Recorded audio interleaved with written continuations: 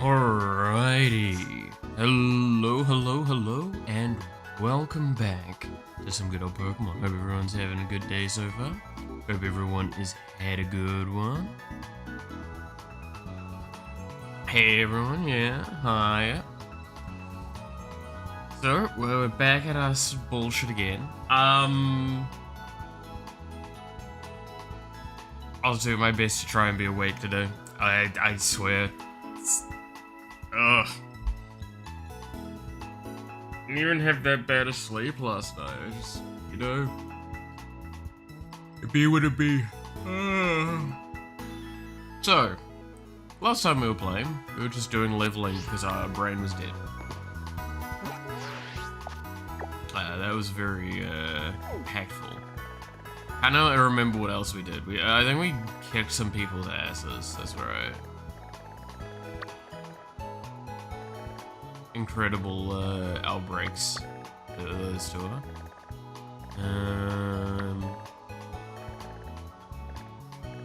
Is that the fucking thing from Sword and Shield? I don't know. Probably not, because I'm pretty sure that's legendary. Okay, well, the outbreaks don't exactly look all that compelling, so I'm not too scared.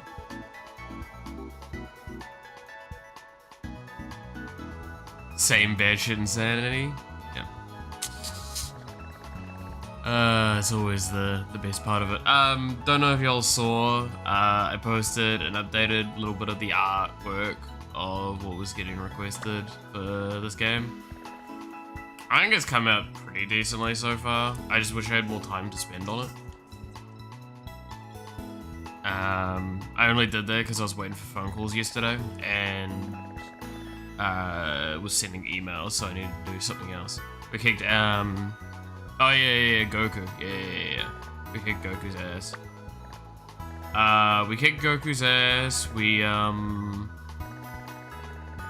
yeah, did a few other things here and there.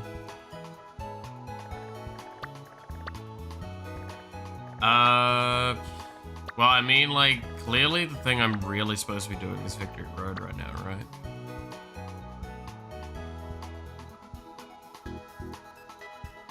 We play funny Pokemon, we play funny Final Fantasy, that's not final. What is your knowledge slash opinion on Xenoblade? So that's a fun one. Xenoblade has been like on my list to look at for the longest time. I have very, very sparse information and knowledge when it comes to Xenoblade. Genuinely. I know little to nothing about it. I know something about how, like, there's multiple characters and their weapons.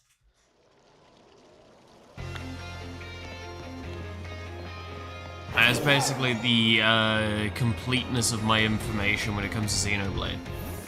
I know of a few of the characters, I know their names, I know what they look like, and I know what they look like due to definitely official branded material that's not at all from other things.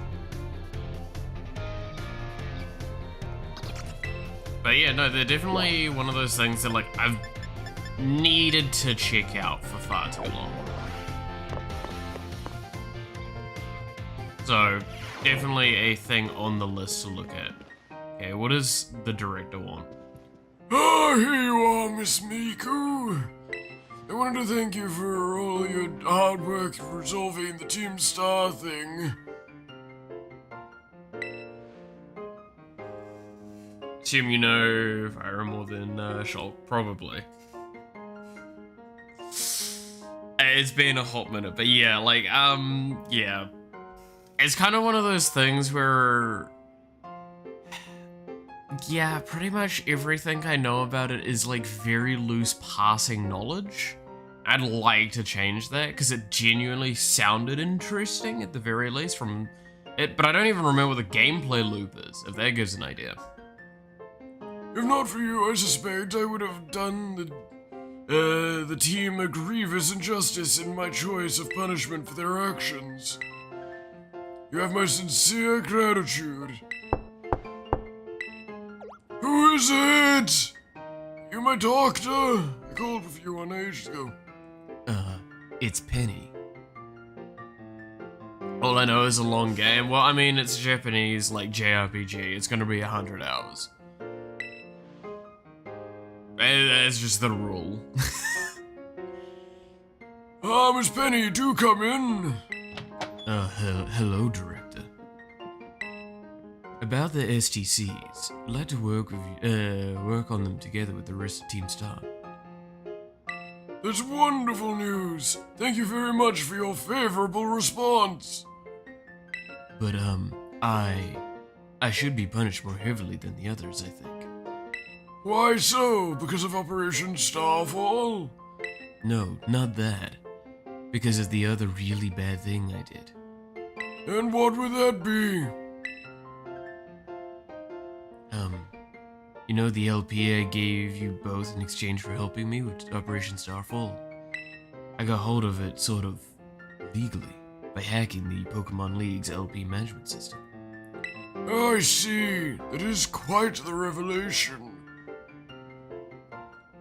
To be fair enough, I think along with Dragon Quest, they're the RPGs that people know exist but usually buried under popularity of FF, Sona, and others. Yeah, like that's that thing, right?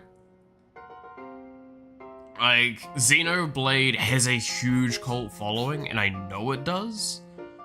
But I've just, yeah, never. Hey, Devil, how's it going? No girl in a voice band. Well, it's because it's Hacker voice. Hacker Man.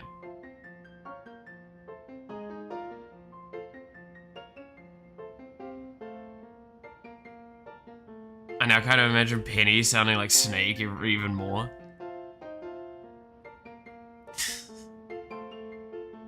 Clapping my ass cheeks keeps alerting the guards. That one, right? You're a Discord mod. The worst part is, Banky, you make that joke, but ain't I, like, actually a fucking Discord admin? You see, I committed war crimes. That's the worst part. Actually. Dude, I hate some of the times I've been playing Magic that actually happens. Is like, you're playing Magic, someone does something, you're like, actually, that's not how that works. And like, you just feel so weird for doing it. Yeah, exactly. That fucking emote. So why is my computer lagging so much? I'm gonna try and do a bit of cleanup quickly.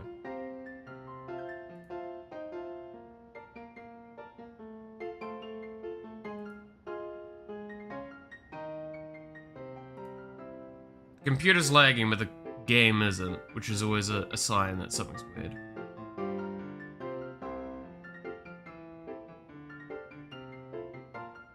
Virtual media post, no posting.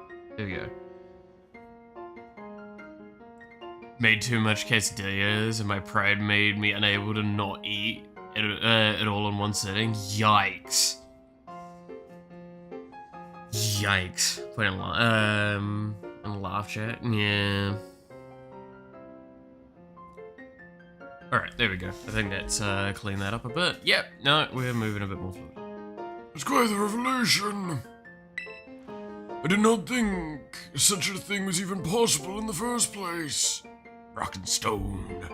I want to play more, like, this is one of those things of, like, I'd love to play more Deep Rock Galactic, but it's really hard to justify the time. But yes, Rock and Stone, brother. Rock and stone. It's really hard to justify the time for it, because it is kind of like what Warframe is, with the whole, you kind of just need to constantly be grinding, and it's a constant job of a game.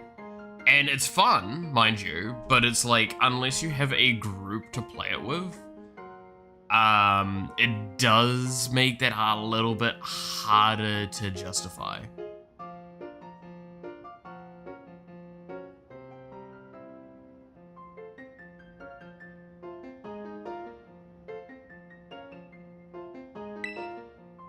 It wasn't at all that hard. I mean, I'm really sorry and I won't do it again. Yeah, live service games are just plain weird. I wouldn't say live service games, but it is definitely like that sub-genre of just grind games. Which they're fun. We all enjoy playing one or two of them, right? Warframe's the one that I latched into just because I've been playing it for so long and I've now sunk so much money into it and stuff like that. But I don't think I can handle playing. I barely play Warframe, right? But I do think live service isn't naturally always grindy. I think the best ones are ones that like go, hey, come back every 3 days or so, or week, and you're good. The problem is like Warframe, you can't really. If you're newer to Warframe than I am, you can't really get away with that. And if I'm doing Warframe stuff, I have to do a shitload at once because of just how much shit I have. Like I've just spent like 2 weeks basically catching up. Right.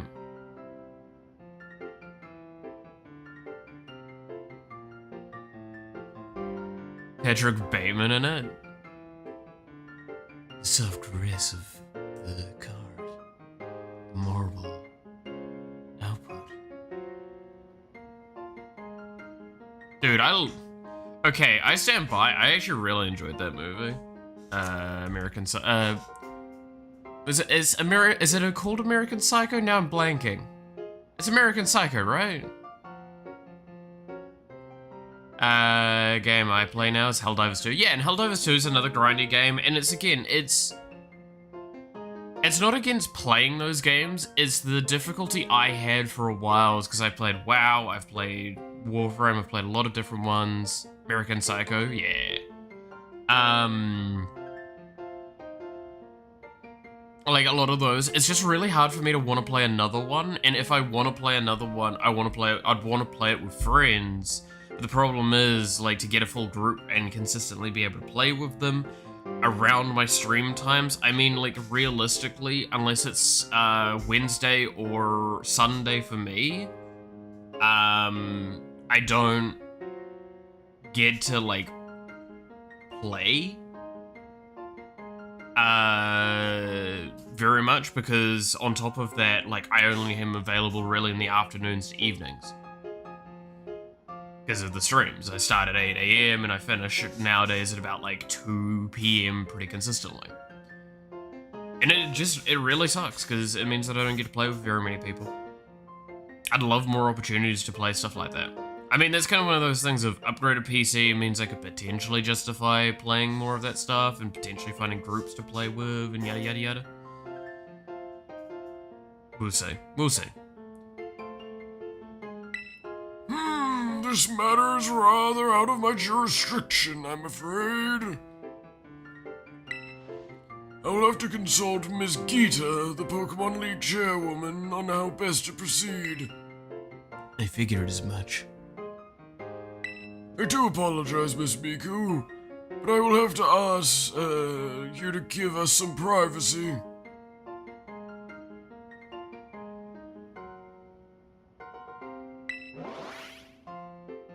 That's when viewers become streamers.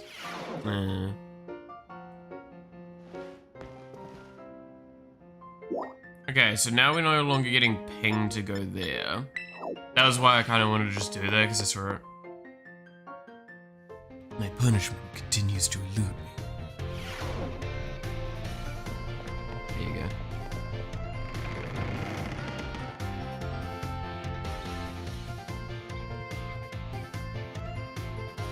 But yeah, it's, oh.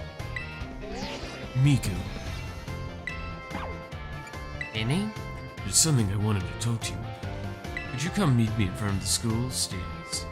You know, where we first met. I'll be waiting. Alright.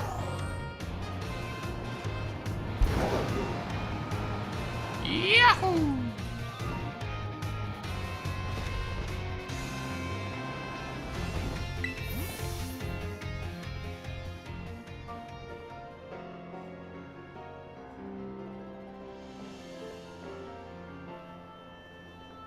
Hasta la vista.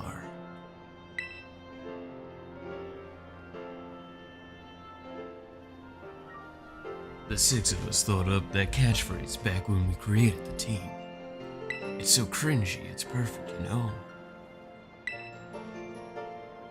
Anyway, about the LP thing. I thought I was going down big time for hacking the league point system, but they're letting me off easy.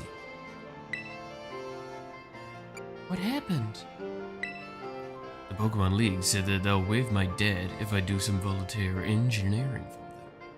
They even asked me to come work for them after I graduate, if you can believe that. Director Cavell and that Gita lady kept complimenting me, like a weird amount. Apparently I have outstanding talent or something. Sorry for calling you out here to meet like this. I'm still not so great with people face to face. I never seem to find the right words, but thank you so much.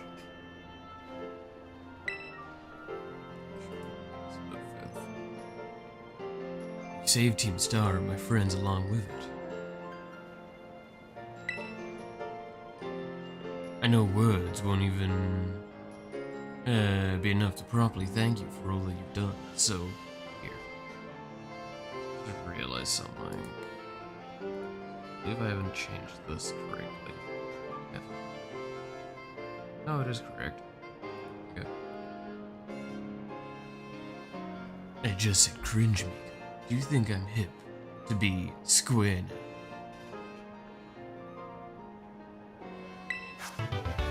Draco Meteor. Okay.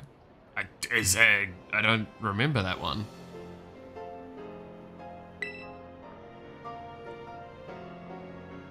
The recoil from this harshly lowers the user's SP attack stat. Okay. No, I can't remember. I'm sure you'll put this to good use. And one more thing. I want to repay the debt I owe you. If you ever think of a way I can do that, just let me know. I'm great with machines and hacking stuff. So next time, I'll be the one helping you, Miku. Be seeing you then. Hasta la vista.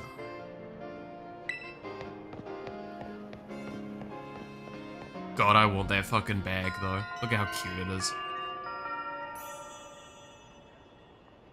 Alright, so that was a very subtle nod at like the fact that, yeah, no, Penny's now gonna be able to help us when we go deal with the thing. It's pretty good.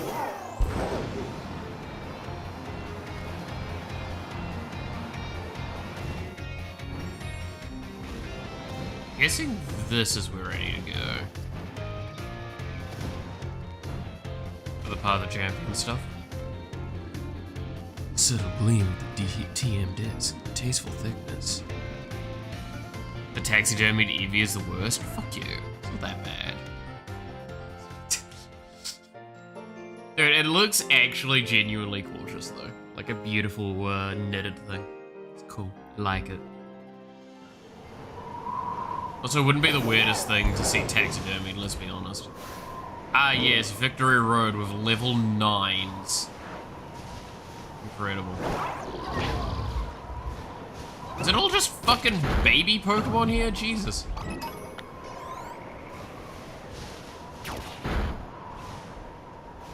Iron Mouse killing the Iron Mice. Let's go.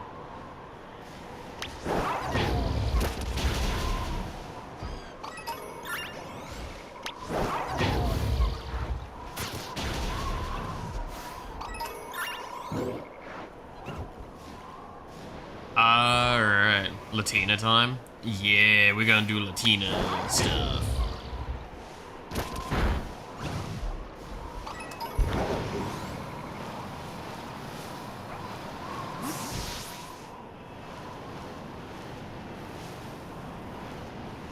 Okay, so first things first, we're gonna set up our team correctly a bit more. Because I think there was a few more things we needed to do, right?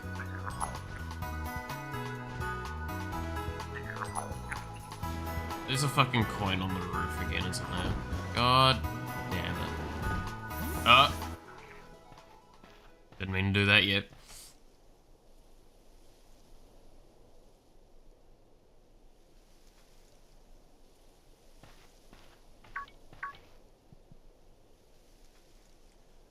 What was your voice again? Hello, Miss Miku. So, this is it. You've decided to face the Pokemon League.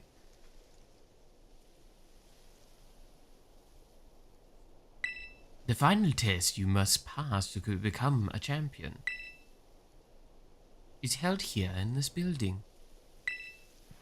I wish you the best of luck from the bottom of my heart, Miku. I look forward to meeting you again soon.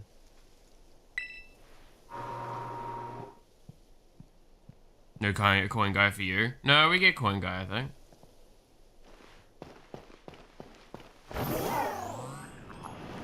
Yeah, it didn't despawn. It's still on the fucking roof, which I'm gonna have to do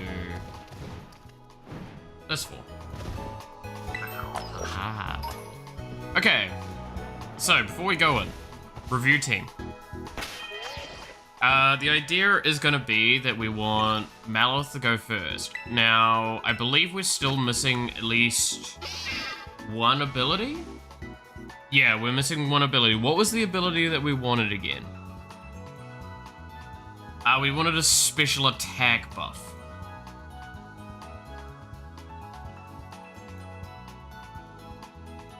And we probably want to, like, lower something that's not a defensive stat. With the, thing.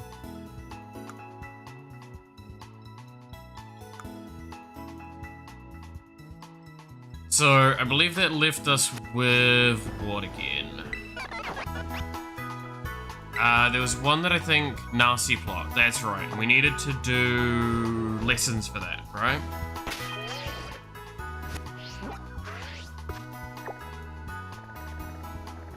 So let's go do those.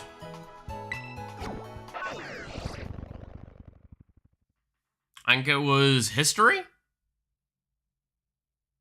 I want to say it was history that we needed to do for that. If I recall what you guys said. History for Nasty Plot? Alright, let's do history then.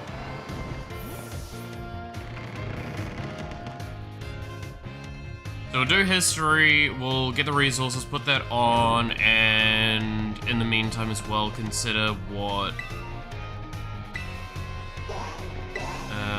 no, I don't want to do that, I want to do this. History.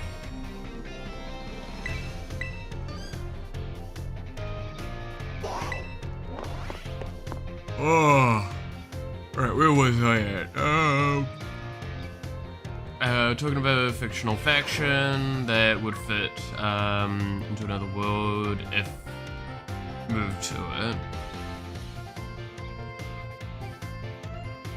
Skin bandits from Kenshi moving to Pokemon. Imagine these robots skinning Pokemon, trying to be normal Pokemon by wearing the skin. Not even talking about what an easy target to get.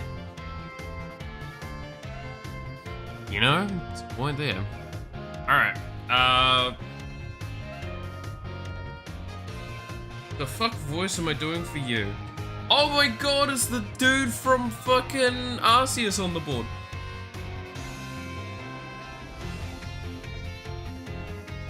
Hey, it's the boy. You're such a nice fellow. The professor dude.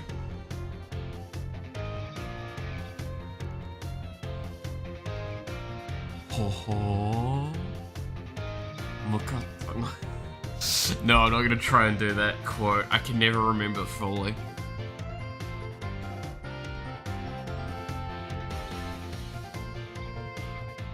Alright, poor Pokemon, yeah. It would be pretty messed up.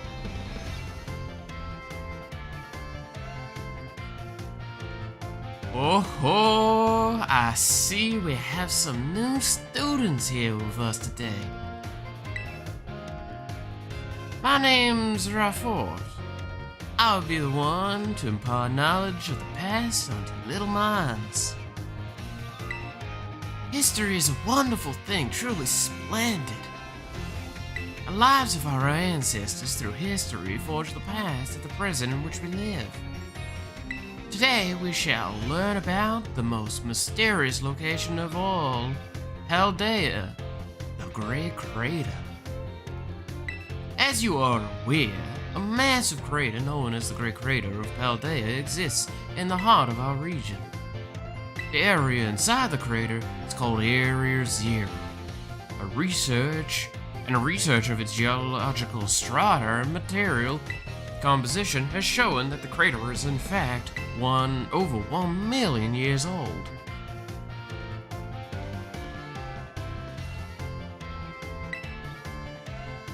It was long believed that a certain something rested at the bottom of the mysterious crater. Perfect timing to make eye contact, young Miku.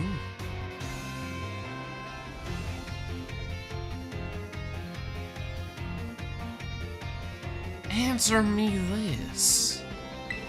What exactly was believed to rest at the depths of the Great Crater inside Area Zero?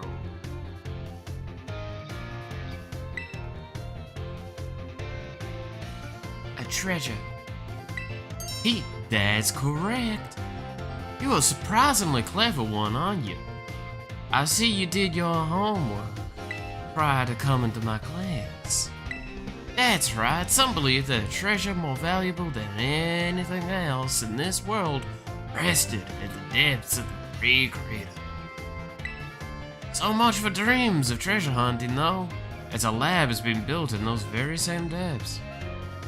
Oh, and before I forget, you would all do well to remember that the Great Crater and the Area Zero are both off limits to all but those who have official business there. Do not dare entertain the foolish notion of gallivanting off to Area Zero in search of riches. It is no place for children dreaming of treasure and adventure. Besides, if it were at all possible to investigate the area, I would surely be the first to do so. Oh, it's that time already. I must have gotten swept up in filling your minds with knowledge. This ends today's lesson. We will unravel more of history's enigmas together next time.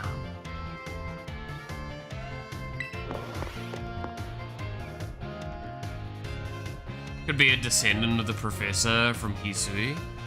It'd be kind of funny. There's also another prerequisite, apparently. Interesting. Hopefully it's not too irritating to deal with.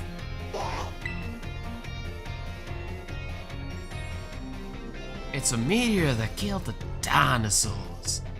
What are dinosaurs? Fossil Pokemon or their clone. We don't have them in this region.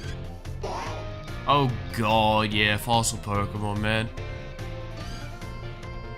I'm trying to remember if there's ever been like a fossil Pokemon in my experience that really did insanely well, other than like... Because the Dragony one, that's not actually a dragon if I recall, that one had like the passive where the lower its health, the stronger it was, but lower defense, I believe. Kabutops had some decent combo potential if I recall, but I don't know which one that is, Dracovish. That sounds like one that's outside of the generations I know of.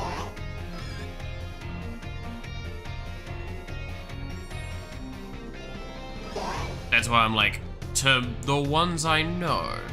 Broke a meta for a while? Okay, interesting. Oh wait, is that the one where it's like you kind of piece them together? So you had like, I think it was like 3 halves that you could mix together depending on the combination. That was the specific combination that broke the game. I heard about it. Never obviously played with it.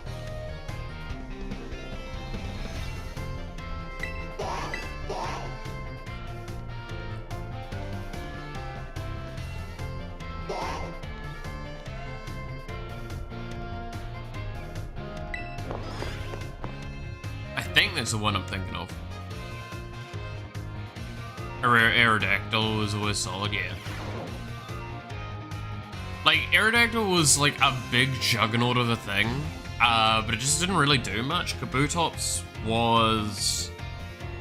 I think the problem with... What was the problem with Kabutops? It was either it couldn't deal enough damage or it wasn't fast enough. It was one of those two, I can't quite recall. It's a weapon from X and Y that made the creator, I'm sure about that. I fucking wouldn't know then. Dude, I need to like catch up on the generations of Pokemon window. Play all the ones I haven't played. I mean, how many people are gonna yell at me for the fact that I haven't played any of the Black and White or Black and White 2 games? I love Kabutops, but it was just meh stat-wise, which is sad. Yeah, I think that was the problem. I think it was stats let Kabutops down. It had decent moves, but it just didn't have the stats to back it up. I'm trying to recall. Like, for the most part, the fossil Pokemon in the original gen were just not amazing, though, was the problem. Because the other one was the fucking snail, which, if I recall correctly, just was not good. Like, I think that was a baton pass user, wasn't it? Go through the Pokedex? Oh my god, am I gonna go do that? I will literally do a stream, I'll just start it, and just not say anything other than the Smashville pass. And then I'll just end the stream afterwards. That'll be it. Greetings, my little students. Whatever you did yesterday is now part of history. Today, we'll continue to unravel the marvels that history has presented to us. You a Markiplier? Yeah, did the Markiplier thing, I remember that. About 2,000 years ago, this region came under the rule of the Paldean Empire. Historical accounts describe the Paldean Emperor as being quite the dictator. This emperor also zealously believed the legend of the treasure that rested deep within Area Zero. I must mention that the civilizations of our ancestors were not as developed as ours today. People back then were far more likely to believe in mysterious legends, magics, and beings beyond human comprehension. In an attempt to gain power to stand against Paldea's neighboring countries, the Emperor sent droves in droves to join the hunt for the fabled treasure of Area Zero.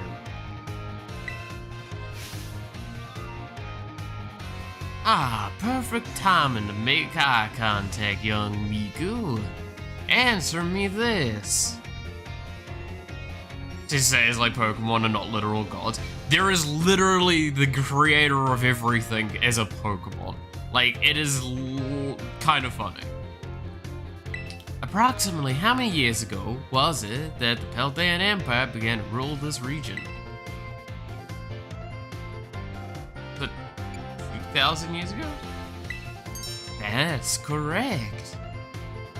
You're a surprisingly clever one. Aren't you? I see you're listening intently to my lecture. The answer is about 2,000 years ago. That is when the great era of exploration began. However, it is said that that's not a simple adventurer sent out by the Emperor just reach the depths of Area Zero. Do you want to know what's required for Nazi plot, or are you going to leave it as a surprise? Is it going to be obvious? Or is it going to require, like, me to do some weird stuff? Because if it's weird stuff, then I'd like to know. But not immediately right now. It's not absolutely necessary.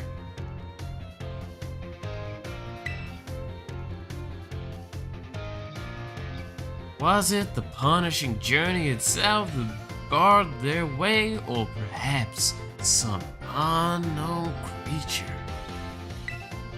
A resounding failure of this great era of exploration almost certainly highlighted the the air of mystery surrounding the crater. Oh, what wouldn't I give to explore Area Zero in its untouched state at the time? Oh. It's not weird, just very long. Oh god. I suppose I can only hope for the swift invention of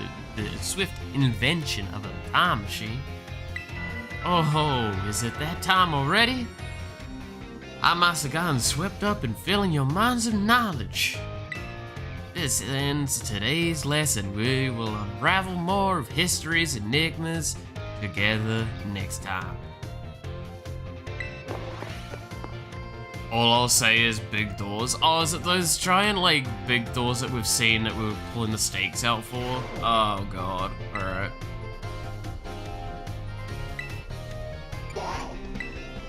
I mean, we need a reason to delay, enough time so we can justify having this stream and the next Pokemon stream.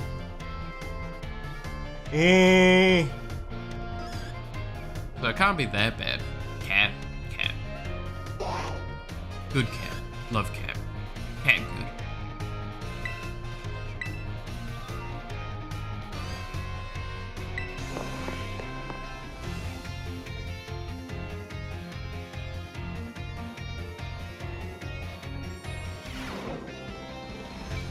Does anyone remember that we were meant to have hoverboards in 2015? Where did we go wrong? I mean, it's one of those things, right, that like, it just didn't do anything useful, right?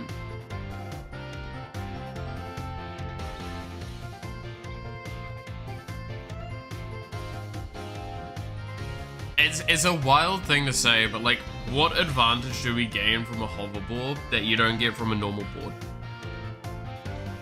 That wouldn't require more effort in policing. It's the same with like flying cars, right? You know what's useful? Universal size shirts. That would be nice. To be fair, I always just like, nowadays especially, I just buy above my size pretty consistently. Like I always buy large, like large or XL. Which like I sit in that like medium to large kind of range. Especially for shirts, I like baggy shirts.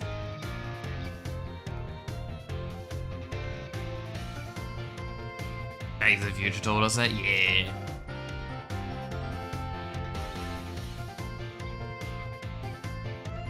Oh, auto resize is amazing. Yes, I 100% agree that the auto resizing would be way better though.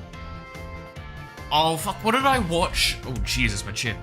What did I watch yesterday? I watched an anime where like, literally, one of the characters was like a skeleton.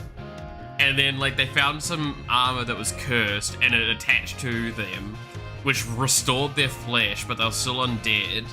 Then they got a thing that given to them, they removed the curse, and then they got another thing that meant that they could give themselves life again. So they just turned from being this full-on skeleton to this like gorgeous, beautiful woman.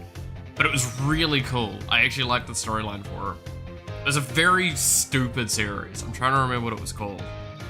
It's like loner isekai thing. I can't remember, but it was funny. It was really funny, and I liked it because she couldn't speak for pretty much the whole thing when she was introduced to like just till the end. Because she'd been a skeleton the whole time, so she's not used to using vocal cords. But it was a cool one. I liked it. And I actually really appreciated that for the most part, it did a good job of actually not like over-looting, like ludifying, I guess, certain aspects.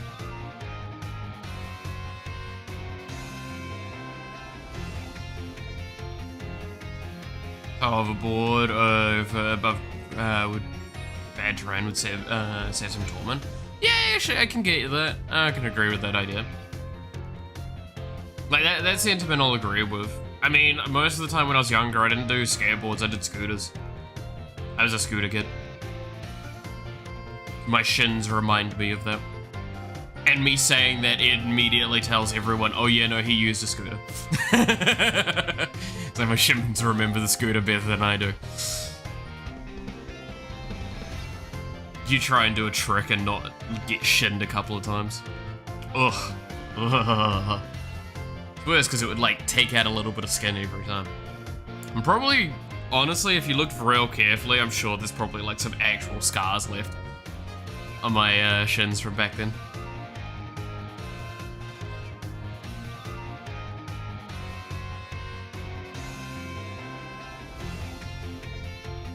Hover scooter is also a solid idea.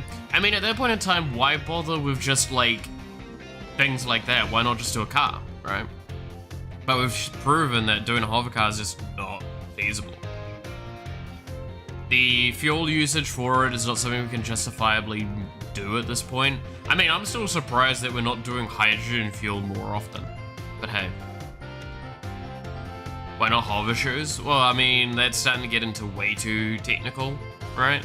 Like, this is one of those times where, like, I'm not a fucking genius of anything in this sort of category, but I do know a bit.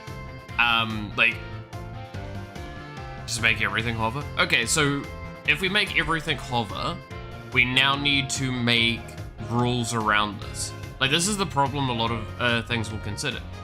At what point in time do we allow this and that, right? Reminds me of my theory of what heaven is for your own heaven, where all your childhood pets and you can just visit your family via permanent apartment complex door. I mean, I hope to fuck I don't get to visited by my family. That'd just be awful to me. They do it anyway. Fear of riding a bike after slam face first into a garage door. Nah, I mean, I've still got my bike from years ago, sitting literally like on my barbecue at the moment. I use it from time to time, but it's rusted pretty badly. I've genuinely considered actually going like full down the motorbike route, just because I don't expect myself for a long time of my life to want a car and need to transport other people around, right?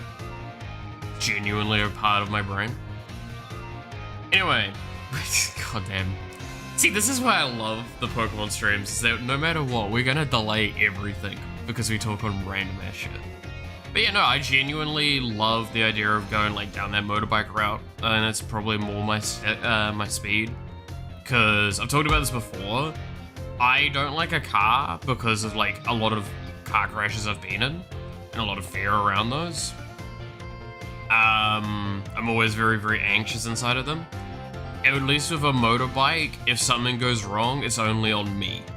That is like, it's far more likely I'm the only one impacted than if it was with a car. Motorbike crash? I'm not, again, that's the thing. This is where you get to very much how my mentality works. I don't like the car because a life can change in a split second, but it's not mine that can change. In fact, it's very likely not to be mine, a lot of the time. Whereas with a motorbike, it's worse for me if I crash, but it's less likely to be bad for someone else.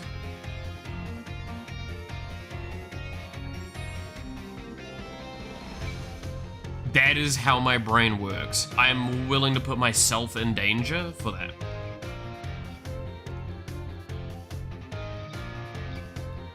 All this kind of stuff. Unlike someone who we both know you have good opinions.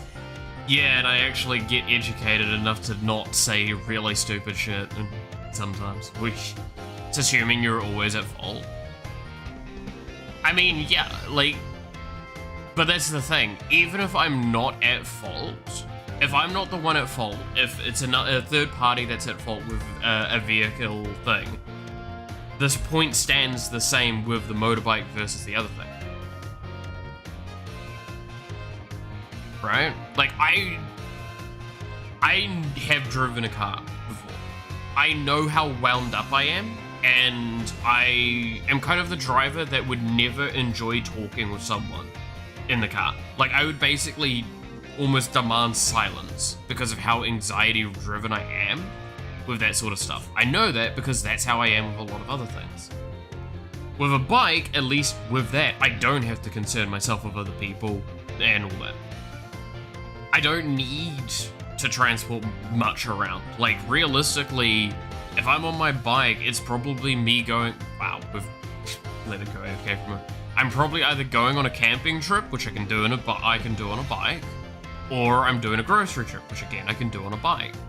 Or I'm going to a card game thing, where I can put that on a bike as well, right? Like, the benefits I gain from having a car is that I have a larger thing for larger storage I don't need, and I can theoretically travel further without having to refuel as often. But also refueling's cheaper for a motorbike by comparison. Like, this is what I'm kind of saying, like, I could go through the list, I've bounced it around, and just because of my mentality, it's better for me, right? Live in a desert. I mean, that's the advantage I have, is that realistically, like I'm in New Zealand, right? So we've got a lot of fairly decent bush coverage as well. I've got stuff to go camp out and actually see pretty easily.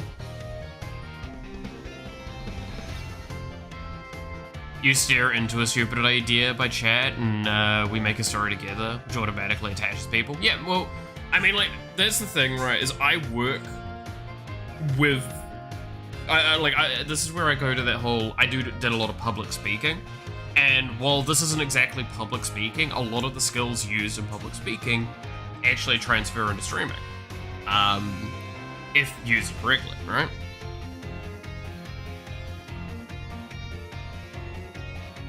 You're the land marked on no map. Fucking, that's about right for us on movies.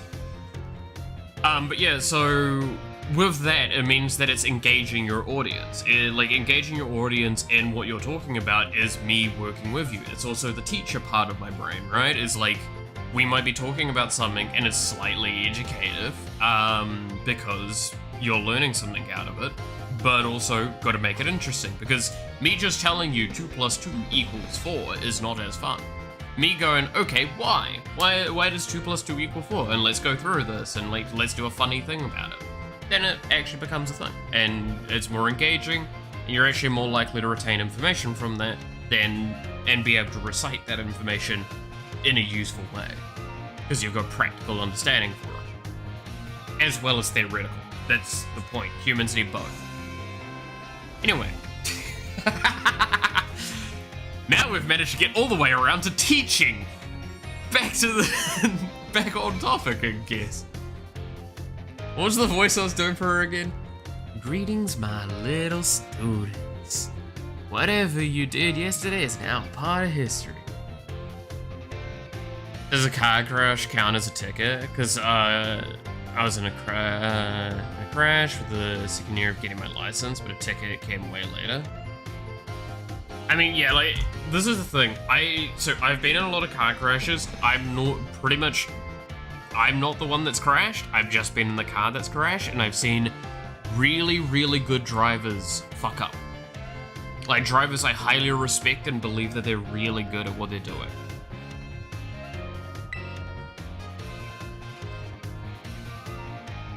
Right? And that's why I say, like, at the end of the day, even the best person can fuck up, and then there's the fact that, like, external conditions can cause things to go wrong.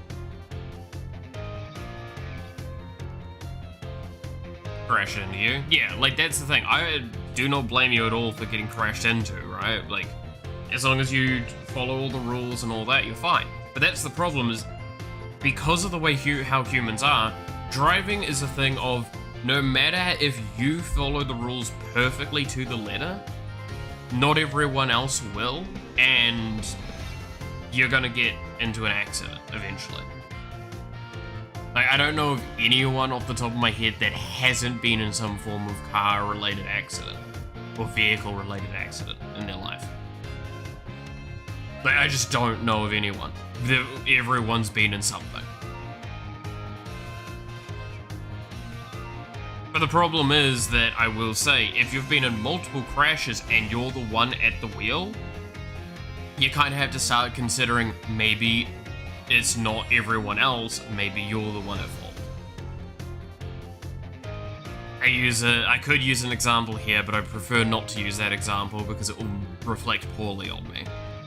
Just know that there is someone that I knew that got into multiple car crashes within a year.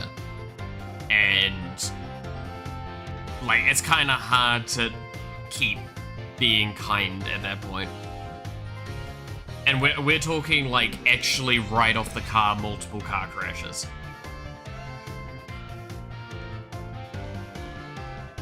Maybe in a country with a majority motorbike, they would have an opposite statistic. Maybe? It's an interesting one there. I don't know. I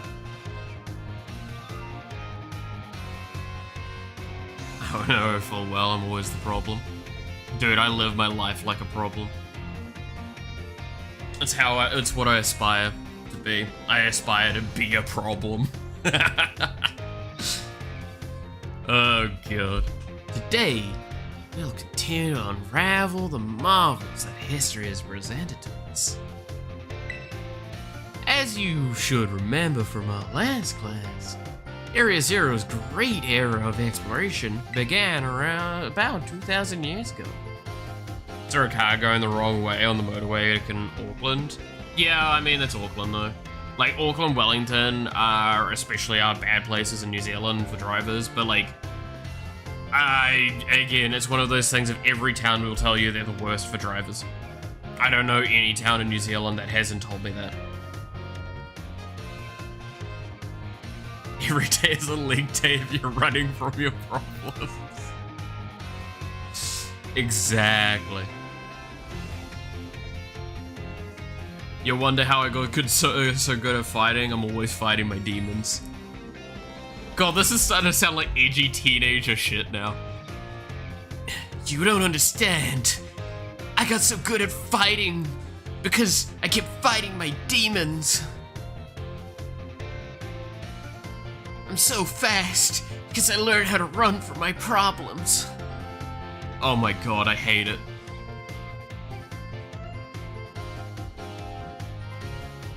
You'll never catch up to me.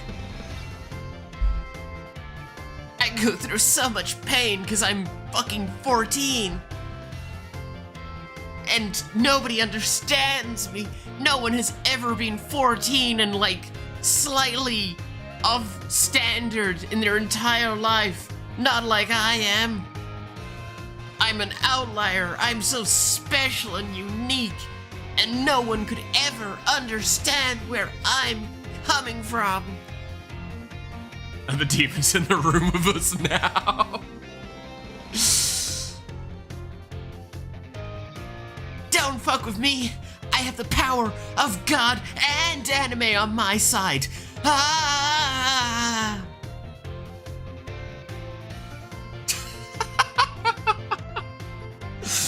Oh god. I wonder if that's actually what I sounded like when I was younger.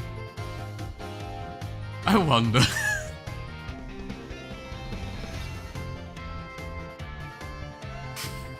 It's always that question of, I wonder actually what my voice was like. Because I think I mentioned this before, I have had this voice pretty consistently since I was early high school. It's gotten a little bit deeper since, but like not by much. Hi everybody, it's me, Malith, but back when I was younger.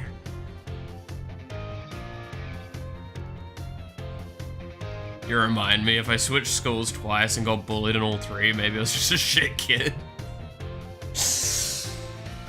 The kids are cruel, Jack. Kids are cruel, Jack. The worst part is I can't even remember the true real lines for that scene because I only remember the Maxwell ones and I can't repeat those because they're really bad.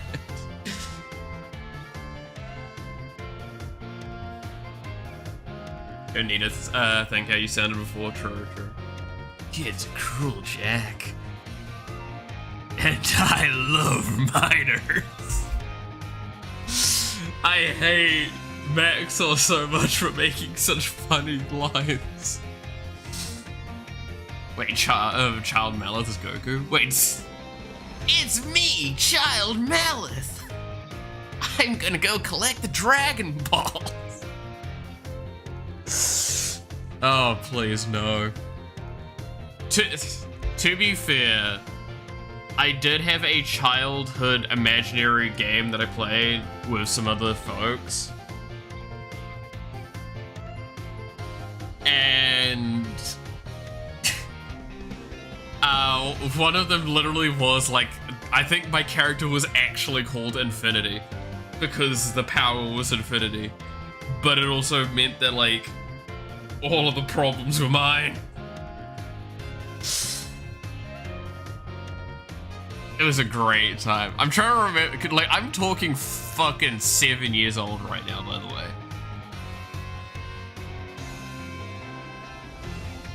Because I think it was like this demonic entity that was all possible.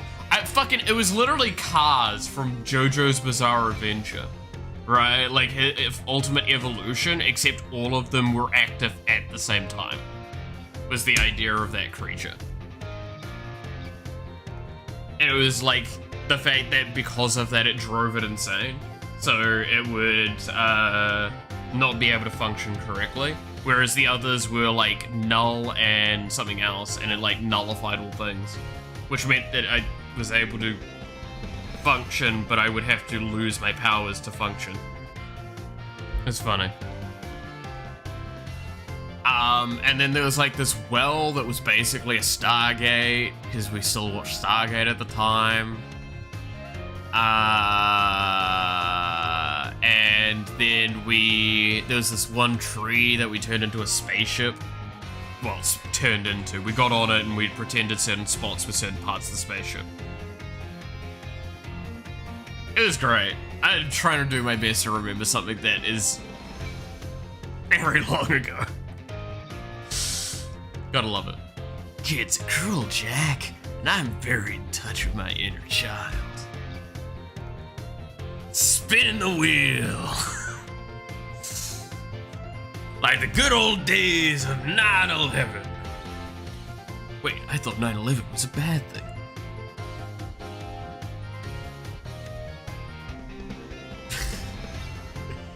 Oh god. But to be fair, right, like that talk of the childhood stuff, who didn't have that sort of shit going, right?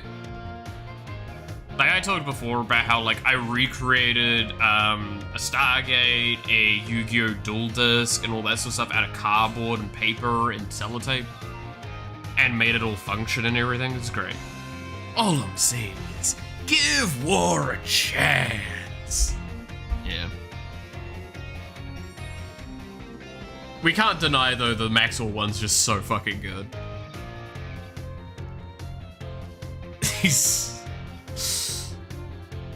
But now children have Twitter, true. So they don't get to have creative fun anymore, they just read other people's stupid shit. I actually still am a firm believer, and I know this is gonna, like, this is the fun part we get to, where people remember their parents being, like, really restrictive, or if you're currently with your parents still, you'll have that issue. But, like, if I was in a parenting scenario right now, I would be limiting the amount of time that my child was allowed to be online for. I would be enticing them to be able to do other things creatively, like drawing in real life. Making physical things in real life, going for walks, climbing trees, and all that sort of stuff. Because I still do a little bit of that. I do a lot of things physically and all that, and because of that, I'm able to understand things a bit more. Limiting and parental controls, limiting and parental controls are essential, and it's about finding that balance point that the child can, because you need to talk with the child through this. You need to get the child to understand why you would do this and get them to agree to that. They're not going to all the time, but that's how it is.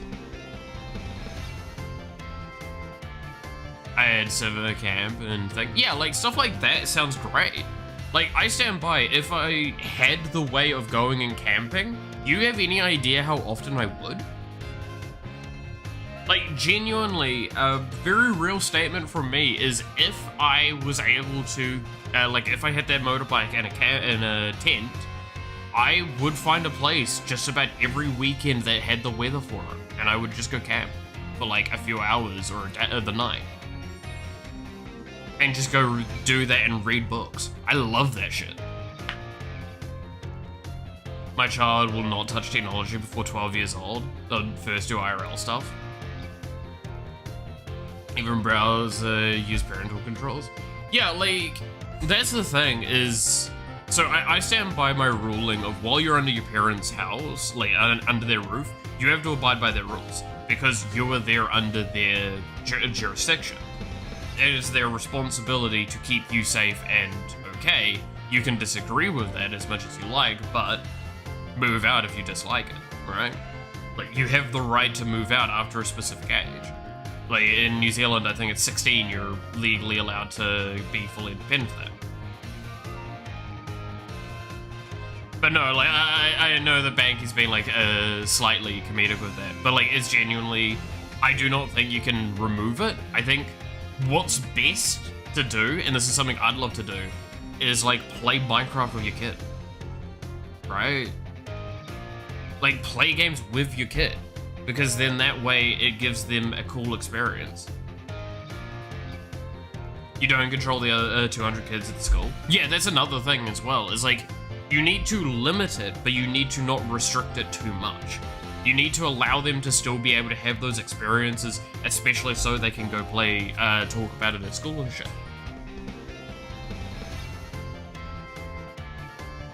It's finding the healthy middle ground. It's very, very difficult, and it is case-by-case basis. Keep this in mind as well, right? Like, I, as a kid, loved reading, I loved art, I loved all that sort of stuff.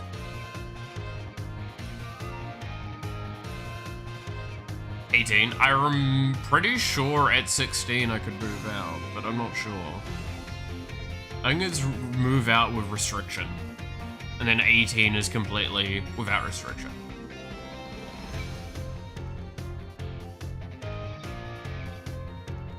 Authoritative? Yes. I actually appreciate that you said authoritative, not like authoritarian. There's like a lot of levels to how it's done. The point is you need to use reason, but you need to be firm. Or be Amish, yeah. The first game will be Dark Souls. Good God, you are a cruel bastard. Area Zero's great era of exploration began over 2,000 years ago. This era lasted for approximately 1,000 years, but not a single soul was able to venture all the way to the deepest reaches of Area Zero. Sekiro sucks. I have never played Sekiro, but it looks pretty cool. I will say that. Having poured much of its human and financial resources into the exploration of Area Zero for so long, the Chaldean Empire fell into decline. 200 years later, or 800 years ago, the Empire and its surrounding nations united into one entity. This was the formation of Chaldea as we know it today. Ah yes, this very academy, where you're now filling your young minds with knowledge, was also apparently established at that time. In fact, this school building, though certainly has undergone repairs through the years, is just as it was when it was built so long ago. Do you want your kids to have fun at least? Yeah. Back to bullying chatbots, God. I want my kids to first learn what a rewarding game is, then they can move on to fun games. God, that's... I'd imagine. Nah, that's why I stand by, like, I would love to play Minecraft with my kids, but like it would definitely be a strict rule of no cheating, right? Like it is, we have to do it ourselves. And I will let them make a lot of the core decisions, even if I sit there and disagree with them. Because to give you an idea, this is something that's come from a lot of evidence, research, and individuals that I know in this kind of space, both parents and academics, and sometimes at the same time, that have talked on this. The illusion of choice for a child is extremely important, right? So what I mean by this is, so the best example was always this parent would give their child a choice on how they wanted to go home. There were 2 routes to use. They were both similar amount of time to get back home, stuff like that, right? But it was the kid's choice on which way they took. The kid always chose the same choice. But this meant that the child was content with this, and it helped them process from their day of schooling. As well as gave them autonomy over something like that. The kid needs to have autonomy, but not unsupported, right? And by having the 2 choices be the same sort of thing, that's amazing.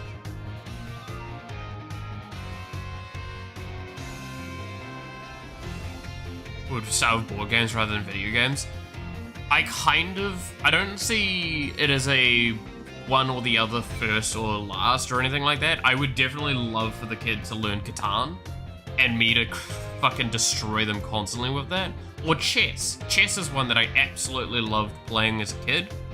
And very early on I got better than my parent. I haven't played it properly for a long time though.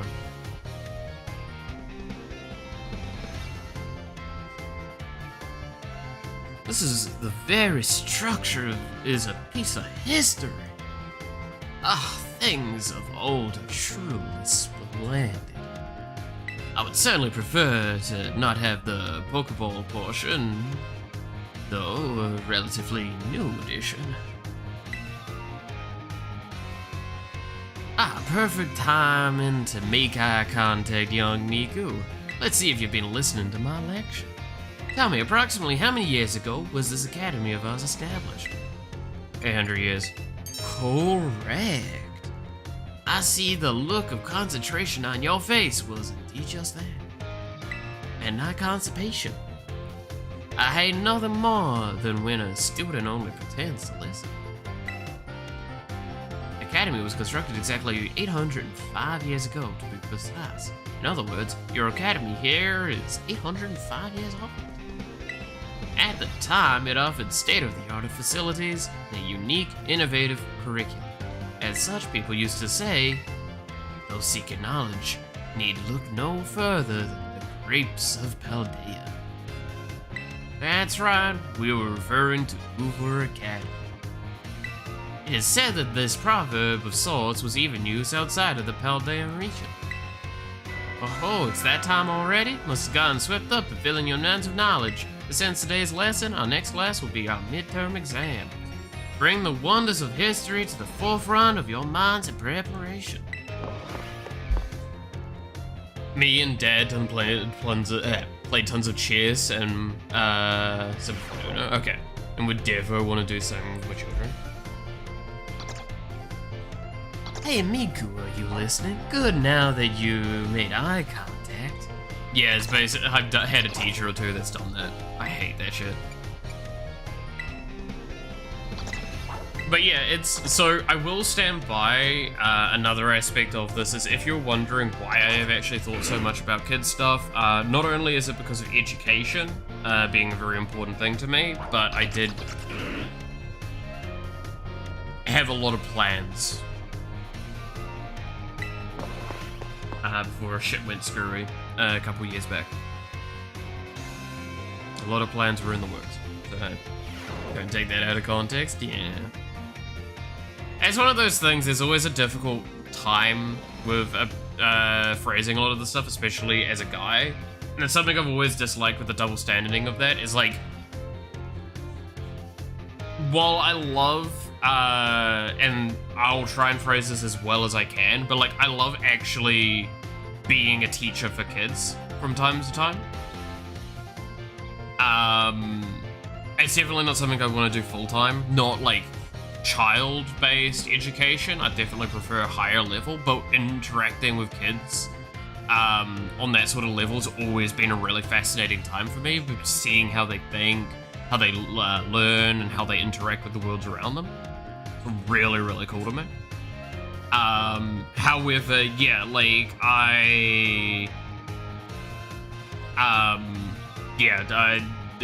the fact that, like, talk of having a kid was something that happened in my life not that long ago before everything went poorly is why I'm like, it's a rough one. Alright. Greetings, my little students. It is time for a midterm examination. Summon your historical knowledge from the dark recesses of your minds and answer the questions. What is the name of the geological formation in the center of the Paldea region? The Great Crater of Paldea. What was, good lord, my brain couldn't see that W for a long time. What was long believed to rest at the depths of Area Zero? Treasure. How many years ago did the Paldean Empire begin the rule of this region? 2000. How many years ago was the school academy built? 805. Those seeking blank need look no further than the grapes of Paldea. Knowledge. Your time is up. Put your writing utensils down. The last question was a freebie. Even the least capable of you surely padded your score there. I sincerely hope you did anyway. So ends our midterm examination. You may ask for your scores at the school's front desk.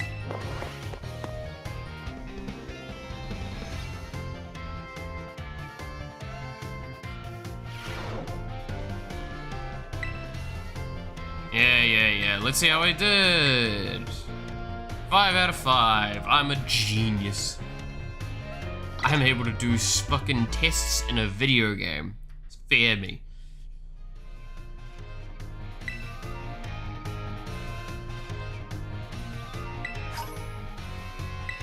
Yay, EXP candy small. How big of an ego that their language teacher had with the last question. Oh, fuck yeah. No, I mean, I've known teachers that are basically like that as well. That's actually a good point. I need to look at the front of this outfit at some point properly. Because I don't think I've looked at it before.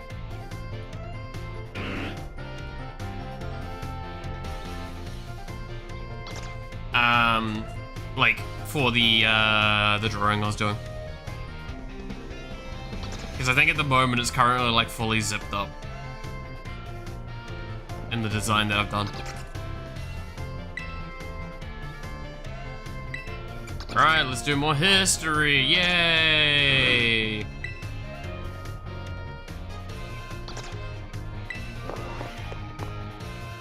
Knowledge, courage, power, one man who possesses everything in the world. Known as a legendary king of the pirates. Gold Rider. I need to watch One Piece.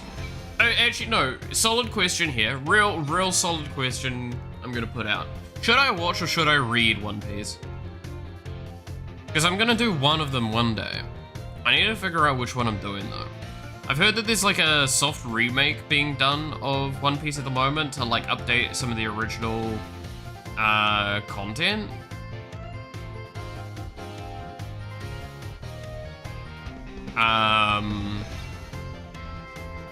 But yeah, other than that, like, I don't know. The art, I think you need to change the tie color to blue. To be fair, I'm far from doing the colouring in yet. Read? Okay, I'll read. I mean, I'll probably get through it faster if I read it. Greetings, my little students. Whatever you did yesterday, it's now part of history. Read. Yeah, everyone's saying read. The art is actually great. The author mastered at his work. Oh yeah, I've seen some of the art from the manga. It's fucking amazing. I was hoping to continue unraveling the marvels that history has presented to us today. However, I imagine your ability to concentrate has been miraculously derailed by the midterm. If you want to finish it in this lifetime and enjoy it most, read. Watch season 5 after Skypedia, that's it? Okay. I mean, it's one of those things that, like, it's probably not gonna happen for a while because I'm terrible at reading nowadays. Like, I'm terrible at setting aside time to read. And back when I was reading a lot more, I was sleeping a lot less because I would just read into the night. So it's about finding a good balance point for me. Because, like, when I get engaged with a story, I want to finish it as badly as as fast as possible. In fact, one of my best friends is because he used to watch the streams. He would contact me and, like, call me out quite often because he knew, like, if I said, oh yeah, I finished this story, he's like, you finished it last night, didn't you? And I'm like, maybe. And it's like, when did you, at what point in the story did you start yesterday? And I'm like, at the beginning. Like, isn't that like 100 chapters? It's like, maybe. When did you go to sleep? It wasn't AM.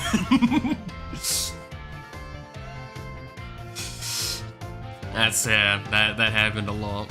That happened a lot. I suppose changing things up for fun and variety may be a good idea every now and then. I said read due to peer pressure. Reminds me, I still need to finish the book I was reading. Yeah. I mean, one day I'll go back to finishing to try. I have yet to actually fully read through all of Mortal Engine's story. Right? But I have owned, like, all of the books for it for the longest time. And I've been so desperately trying to get through all of them again. But I just keep, like, getting only so far and then stuttering out, and then I'm like, well, I might as well reread it now. Take your time enjoying the panels. I mean, yeah, I do. You underestimate how fast I can read. What's a good example? Like, off the top of my head. Like, I could probably read all of the season of Del Toro at my peak. How fast could I read that? I think it was an evening I could read that. All of Del Toro. Like the first season of Del Toro. So say like 5 hours?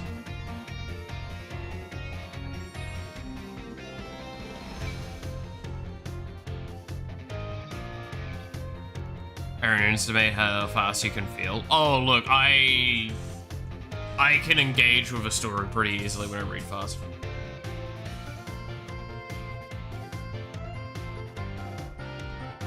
Like, a full novel is easily an evening for me, back when I was at my best. Nowadays, it's probably about 2 evenings. If that. And that's me being, like, generous to saying that I went to bed. Otherwise, it was done in the day. Solo leveling, caught up on Blue Log through a full night of reading sessions, yeah.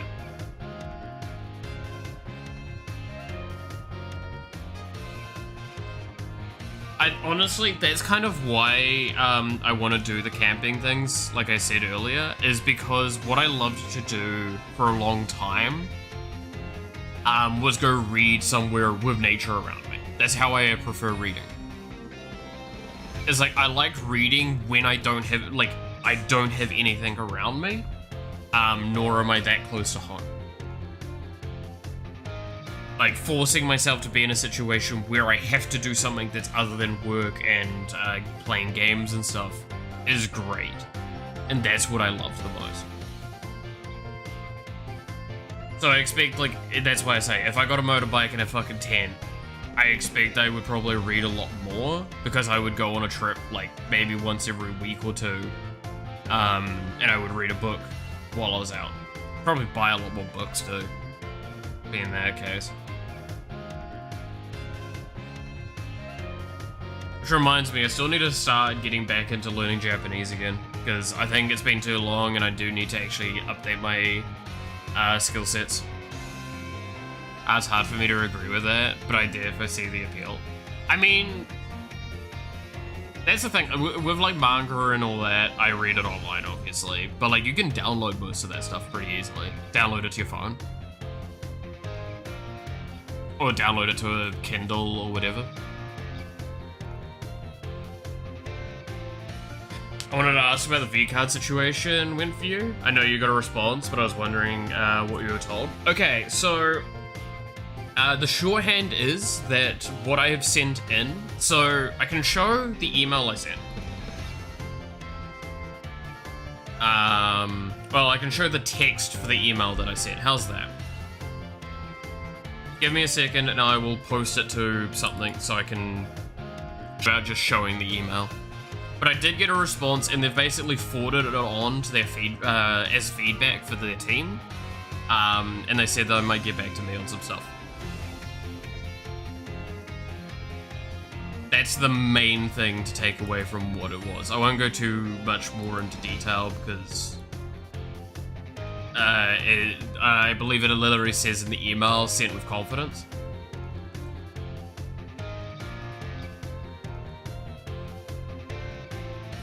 So give me a second to find...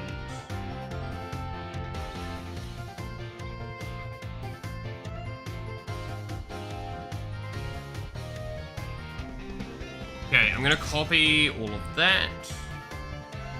And let's bring up Notepad.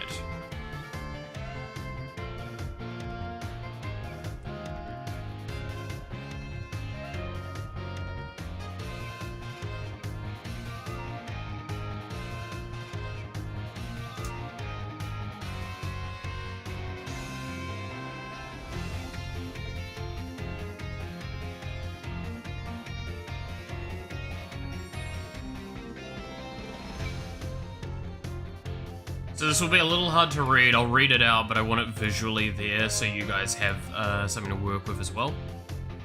Just give me a moment and I will have it on screen. Need a window capture.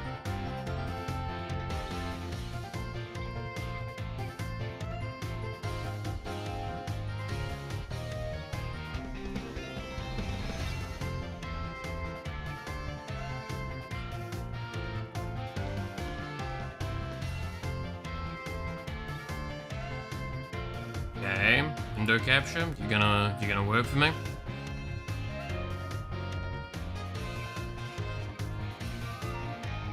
There we go. All right.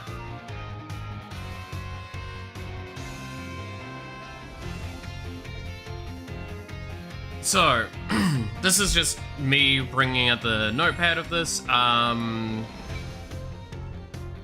So we've got good old hello to whoever is reading this. I would like to start off with a huge amount of love for both what Gamer Subs does and for the V-Card endeavor. I think it's a really cool way to showcase and celebrate the awesomeness that is VTubing. I was informed earlier today about how there was some tensions going around the rules of V-Card, and as a game developer, what my thoughts and feelings around it were. I then went through and looked at the current rules as well as the community's thoughts. I'm not sure that this is the correct place to be sending this message, but I wanted to have my thoughts add my thoughts to the pile to help improve upon the game. I wish to list out my thoughts from here. If there is a better place to send these, as well as maybe a way to reach out to apply for work on the game design side, please let me know. I would like to preface that I won't go into too extensive detail here, but I would like to be more willing to go into further into each idea if needed. Alright. So we've got idea 1. which is maintaining the current cards and changing, but just changing the rules. This is the one primarily that we talked about yesterday. I think for an initial idea, the game shows promise. However, it fell short in some areas, and that it could use that could help work from pre-existing from the pre-existing ideas. As an example, if the game was changed to the idea of building up from with the power level cards, then I think it could work fine. It would be a little bit more towards the Pokemon TCG idea, but instead the previous abilities could be maintained. Then dividing the mascots and support cards area into a place for current affecting support cards and other power cards to the player can set up future players. Along with this, reducing the deck side and the amount of duplicates would likely be needed to help happen, and mascots move more to an equipment style of play. The rule for playing on your turn could then change to playing one support card, one mascot, or two of just one. With this idea of the game, cards exist could be maintained as is, but the rules would allow for more engaging patterns and potentially faster rounds. Idea 2 is, could easily split into many, but simply a complete overhaul to the current cards, changes, and structure. So I just go into the problem of like how, yeah, Power 8 feels more potent than Power 9 and 10 for the most part because they have an ability and the others don't, so there's more you could potentially do with them. So either balancing it around a resource requirement or rebalancing power cards and stuff like that and not having that defined. I still think that this is a cool idea. I think I've mentioned somewhere here.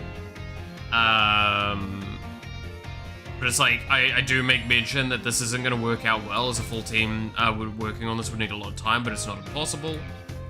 Taking a direction similar to Legends of Runeterra at the point where the VTubers leveling up, that can be restricting but being restricted in deck building to max amount might not be a bad approach, but maintaining a similar style to the gameplay to reduce complexity in game time. So, kind of talking about how like Runeterra champions, after a condition is met, they'll level up to the next one, and it'll either give them a more potent effect or just a bigger body. Something like that would be kind of cool. Could it mean that they could maintain having the art for the cards like they have currently? But it would mean that like having multiple cards would be essential. The idea of maintaining the and then the third idea is maintain the collector style of the game. So while this may come off as negative, basically just commit to being a collector's card game and not a playable one. And I list off the negative things that would come with doing the balance of an actual TCG. But I stress, like, however, I want to stress this is an option, not the only idea, but one that should be considered. And then I just go, thank you again thank you deeply for your time, and hope to hear good things from you in the future. I also added at the bottom of the response, I can't show it here, obviously, but at the bottom of the response I also added a link to the timestamp from when we started talking about it. So that's what I sent through to them. I know that was very wordy and very, like, a lot of shit that I just said there, but simply put, yeah, I took it quite seriously and drafted that up in about 10 minutes, 10-15 minutes, and sent that through.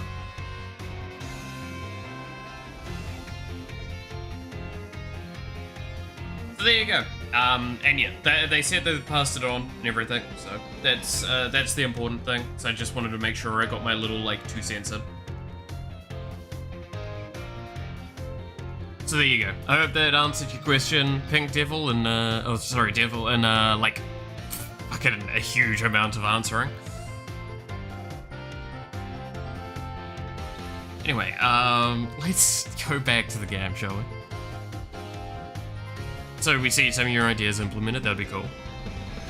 I would love to see some of those ideas either implemented or maybe even hired. I stand by, if I got hired for that, I would be ecstatic, because I would be more than passionate about the project, I would definitely be a good person to work on it and all that. But hey.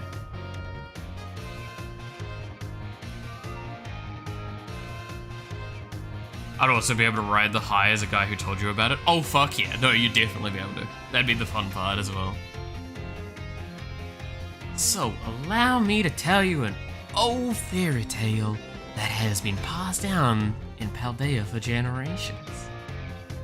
Once upon a time, there was a king who very much enjoyed collecting treasure. He was particularly fond of treasure from other countries. One day, a merchant from the east heard rumors of this king and came to meet him. The merchant laid out 4 treasures in front of the treasure-loving king. The 4 treasures were as follows: a vessel, a sword, a set of tablets, and a set of beads. Seeing such rarities before him, the king leaped for joy. He showered the merchant with gold coins and claimed all 4 of the treasures for himself. Aha! Perfect timing to make eye contact, young Miku. Answer me this. I said one of the treasures was a set of tablets. What do you think these tablets were?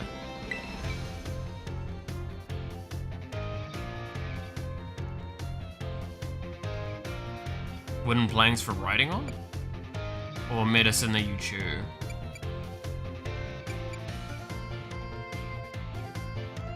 I wouldn't know.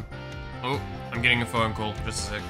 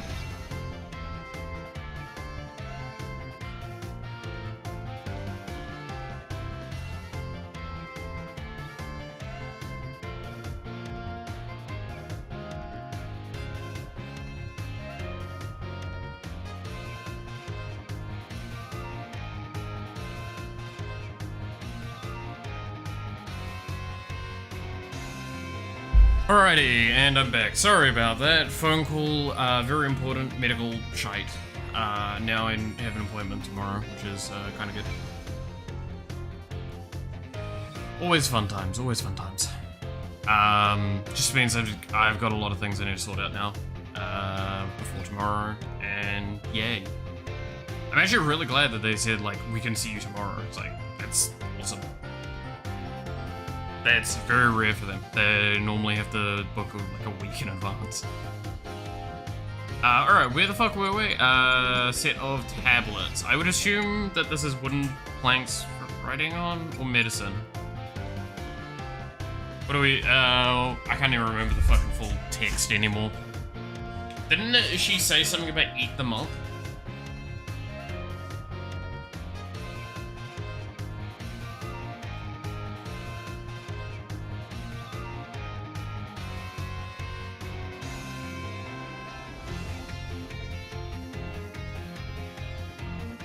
This is gonna be the first one that I actually don't know the answer to. Would you look at that? And like, don't know. Yeah, no clue. Yeah. I'm gonna go with writing one. Hey, would you look at that? I was right. Correct. Your daily pursuit of knowledge serves you well. These particular tablets were wooden and used as a writing medium in the East in ancient times. As you may know, they fell out of popular use as paper became more universal. For the king to consider these paper substitutes treasure, they must have been of superb quality. Or that, or perhaps they were just some amazingly profound teachings written on them. So the king obtained these 4 treasures, and on that very night, it said that a terrible disaster rained down upon his castle, reducing it to rubble by dawn. Oh, is it time already? I wasn't done with my story, but alas, so ends today's lesson. If you're interested in how the story ends, you may come see me outside of class hours.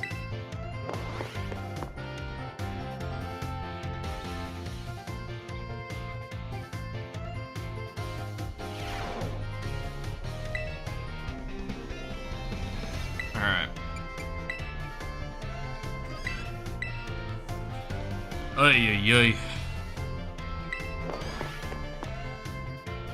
That's the point for the nasty plot? Okay, so now I need to go see her outside of class. Alright, well, I've just started the class up again. God damn it. Greetings, my little students. Whatever you did yesterday is now a part of history. Today, we'll continue unwrapping the marvels that history has presented to us. I trust that you will remember our lesson before the midterm exam concerning the great crater of Paldea and its interior, Area Zero. This mysterious crater captured the imaginations of many, including the former Paldean Emperor. 200 years ago, a group of explorers claimed to have finally reached its depths. The name of the team that achieved this great feat was the Area Zero Expedition. What a hell of a name, you'd almost never guess. The team is said to have been made up of Paldea's best and brightest. Skilled battlers, brilliant researchers, talented individuals of all kinds. Among us, the list of... God damn it, I've done damage. Alright. Among us, the list of team members was the name of a man who was an author and brilliant natural historian, Heath. After returning from his expedition to Area Zero, he used his literacy talent to record the events of expedition and publish them.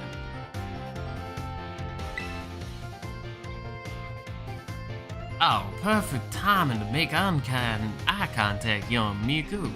Let's see if you were paying attention.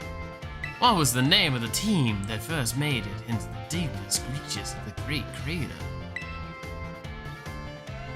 Area Zero Expedition. Vote Miku? No, Miku not sus. Miku not sus. Vote Luca. She's kinda sus. Correct. To pick up on that and remember a term I simply slipped into the flow of the lecture. Really are quite the clever one. The correct name for the team was the Area Zero Expedition. A record of their activities, written by the expedition member Heath, can be found in bookstores and like even today. The record is now known as the Violet Book. At the time, the entire region of Paldea was absolutely buzzing about Area Zero. If anyone's sus, Nimona, let's be real. I mean, yeah, but I'm not gonna vote her out. Why would I vote out, fucking basically our canonical girlfriend at this point? The Violet Book was so popular that practically everyone had a copy. However, the book itself was full of fantastical descriptions and illustrations of things that could never be thought of as real. The masses began to call Heath a liar. Even the truth of the expedition making it to the bottom of the crater was called into question. The Violet Book was condemned to the shelves of used bookstores as just another book of wild, phenomenal, paranormal stories. There's a copy of one of the books in the ground floor of the entrance hall. Feel free to have a read if you're interested. Oh, it's that time already? I must have gotten swept up in filling your minds with knowledge. Let's end today's lesson We will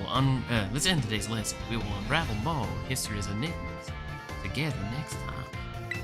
So now I need to just go find her, right? And talk to her separately. And then we can, start getting the nasty plot stuff.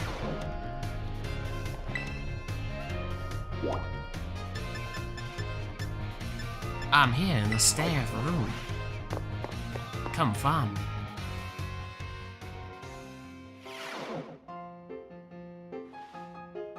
God fucking damn it. The collision box for that is a little rough sometimes. Yeah. Ah, yes, Miku from Class 1A. The way you conduct yourself in my class and the answers you give to my questions, I admit that piqued my interest. You're quite the interesting pupil, I must say. Tell me, Miku, given a choice, which do you prefer? Things of old or things that are new?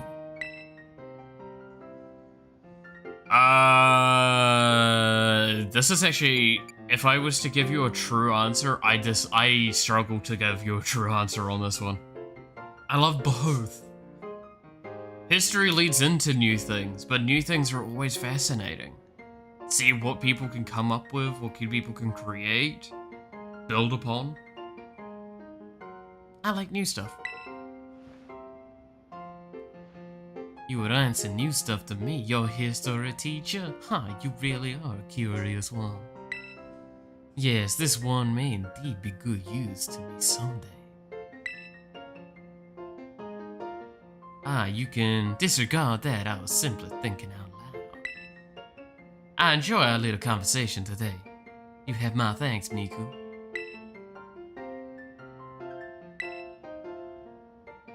Alright.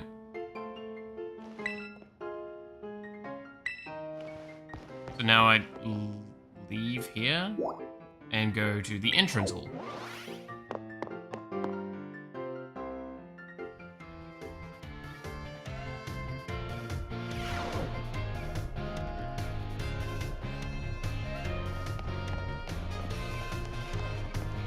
Miku's hair is blue because it's actually a mob of Vaporeons. God damn it, Raj.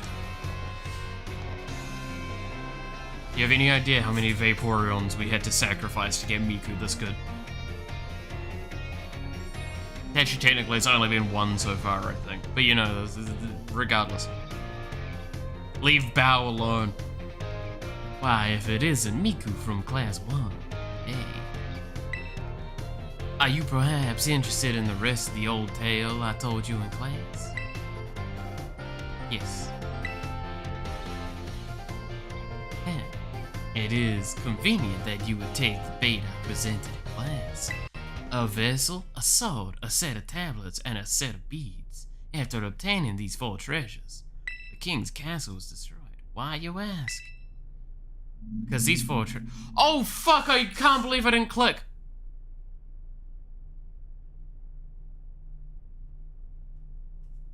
Oh, I know which Pokemon this is.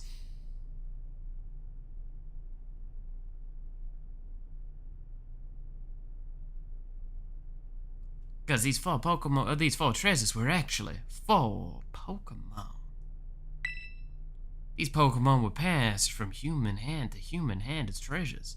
They slowly became tainted by hubris and greed. Finally, after coming in contact with the rapacity of the king at the time, they awakened as disasters and began to rampage out of control. The king called for renowned Pokemon wielders to defend the country, and after a fierce battle, these incarnations of disaster were quelled. It is said that these 4 Pokemon were then sealed away somewhere in Paldea. So what do you think? Would you say the story is just make-believe? No. Yeah, very astute of you. I have read many historical disaster reports, personal journals, and the like. There is much to support the truth of this story. If I am able to prove the story's veracity myself, I will sure to let you know. Okay.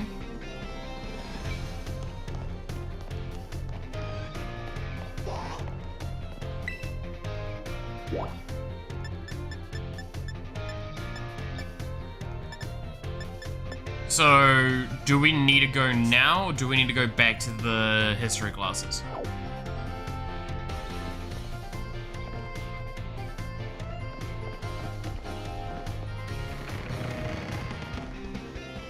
Like, do we go and try and find these seals now?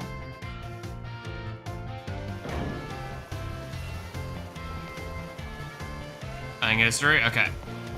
So we do need to finish off the history classes, got it. But that unlocked the process of considering what we need to do then.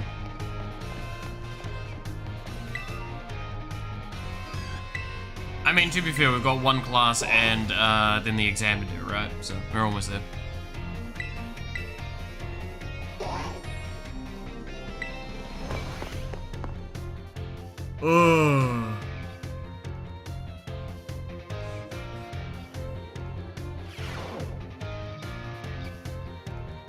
Greetings, my little students.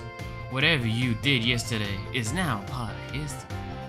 Today is our last class, so I would like to unravel the marvels that history has presented to us one last time.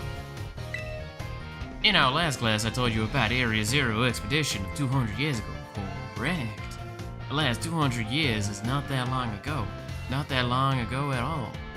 How unfortunate that our history lessons must march so inexorably toward the future.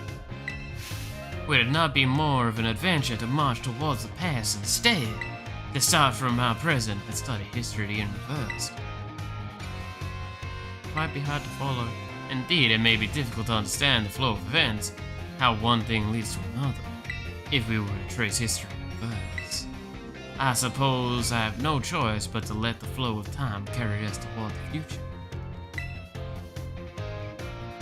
I'll say good luck finding the remaining 31 stakes. I'm fucking sorry.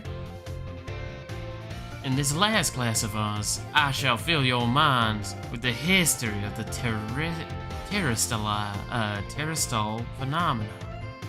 The technology behind Terra Orbs has its origins in Area Zero. Even after Area Zero's expedition supposed to reach the crater's depths, others continue to explore that area. And around 140 years ago, a Pokemon cloaked in a mysterious line was discovered there. As you may have already guessed, these were in fact terrestrialized Pokemon. However, those who discovered these Pokemon brought them out of Area Zero, and the light faded, and the terrestrialized phenomenon remained a mystery for quite some time. However, 10 years ago, that might as well be present day, A certain someone you may have definitely heard of unraveled this mystery. Perfect timing to make eye contact. Young Miku, answer me this. What is the name of the famous professor who unraveled the terrestrial phenomenon mystery? Professor Turo.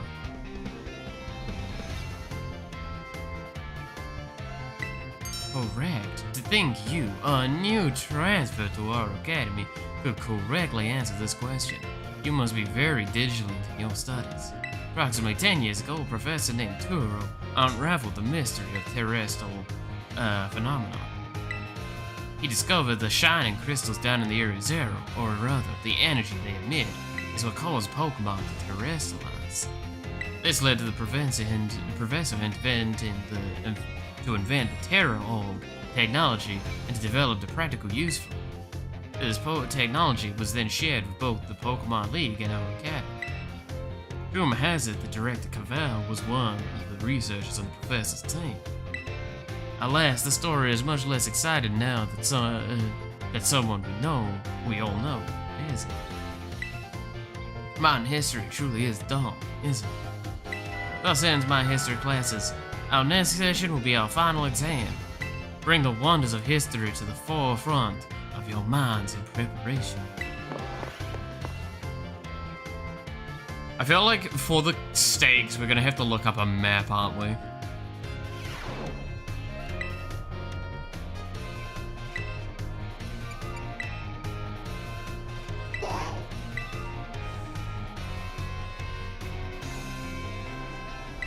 I think that's just the correct thing to do. Look up a map.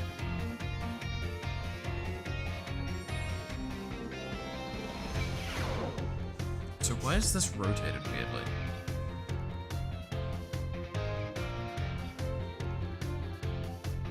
Okay. Don't worry, I have a map. Yeah, I'm good. Got the map, got the map, got the map. Or the Explorer energy right there. Greetings, my little students. It's time for our final examination.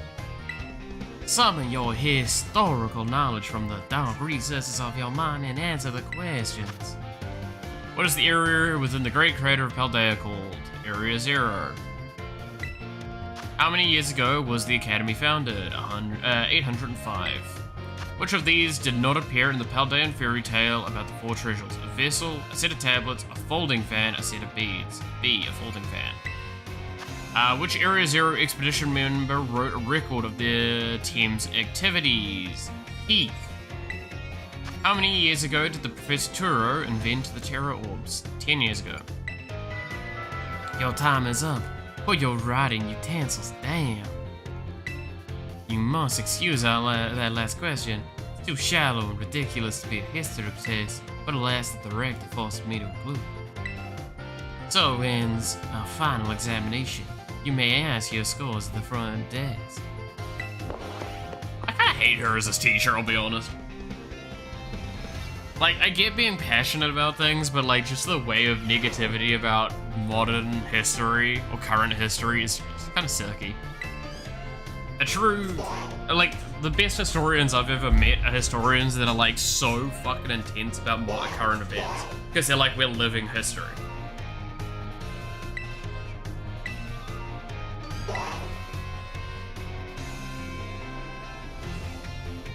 Alright, 5 of 5 correctly, because I'm just that good. Perfect scores on all exams.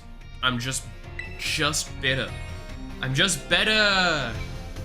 I'm stronger! I'm better!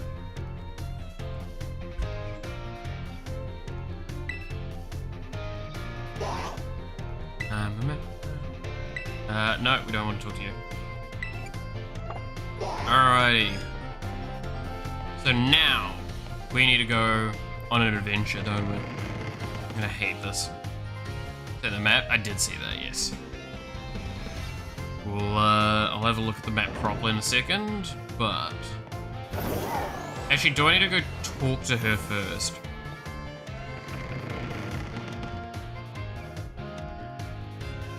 So she actually, like, sends me to go find them or something?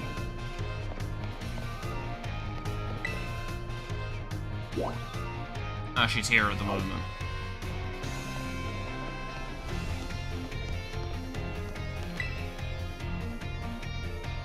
Miku, the time has come. The cursed treasures, the four Pokemon of ruin. They exist.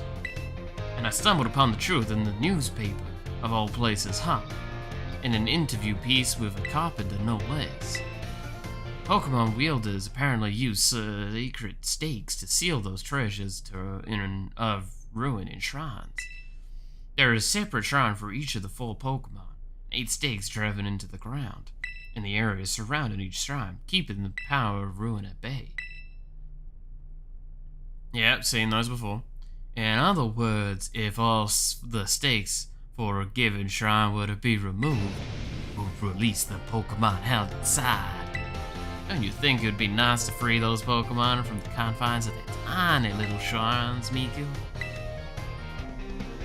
No, but I'm gonna say yes because I'm scared of you. Yes. Ah, kind soul, I see. You are proving yourself truly useful. According to the descendant of the Pokemon wielders in their story, you must have a bond with a Pokemon in order to remove the stakes. I'm sure someone in as Pokemon savvy as yourself would have no trouble with that. You can choose for yourself whether to believe me or not, but I will mark the locations of these shrines on your map. Thank God.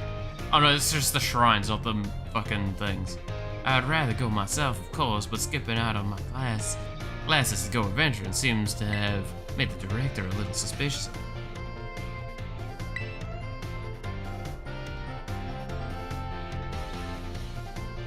Don't worry, Miku. If you're scared of her, I'll deal with her.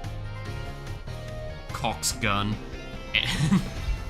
Hey, you can think of it as part of your treasure hunt. Treasures of ruin are still treasures after all.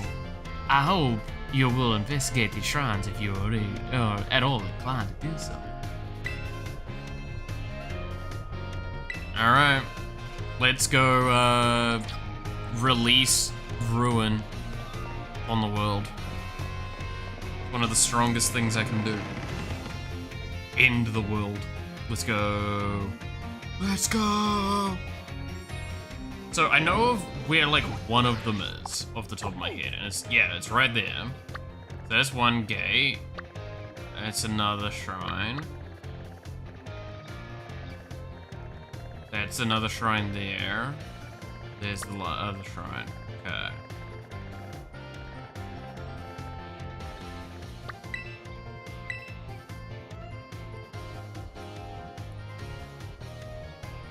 Let's pull up the map.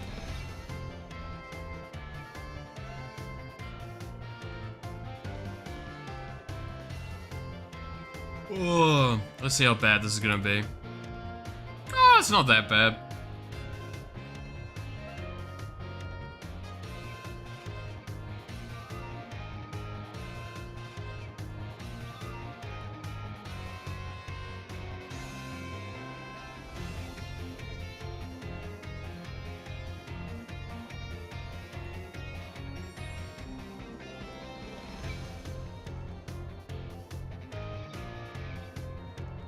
Alright.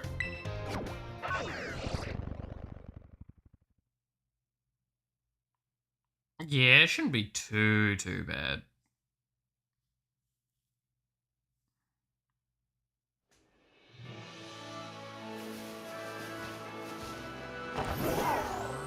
So there's one on top of it, which I believe is the one we've already done.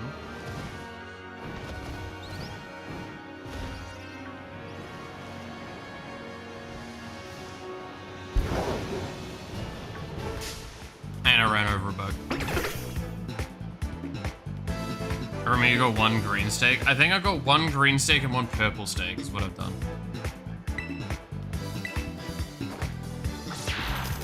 Hey, Zachary, how's it going? You can,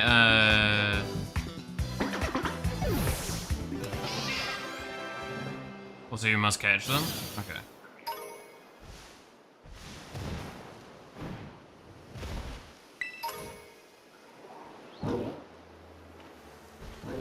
But I'm gonna have to zoom in on this map, aren't I?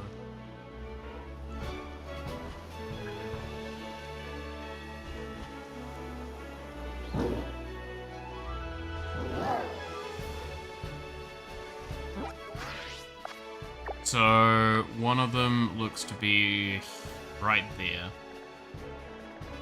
So let's just fly here.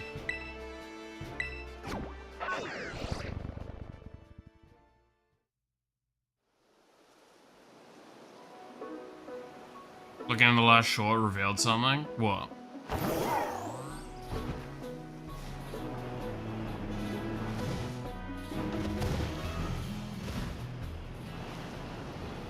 think I see it.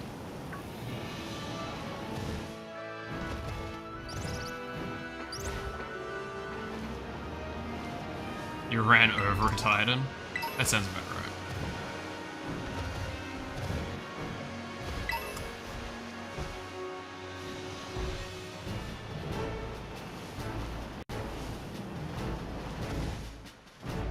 So it's around here.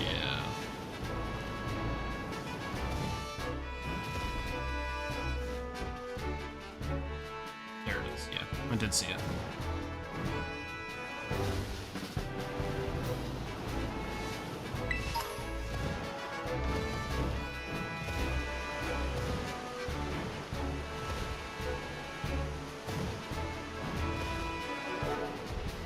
Going. Steak.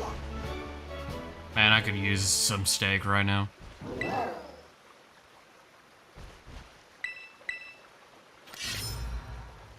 Who wouldn't go for a steak? Nice steak. Bit of butter. Maybe a little bit of salt and pepper seasoning. There's another one over this way. I'm going to the rock stacks.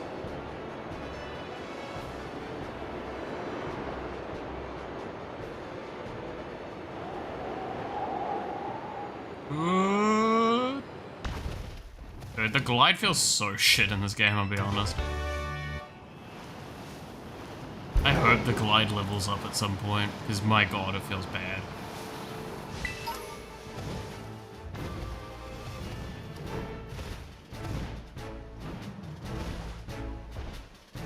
So, there should be...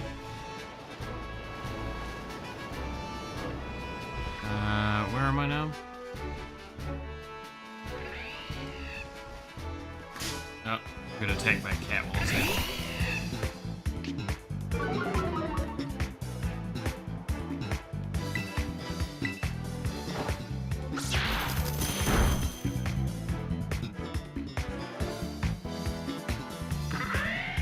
Should be around here.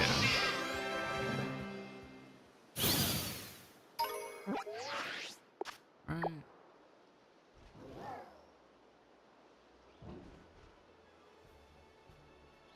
A little bit further up.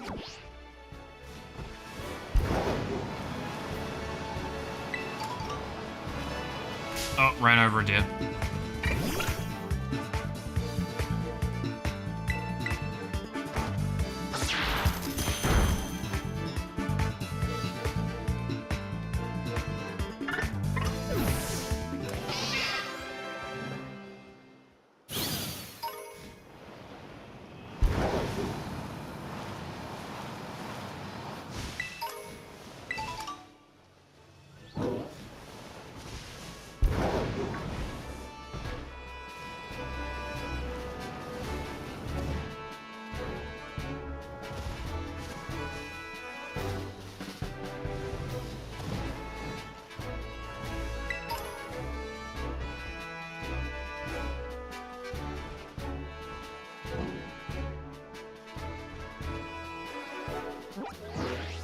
Right.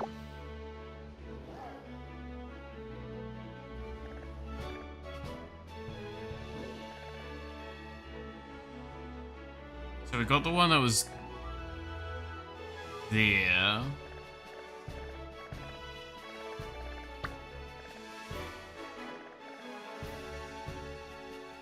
Oh god, this map is so cool.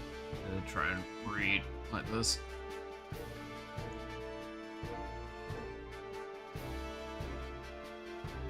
like it's almost parallel with that. So it's almost like it's actually...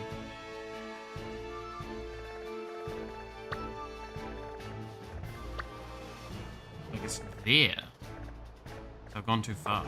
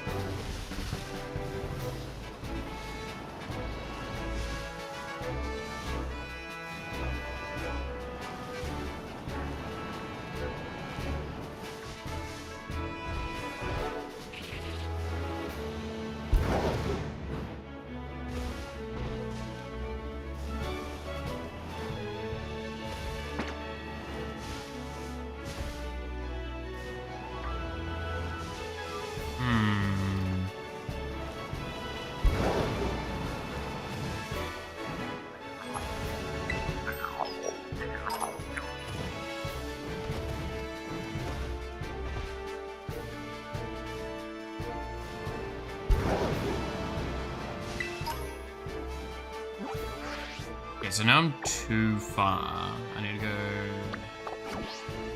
briefly. It's right here.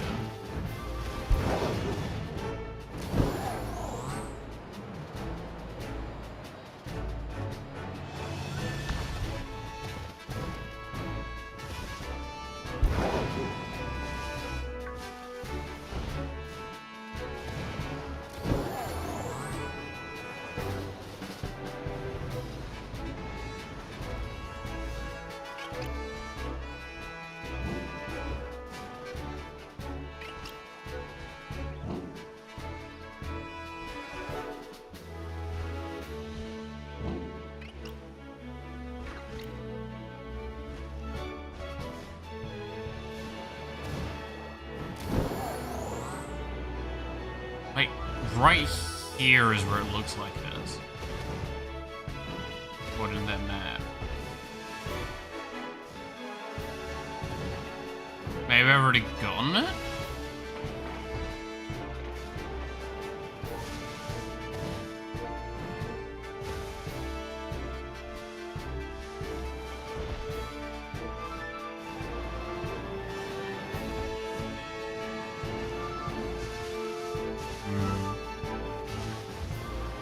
I'm not seeing that one, so we'll go to the next one. Also, just ran over a bit.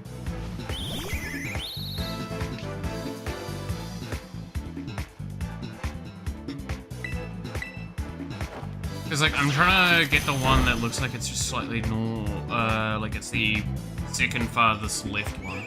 Because then it's these ones that go into the cliffside. Up this way.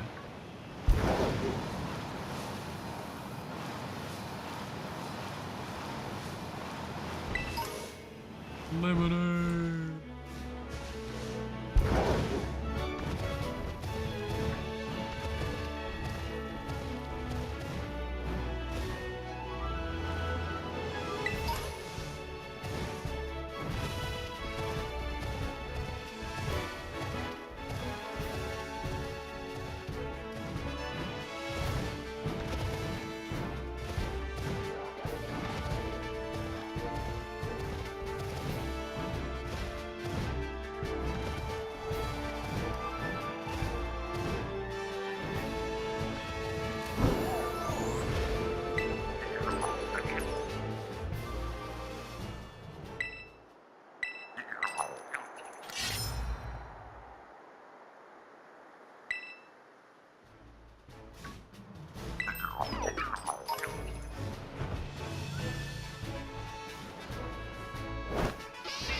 Okay, so that's that one different.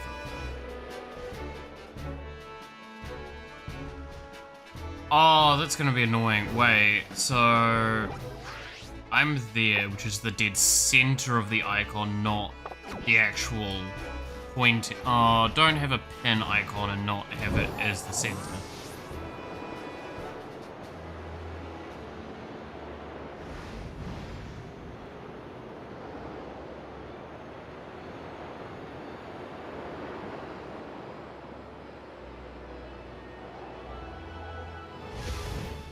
That means I'm actually looking...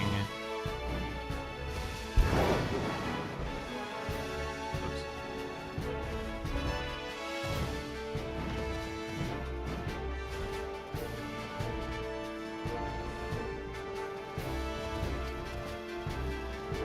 I don't know what's going... Fucking camera.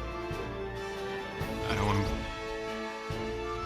Took the map from... Yeah, no, I'm not just saying it's on you. That's just really, really shitty map thing. If you're ever gonna have a map icon that has an arrow point of some kind, don't ever let it be confusable with what it's supposed to be at location. Center.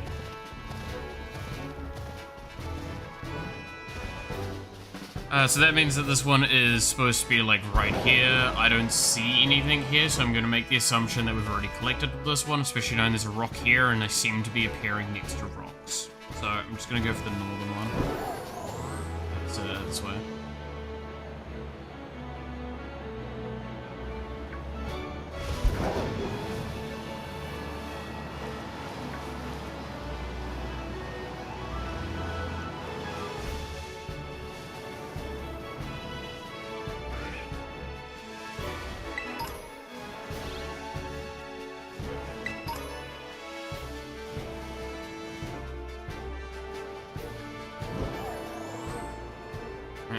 That.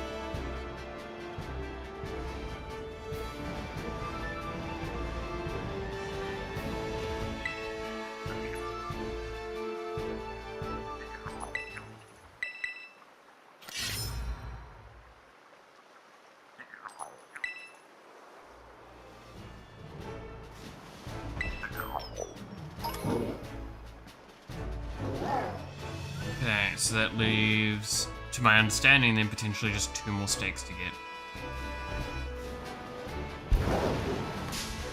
What even did I run over? I ran over fucking Buff Pup. Or Buff Pup. Level 2.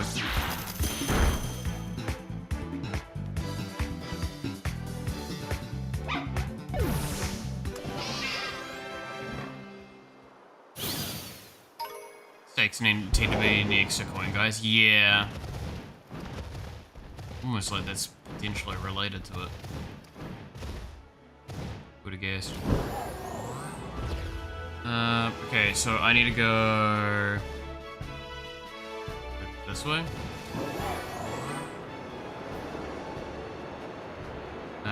It'll probably be up there.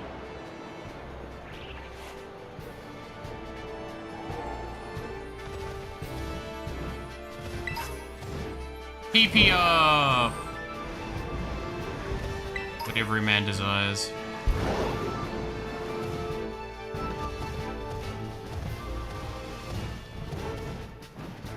Would you look at that, I guess, right?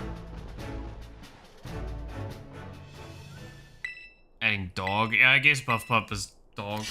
Probably be the short answer for it.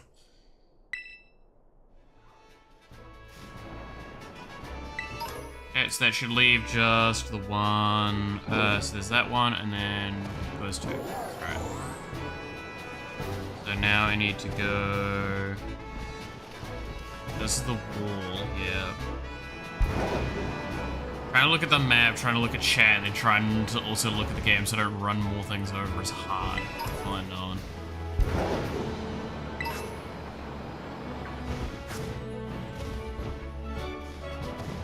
I'm assuming there. Yeah.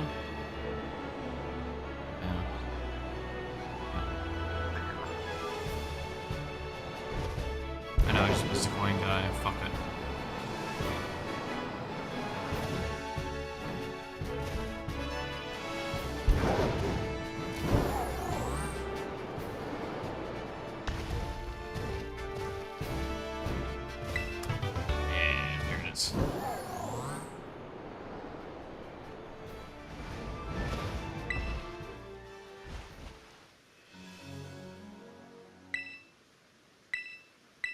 You need a 3rd eye. I mean, I've technically got 4 eyes, but you know.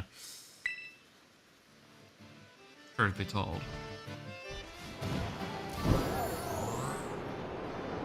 But I need a 5th eye, I guess. I'm actually really good with peripheral vision, but like because of the microphone in the way, it's really hard to get like good vision on like the map without having to move for it.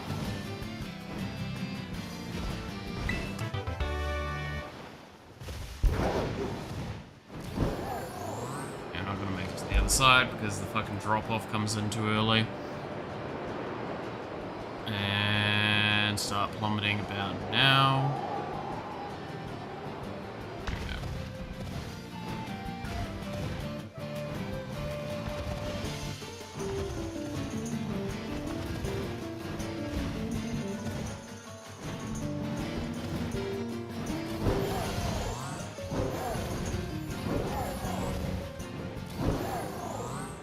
So, by my estimation, it's gonna be...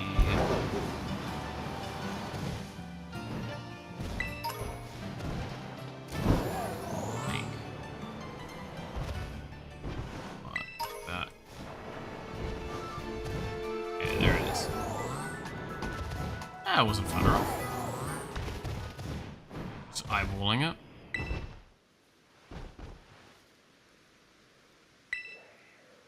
So I think this might be the last stake.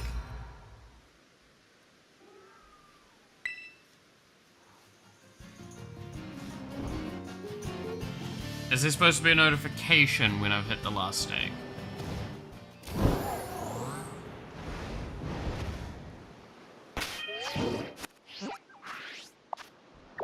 Yep, that's that one. Cool, so let's go back here.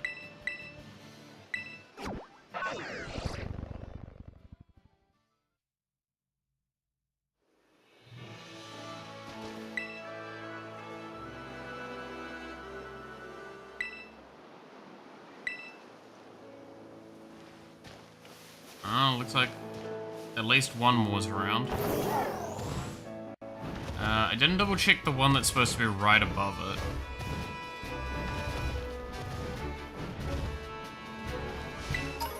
Is that a fucking ghost dog? Yeah, it is. Wild.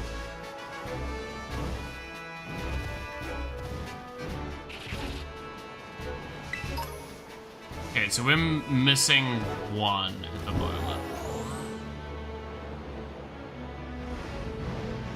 So it's gotta be the one that I couldn't find.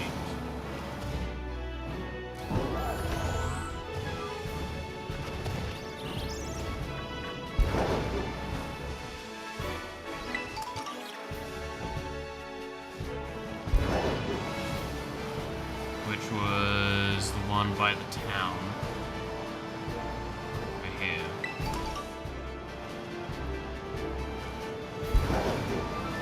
So it's not that we've found it already, it's we still just haven't found it.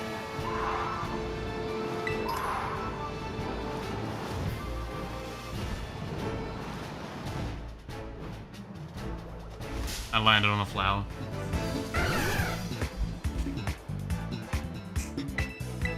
God damn it.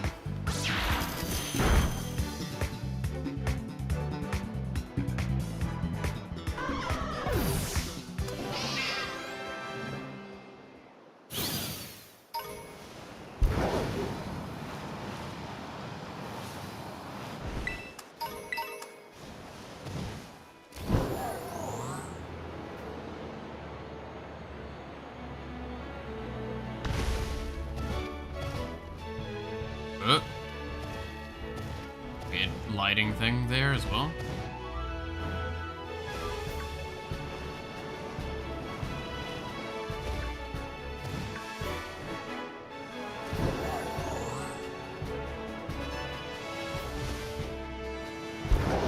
So it's kinda near here. Ah, found it, finally. My god. We must have passed this like 3 or 4 times. That'll be the last one. Yep.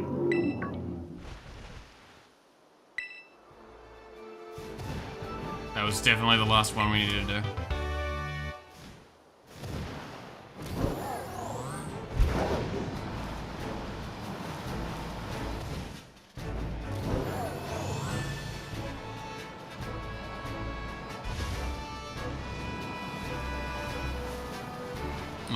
bad, not bad. Alright, now we gotta bring about Calamity again.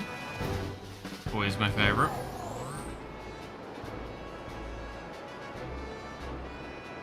Who doesn't love bringing about the end of the world?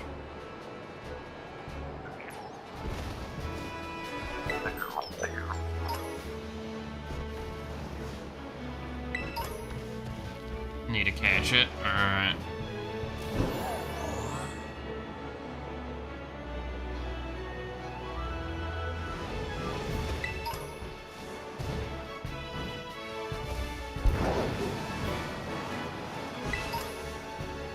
I mean, we have a fairly consistent way of catching things.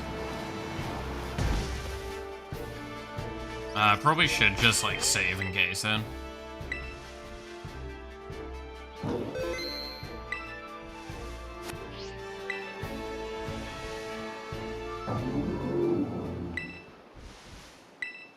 I will touch the shrine.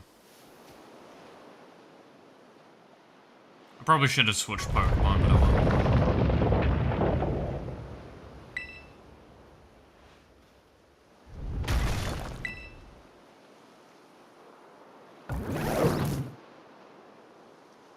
In IRL minutes, yikes. Scream! What the fuck? Damn, you look, pretty horrendous. Woshin. Level 60. Pretty rough.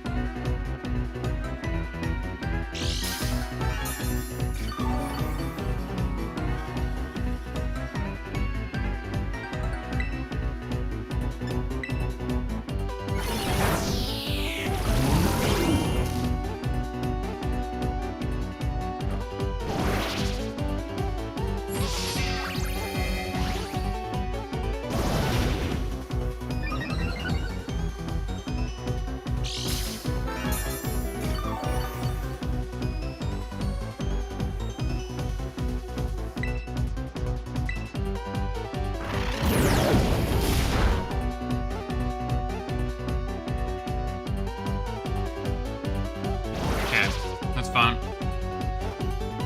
That should be more than enough.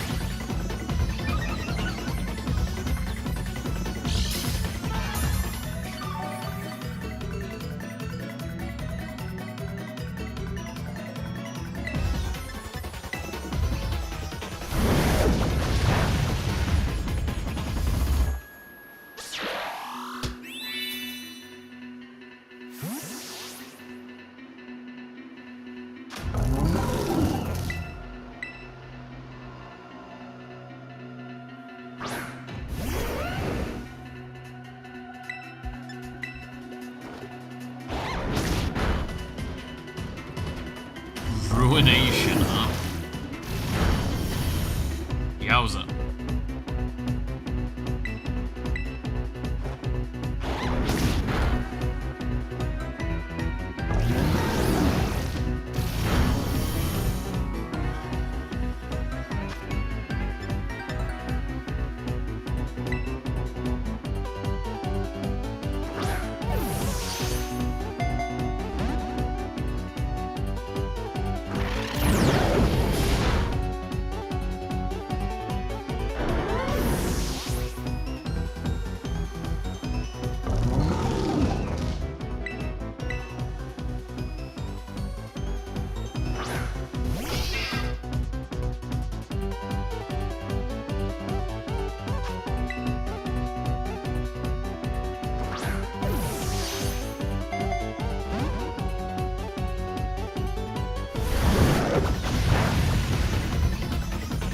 I have a good debuff I can apply. That's the problem here.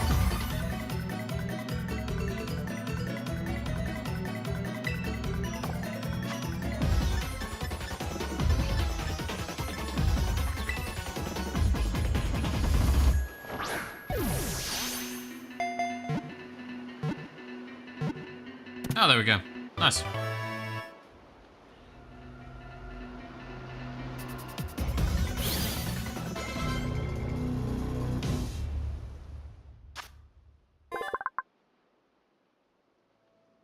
Drains the life force from vegetation, causing nearby forests to instantly wither and fields to turn barren. You can just go to the box for now, bud.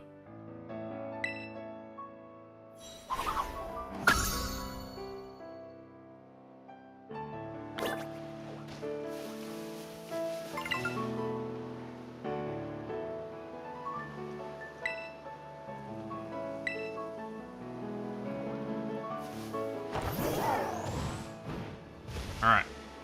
Well, we've done one now. So now we gotta do the next one. Do this one. So let's go here first. So I can heal up for additionally. Yeah, false wipes is fucking silly, so yeah. That's why I switched to prepped for Guru. I think I needed to Swords Dance though. Swords Dancing was like just adding. Probably was wise. Because the Ruination thing was like doing a lot of damage to Guru.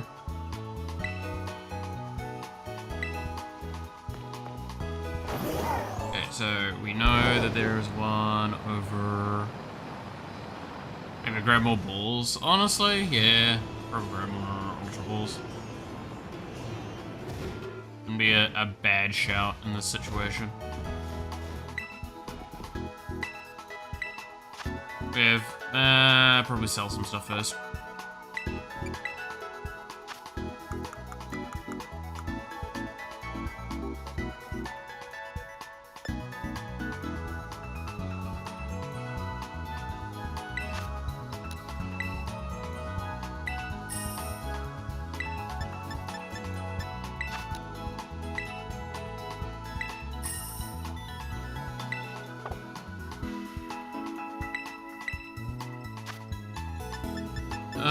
Ultra Ball's still just like the best one for us, right?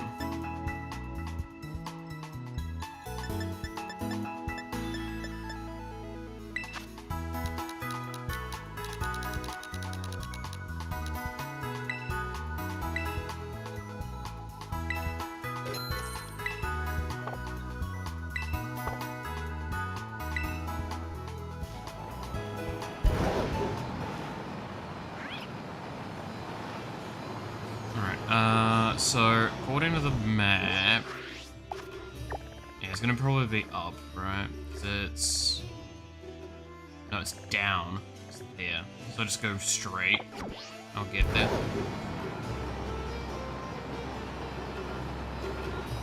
Well, relatively straight. That's a bit more my style.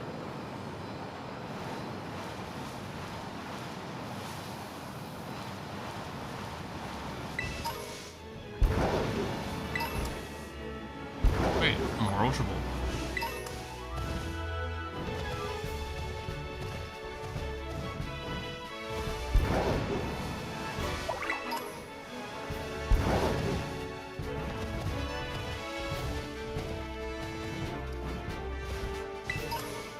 More Ultra Balls, nice.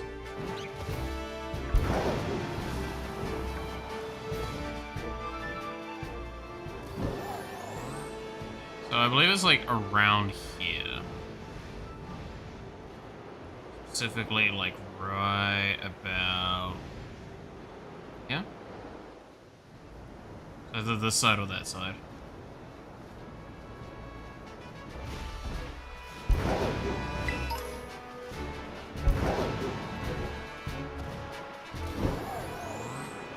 I'm being cut by render distance? Or...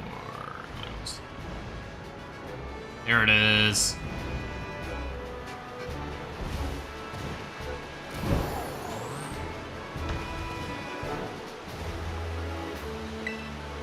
Aha.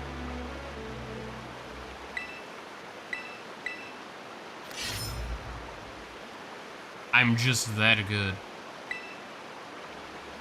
Okay, now we need to go horrendously back up, don't we?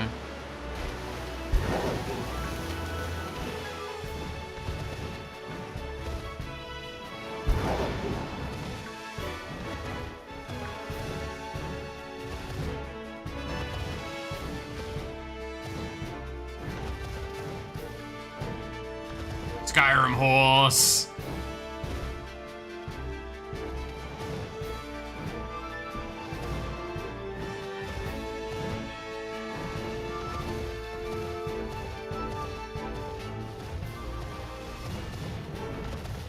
Skyrim horse. What kind of energy that this is giving off right now.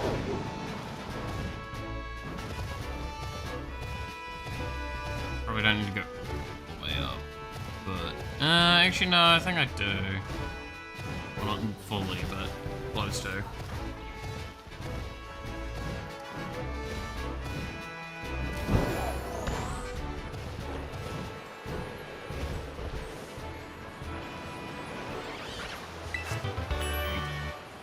Giga Impact. So I need to go this way.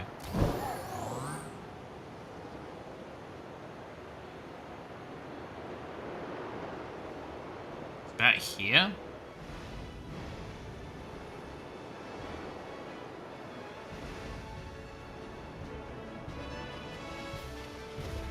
There it is.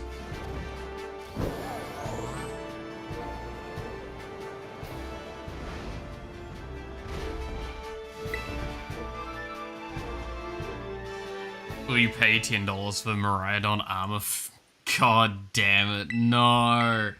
I hate that so much, because, like, that was such a cool idea, but it was just so scummed out so quickly. It was handled so poorly. That is, like, right here.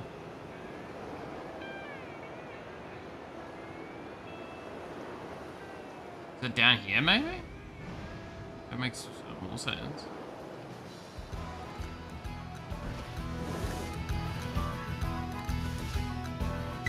No, it's not that far over.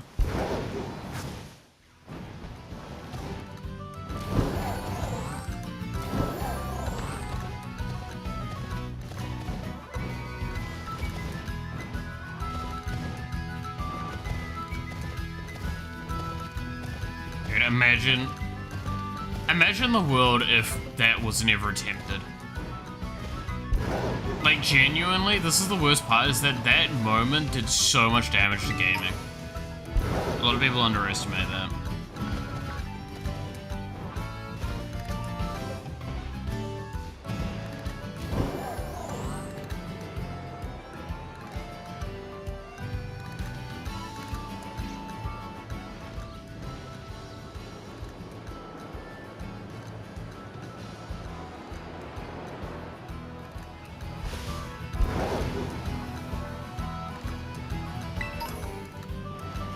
Because it basically led on to, like, what DLC practices we use now.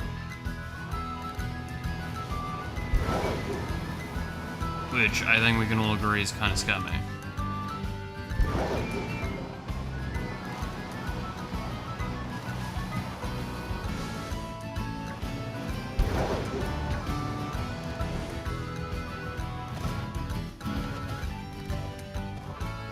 One of them's underground, but near an entrance. Oh, okay. That might be this one then. I don't know. 'Cause the thing is, this one is indicating that it's like right here, almost. I don't remember seeing one this far out in the open.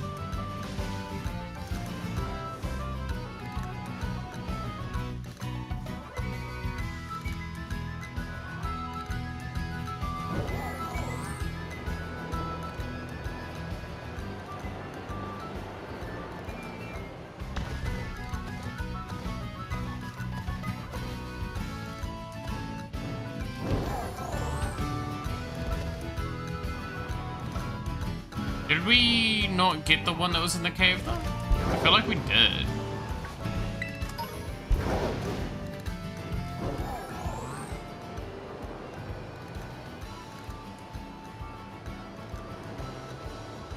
it's like a cave down here.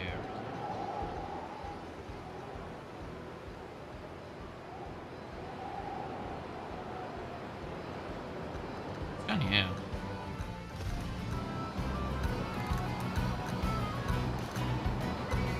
Boingo. That's what's down here.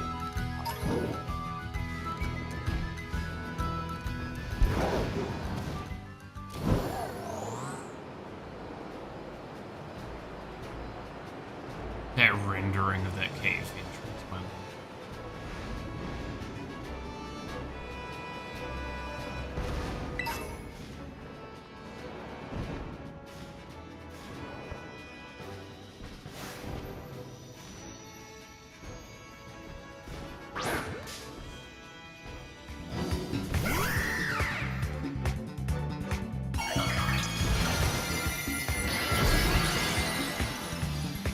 Is that fucking bug? Interesting.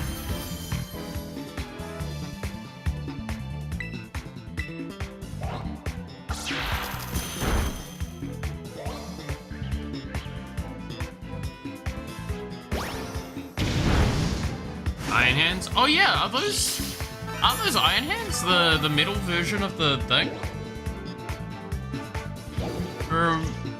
No, it's just been the rendering being weird. Okay. Pretty sure. Now you're making me question it.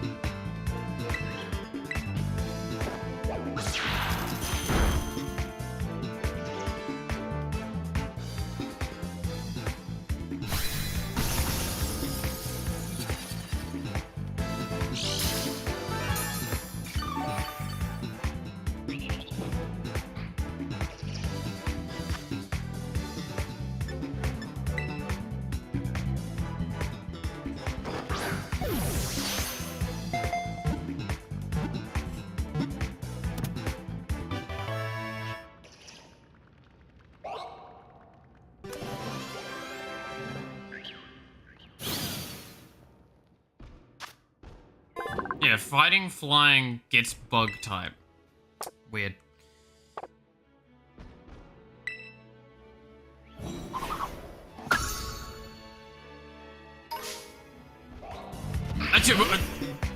Alright then.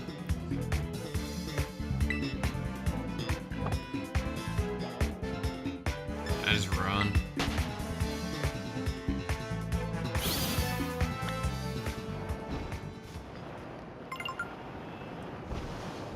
Yeah, no, it's just the normal one.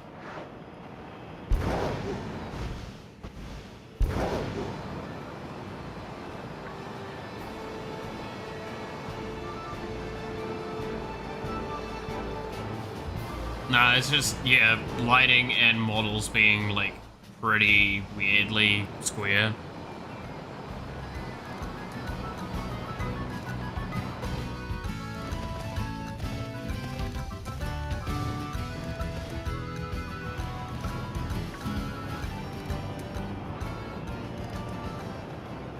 There it is. Oh, ran over a lizard.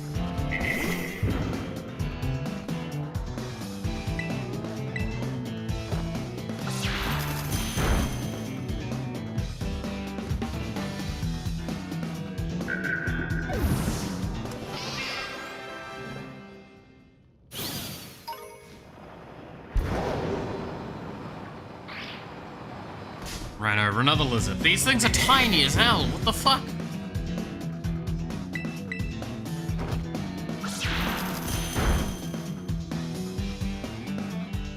Why are these lizards so tiny? So hard to see, especially with this ground. How dare they blend into their surroundings like an ecologically smart idea? It's almost like they evolved to it. It's a bad idea though, because I'm gonna run them over easier.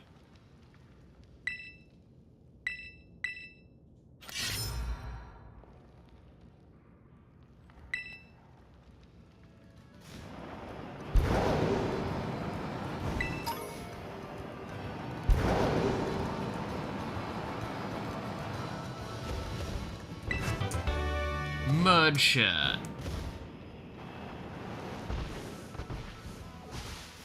That spider then. Did natural selection happen? I naturally select these things to be deader. I know what's happened.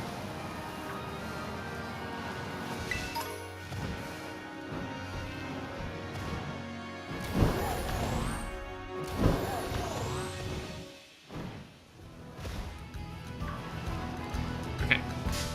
I wasn't even close. I'm bullshit on that one.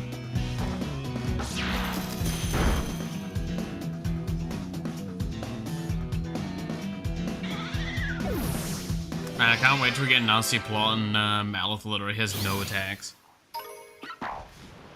It's so good.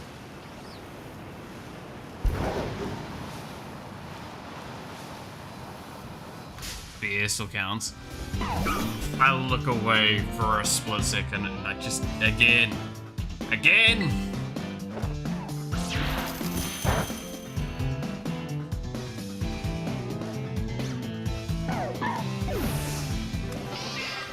Well, I guess I keep getting money out of it. Can't complain. Keep getting that lunch money. Feeding them up. So it's like right around either down here or up the top. Up the top.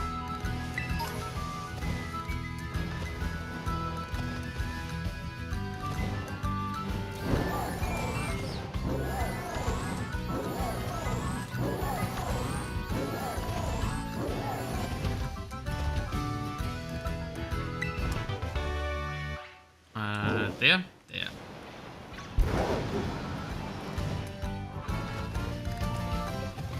Heading dog to the counter. Yeah.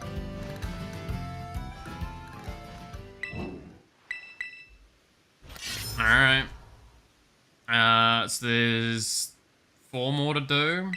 2 of which are off to the top right. So we'll go for those first. And then there's 2 closer to the shrine. One that's on top of it as per kind of usual, it seems.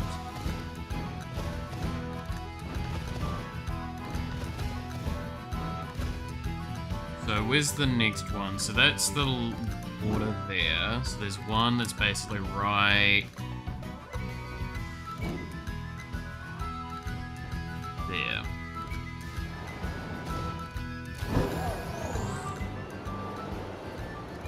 Be that area there.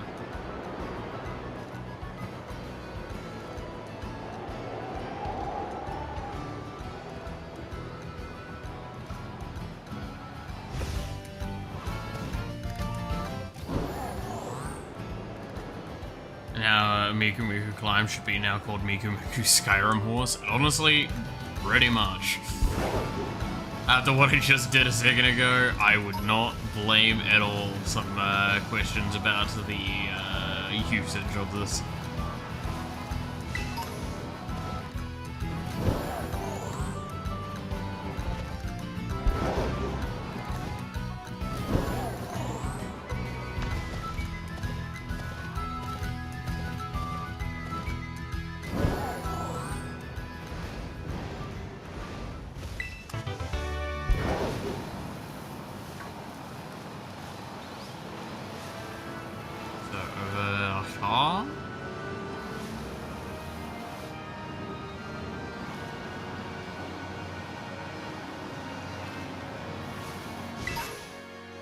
Right pot. Damn. Same though. There it is. Can't hide from me, boy. How the fuck were you supposed to find these legitimately, by the way? Just a real serious question for a moment here.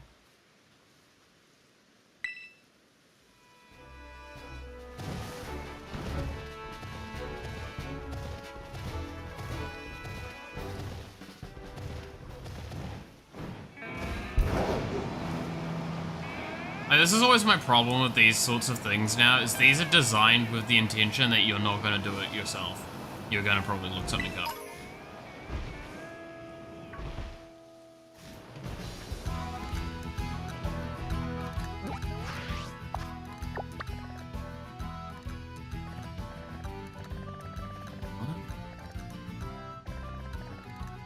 Like, yeah.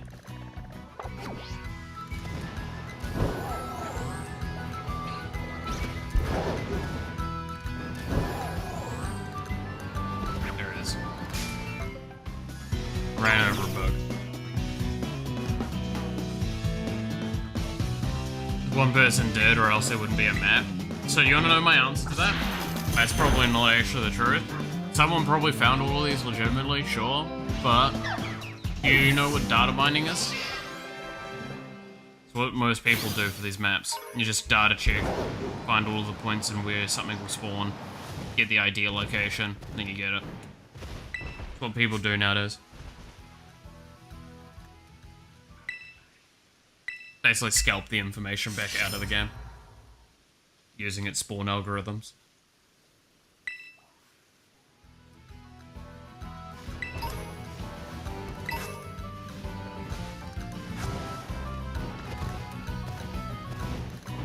Been doing that for years. That's why guides are so, like, weirdly sometimes informative about things that you're like, how did you even find that out? Good chunk of the time is, they didn't. Someone figured it, like, either one person figured it out, or someone just pulled that information. Yeah. Which is always kind of sad. It takes away a lot of the creativity that I feel like is the point of these challenges. But when you start hiding things like that on these kind of scales of map, it's hard to create a valid justification point for either side. It just becomes this kind of almost war of who can do worse to the other.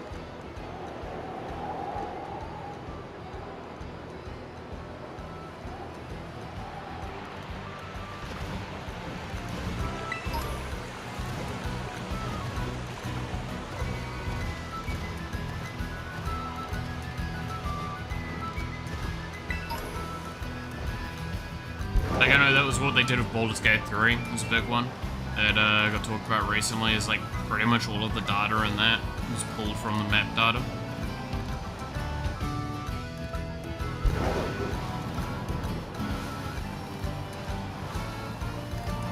It's like up.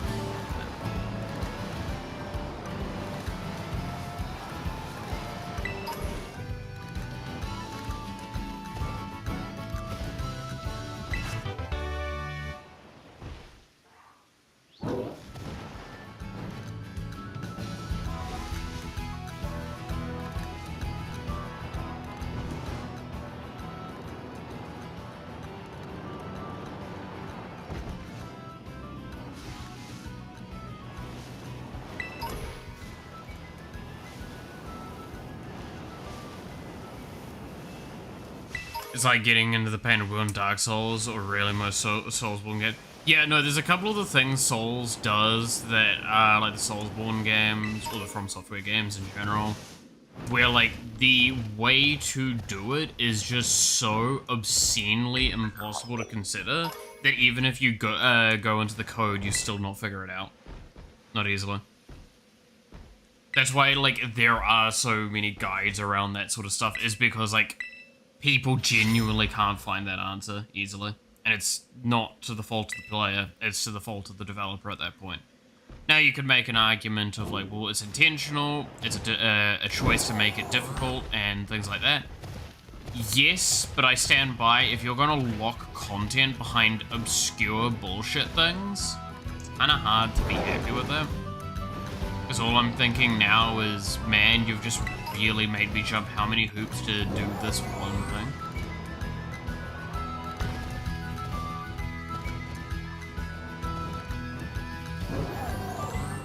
So now we're left with the one that's just above it, which I actually kind of can't see this on the map. So I have to go a lot by estimation that it's around here.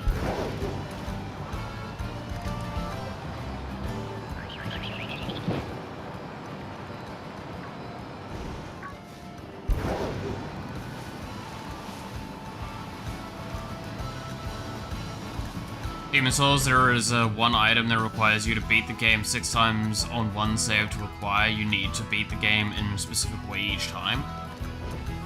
Yeah, so there you go. Like, that's, again, that kind of thing of, I love that. I think that's cool. That's a Jolteon. But, like, I don't know if I can be happy with that. Personally.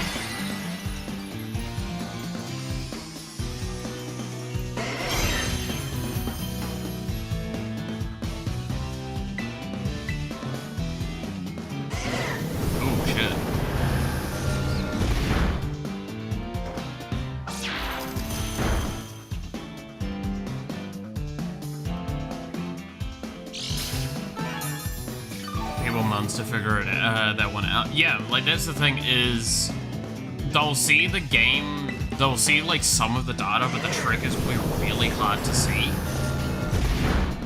And most of the time with those sorts of ones, like it is just easier to naturally do it, right?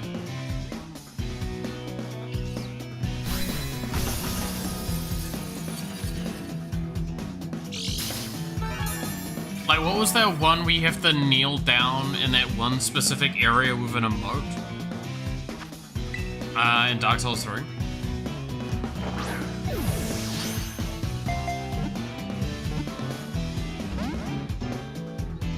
But that's one that always comes to mind as well.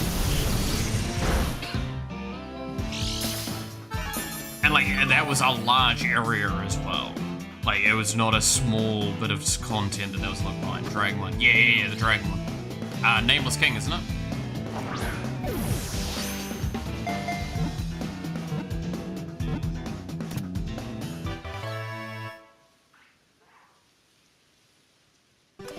Dragon Pete, yeah.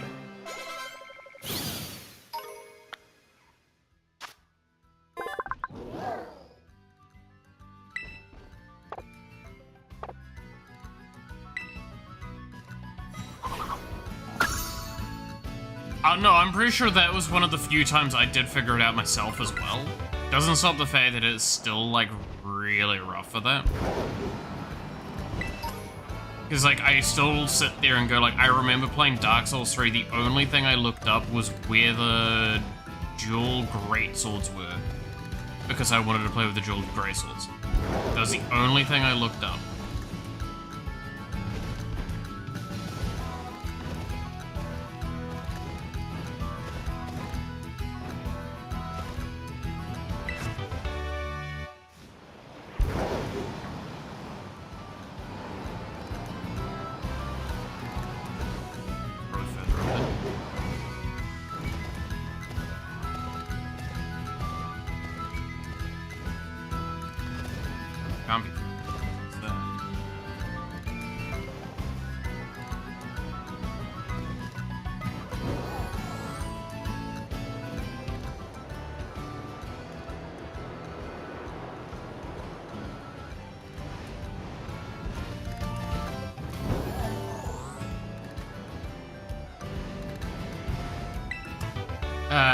To be fair, there are mummified humanoids doing the emote there. I mean, like, I will say, well, yes, that's true. That doesn't, like, sit there and answer that thing. Like, I think I did it because I was, like, bored. Can't even remember why.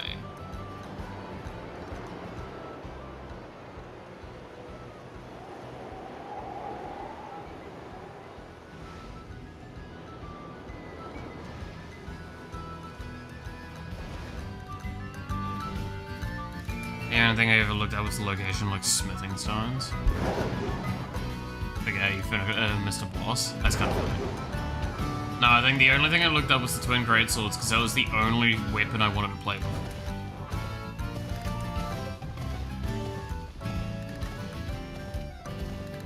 Have you got the stake by the water town? I think that's one of the ones that's off the map for me.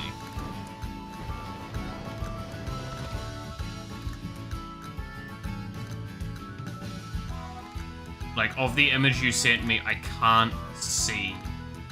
Oh, no, there it is. Yeah. Okay, no. That's not off the map. That's just me being stupid and not having it in the camera screen. That one is right around here.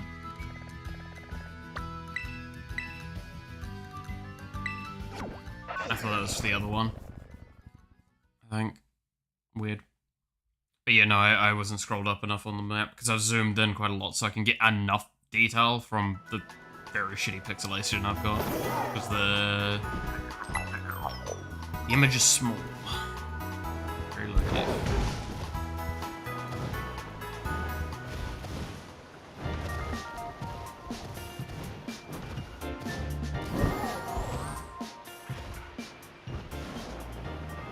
So it's like up here.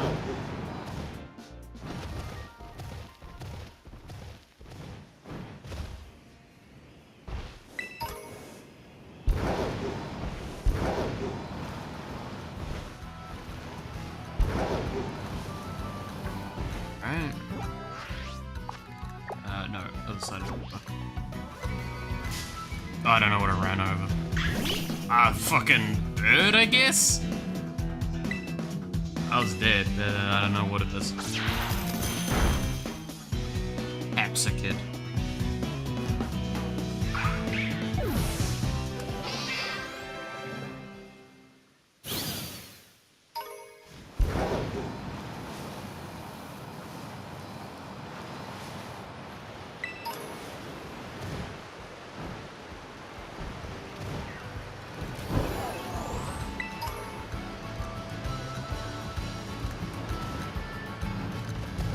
Not up here. Grab balloon, go down. Oh, it ran over a bird. Based on a carper? Yeah, it's probably. I mean, yeah, it's based on a carper. Which, I mean, from the name as well, carpsa is probably a play on the gherkins that they like. Pickles. They like eating pickles. I'm here for your pickle. Ah, there it is.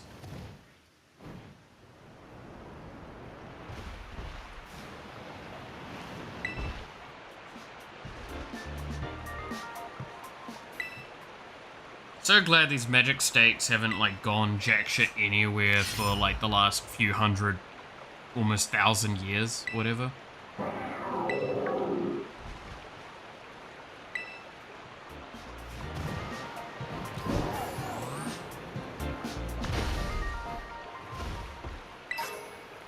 A water stone, huh? Nice.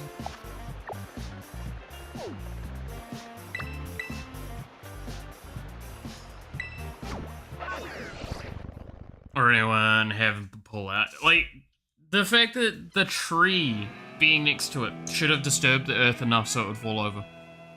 Just saying.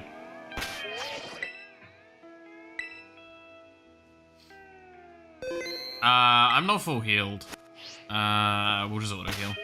It'll be fine.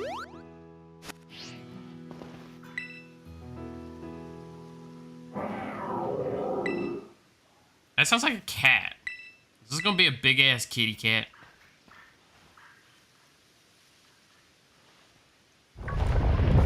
Yeah, like, these stakes aren't very well hidden. You're telling me someone hasn't walked across this and, like, pulled it out? Fucking lying to me. Ooh, you look cool.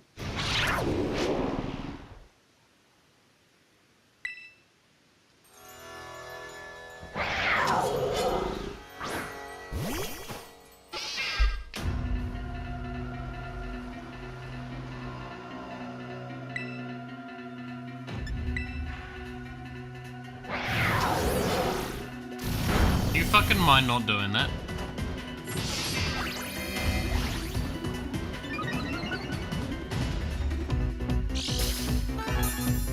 I gotta substitute. Cool, I get it. Shut up.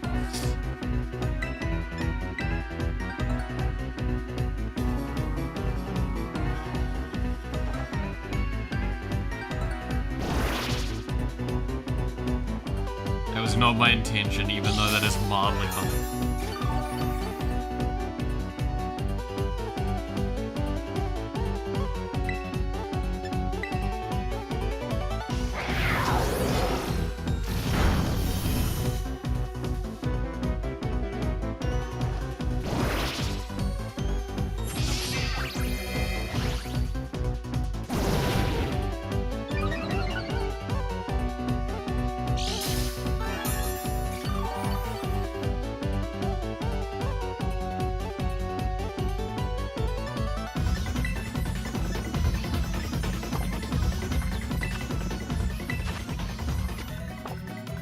Alright, let's see how this...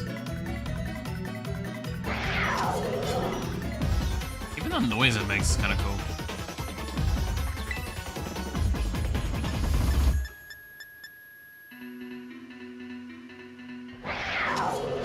This is a greedy play. Nah, let's just baton pass.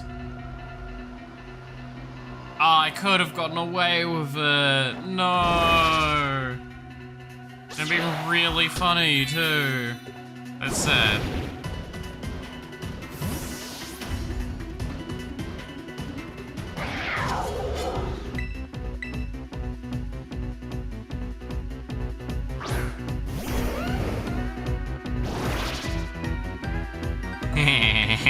We got substitution.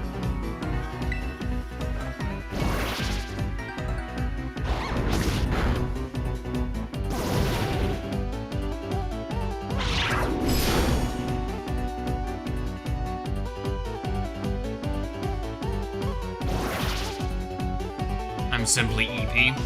Nah, you're all good, man. You're all good. I'm not much better myself. I'm very EP.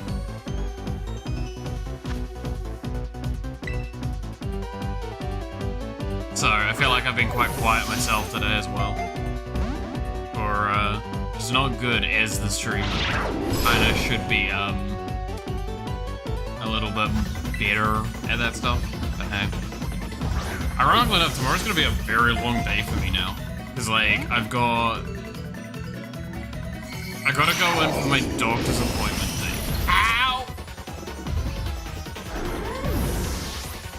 Doesn't matter. Doesn't matter.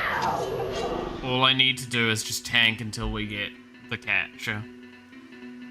But like, yeah, got doctor's appointment. I kinda wanted to go in for playing some Magic with some mates as well. Annoying thing is the timing's gonna be a bit rough because they want to do it at 3 and my doctor's is at 11. So like I'm probably gonna have to go back home, then come back into town, get some work done. I don't know. I'll figure it out. I can't exactly do my doctor's appointment, which is going to probably only be like an hour at most. And then, but is that really worth going back home at that point? I don't know. It's always the difficulty of it. Also, we caught it. Yay. Just needed to see Iron Mouse, and it was like, ah, no, I'm getting called by their team. That's kind of cool team.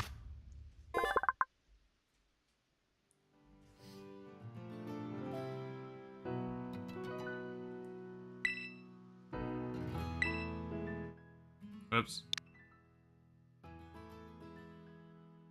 Ah, cancel.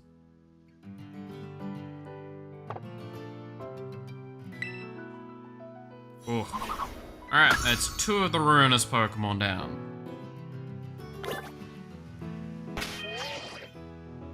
We should probably go to a Poke Center. Where is the next Poke Center nearest the other stuff? So... oh god, these ones are spread out, like, quite far. It's too sassy. Yeah. Common issue. Dealing with Latinas.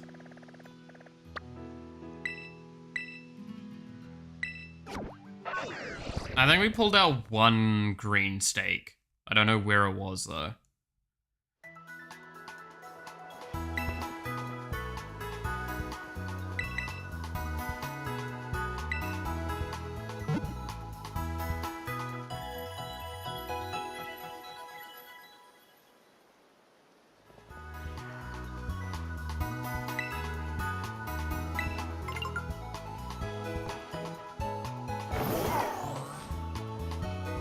Apparently, according to this,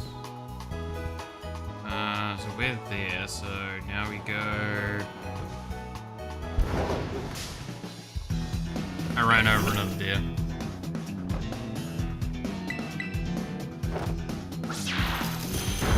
God damn it. I remember how we were gonna do, like, the fucking Elite Four today. It's been a real good day so far. To be fair, we are gearing up to, like, finish up our comp, right? So it's kind of understandable that we're delaying and getting the last couple of things guaranteed.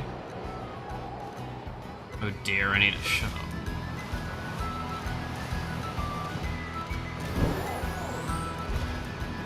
God damn it. So it's like, oh, see it.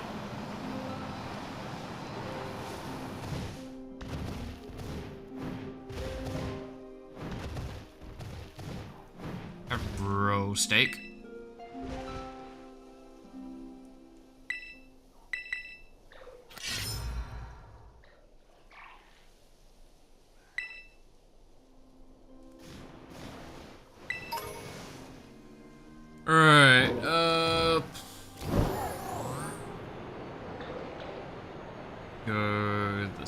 I do?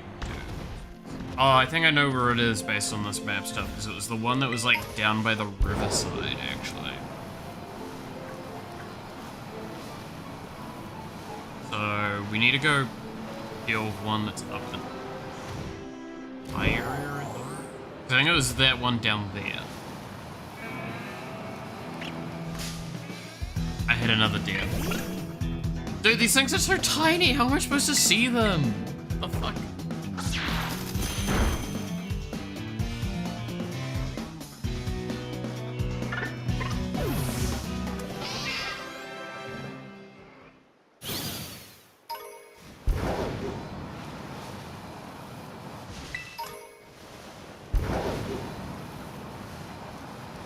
Oh, I ran over a motorbike.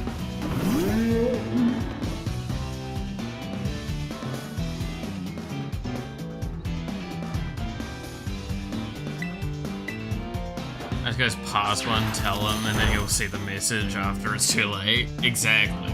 If you see a shiny, remember to tell me, because then that way, like, I'll not see it in time, and it'll be horrendous. And everyone will just be more annoyed.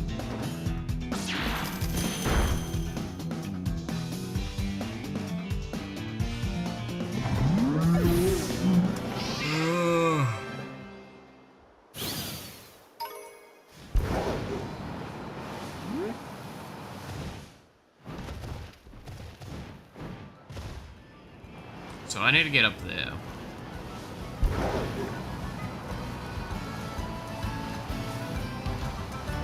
What are you? Oh, you're just one of those Minecraft salt blocks.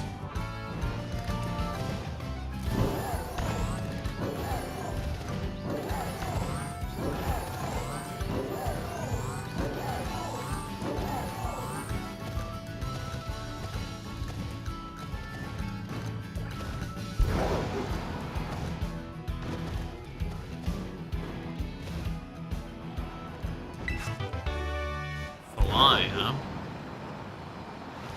Remember when that was an essential fucking piece of the game?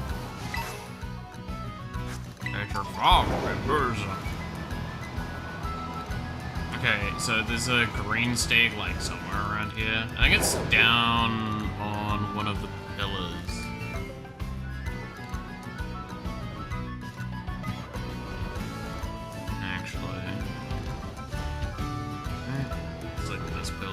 Down here. Boom, I'm a genius.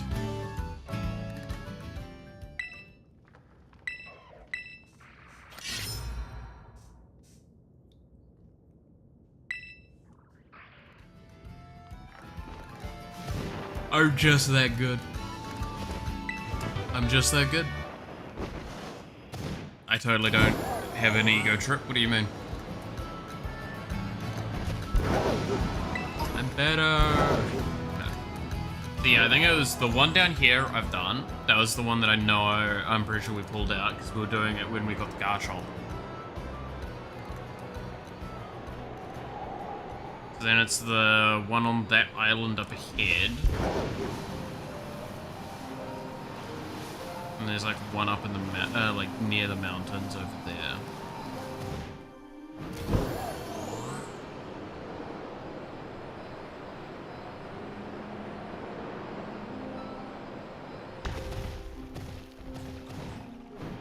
On the second island? Yep, there it is.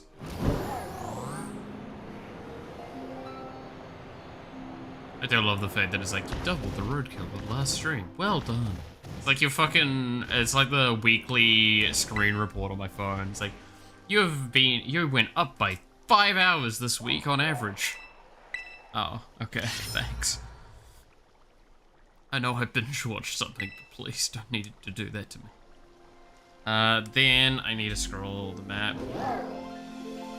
Okay, so there's one there, and then there's one all the way over there. I'm gonna get the one on the lake first, and then we'll go for the one on the right side. So it's on this island there. Whoa, hello there, buddy. I didn't see you underneath me.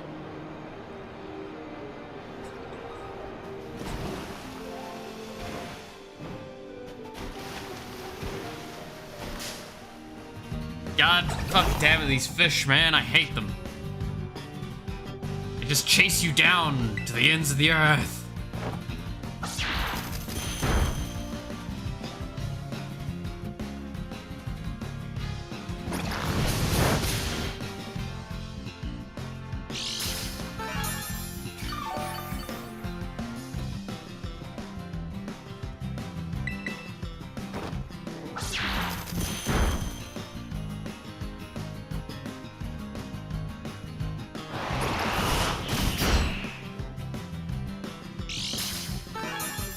Dude, Malith just does not give a fuck, huh?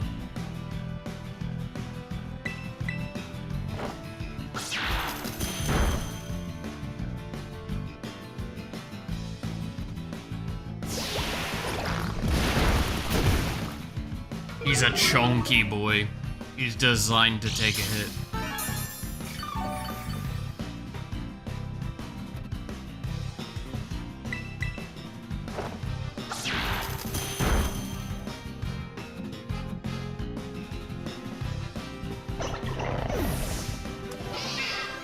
Got a grand out of that, not bad.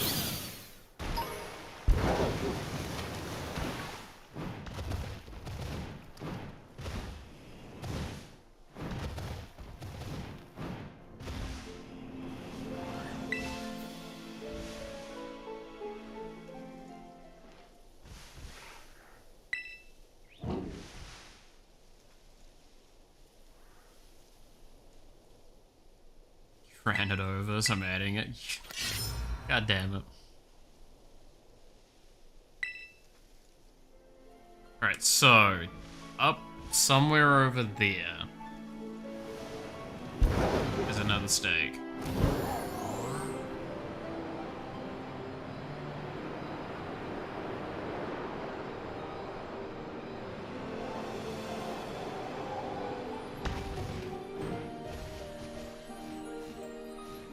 Bullshit.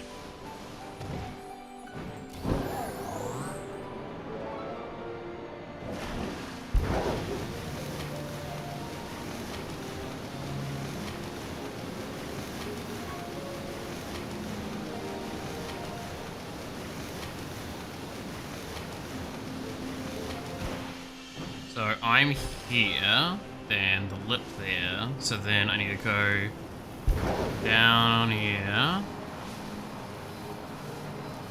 Up here.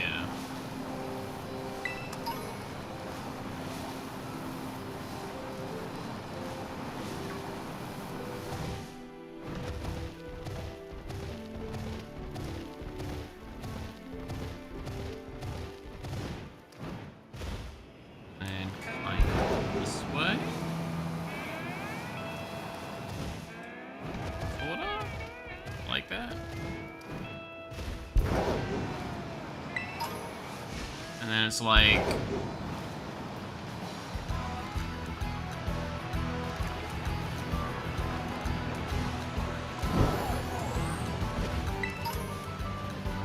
up here?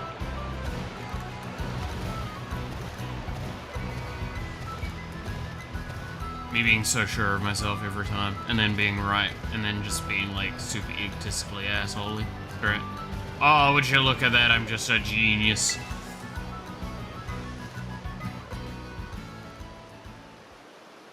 You're vibing over the devil.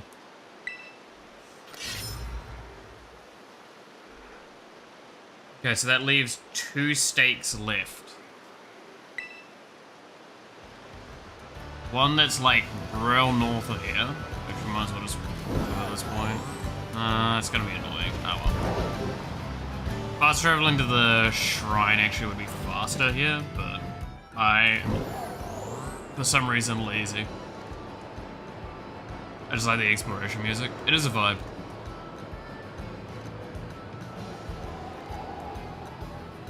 Just running around in these kind of worlds is kind of fun. I still think if I was to choose, I would still pick Arceus running around more than this. Okay. Glaceon.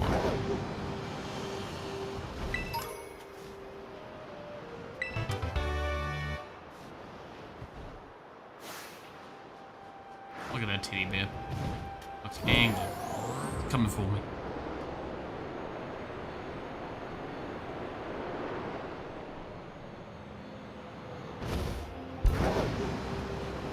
Oh, fucking jeez, almost hit them. But I'm just that good. Thankfully, karma hasn't triggered yet. Give it some time. Sure it will.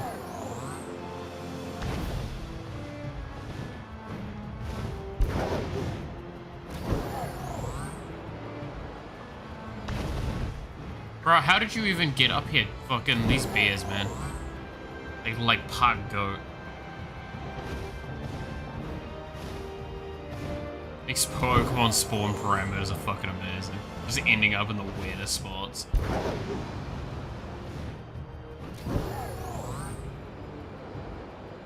You need to increase your roadkill count? I don't need to increase my roadkill count. I'm trying actively not to. That's the problem. So I'm very bad at bad at preventing roadkill. Doing my best, okay? There it is.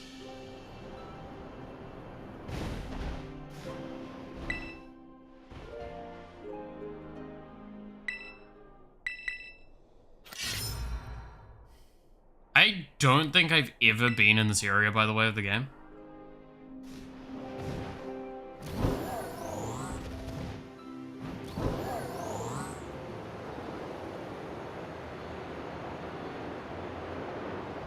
So what even Pokemon are in this area?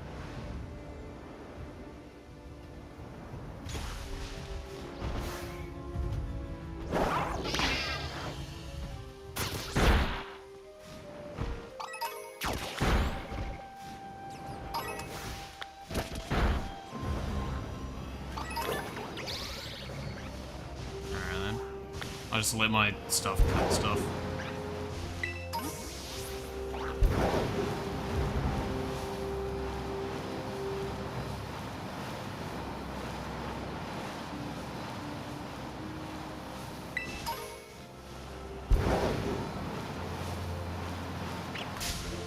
You what?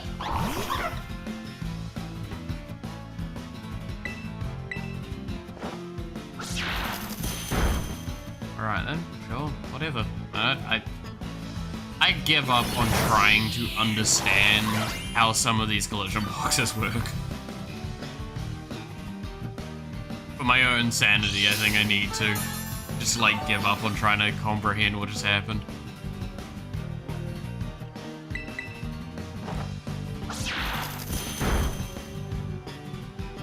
Plant or fungi? It's probably fungi.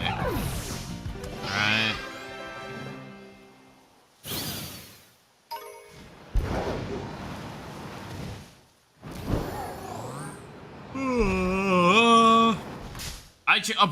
Where did you come from?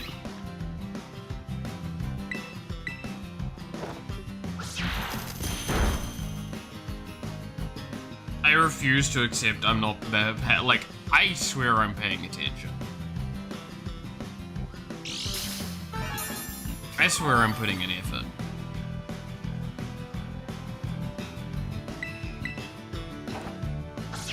Don't believe this game's lies. I am more capable than it's trying to make out.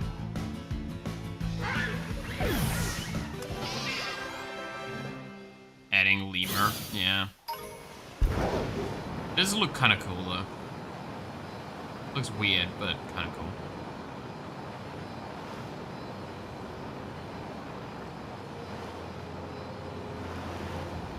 Alright, so the last stake should be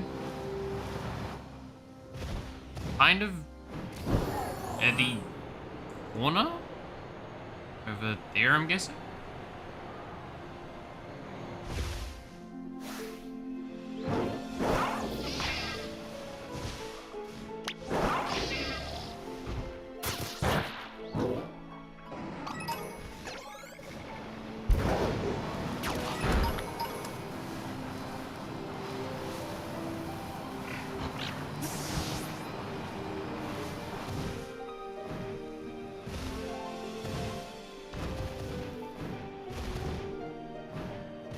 There it is.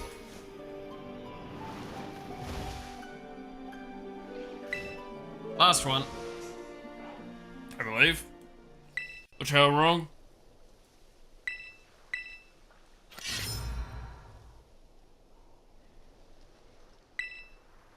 Hey, it is the last one.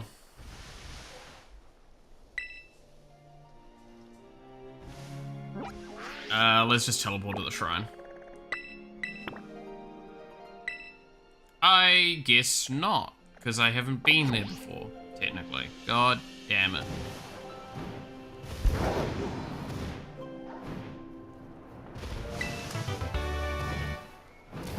That's on me.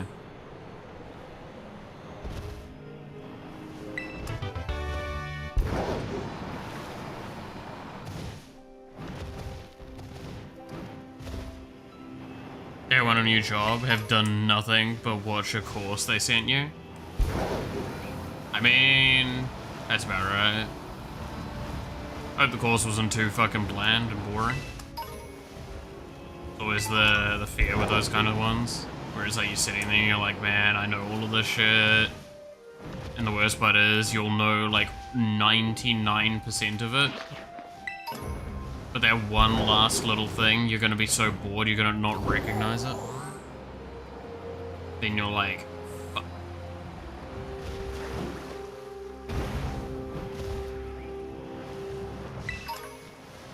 Still watching it?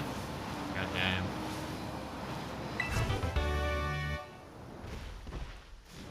Well, here we are.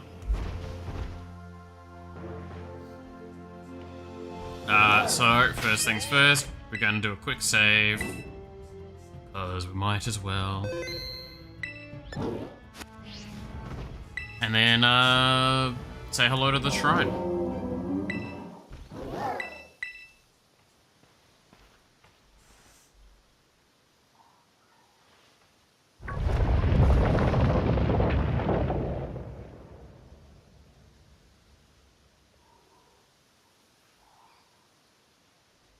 Alright. The fuck's this one? Bang! What the hell is that?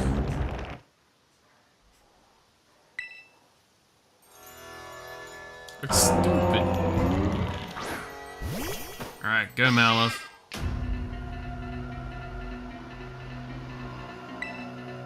Substitute.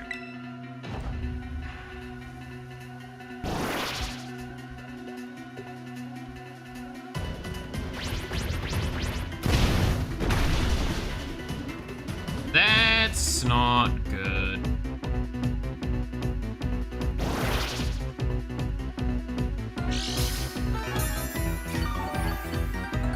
That's really bad.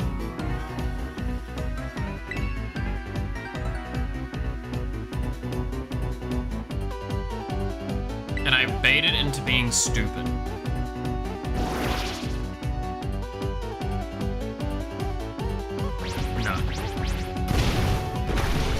Malif versus Moose, who would win? Apparently a fucking Moose.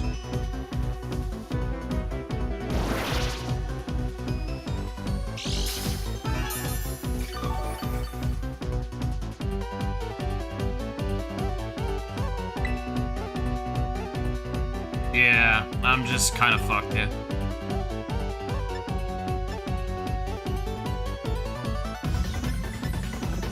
I'll just try Soul's Dance. See if Mel survives.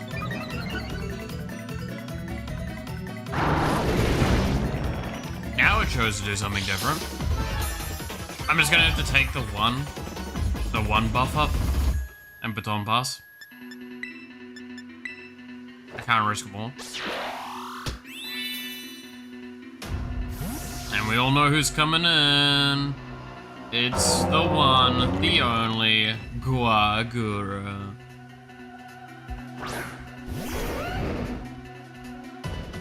It's rough.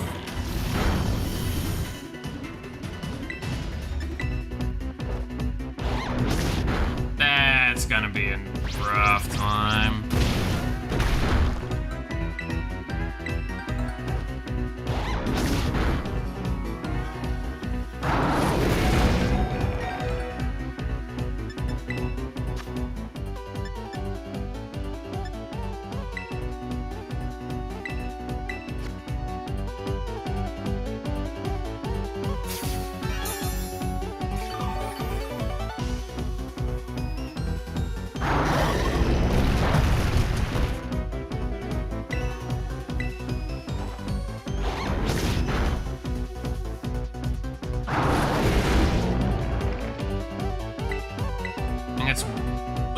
where it goes? Yep, there we go. Alright, let's start going with the balls.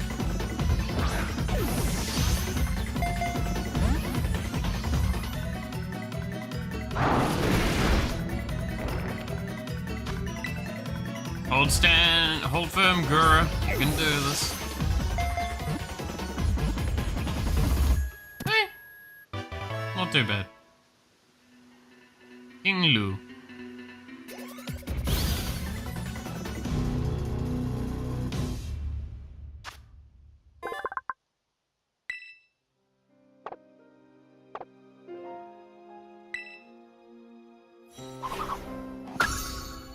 Alright.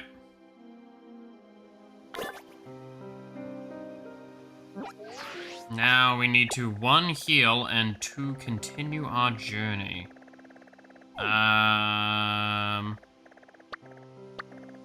There's one up here.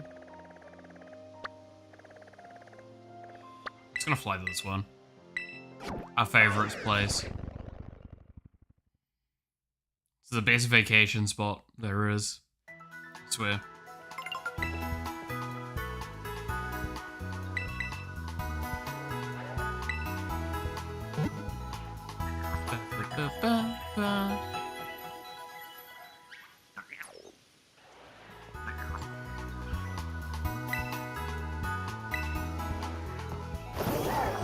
We need to go real heavy north. So guess where we're going through first. Gotta have a little bit of nostalgia, right? Are you glad for the map? I am. It is actually making this doable, because otherwise this would probably take forever.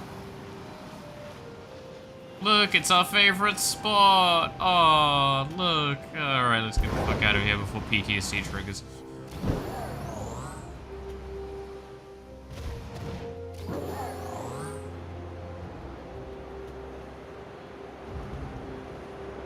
So it's like there?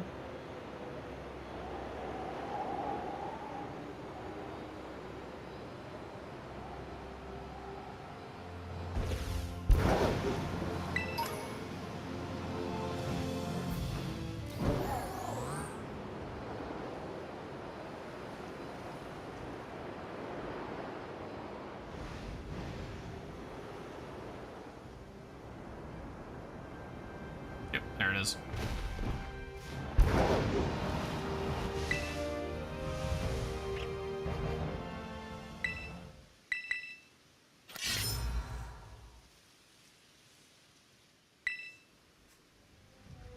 Funnily enough, by the way, while we're running here, I noticed this after the fact.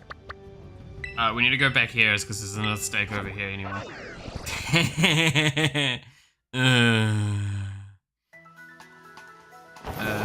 So it should be, probably be like up there. Up around here.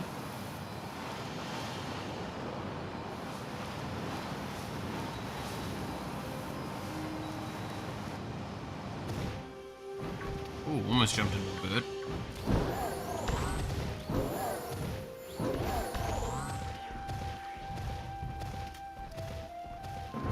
There it is. It was watching us the whole time we did our Latina farming.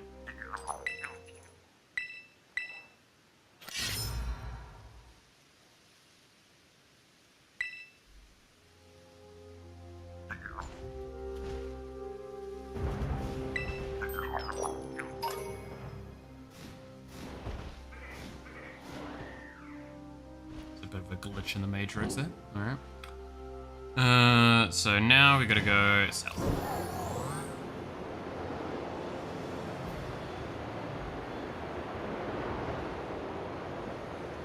Like super south from here.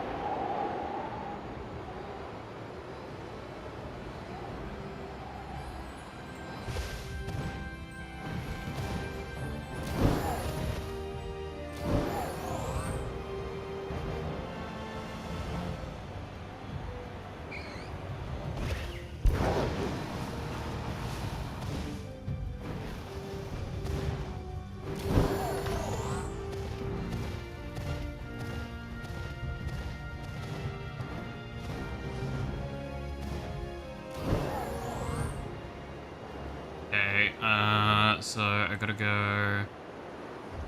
That's that spot. It's like over there.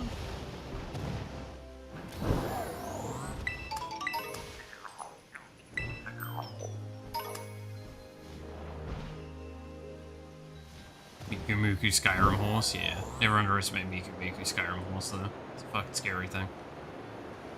It's like genuinely there it is. It's underneath the tree.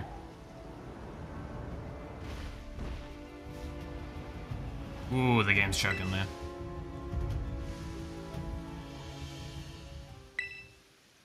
Alright.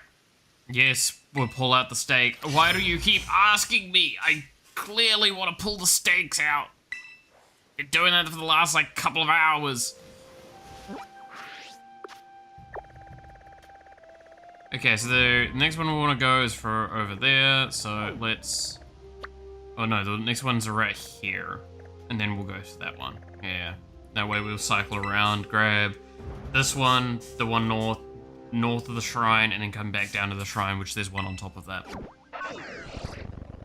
And then we'll be done. I believe. No, I've missed one. We'll go do that one first.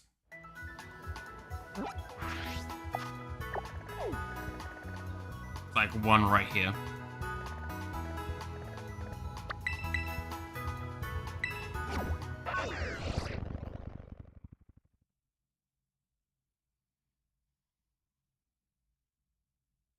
God damn it, this is an endeavor.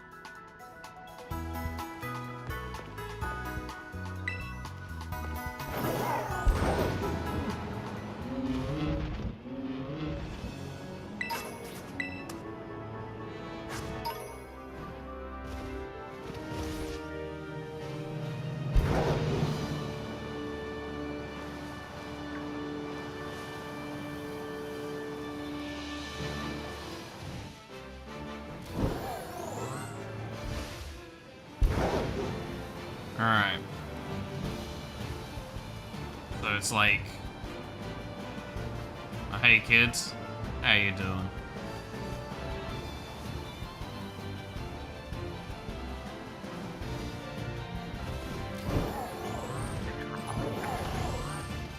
I heard the coin, I don't care.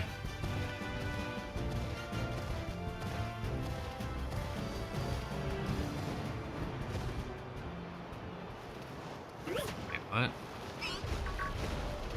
I've gone the wrong way. I'm gonna go north. Order. Yeah.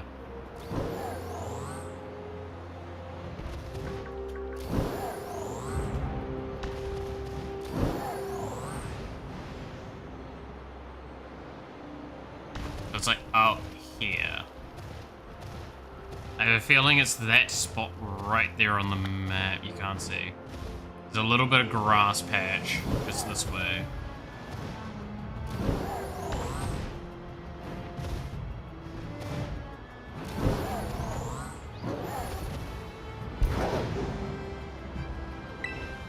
Would you look at that? Oh.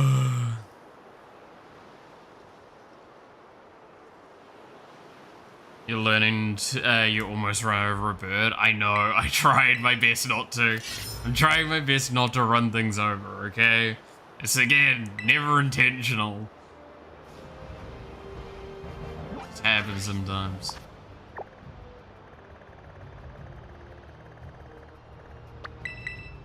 Alright. Now we go here and follow the original plan that I had. Because now we should have all of the stakes in this area done. Yep.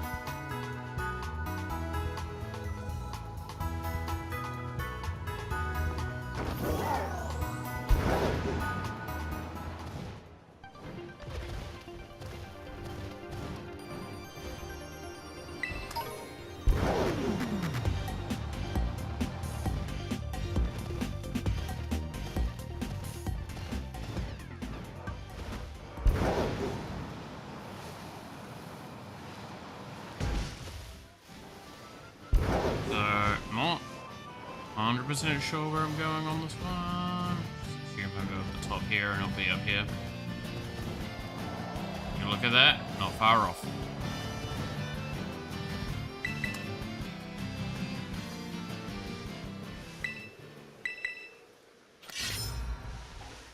That leaves us with 3 more to go. Wahoo!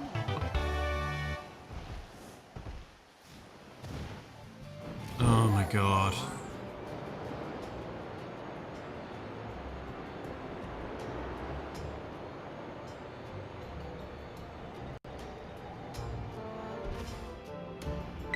Talking about drag out the game time.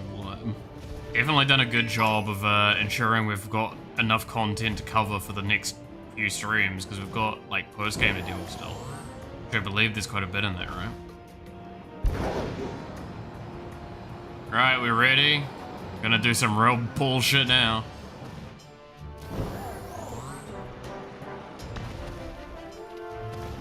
Let's go climb this fucking shit.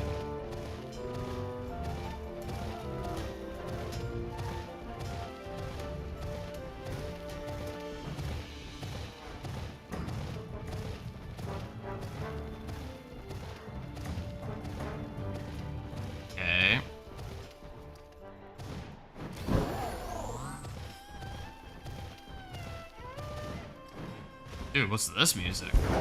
Good music.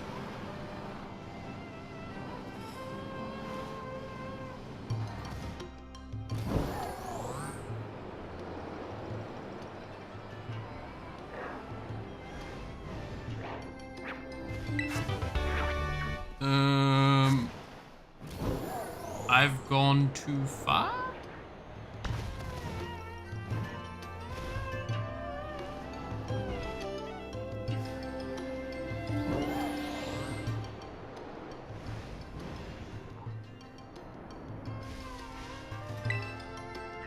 First one that's actually in like some ruins.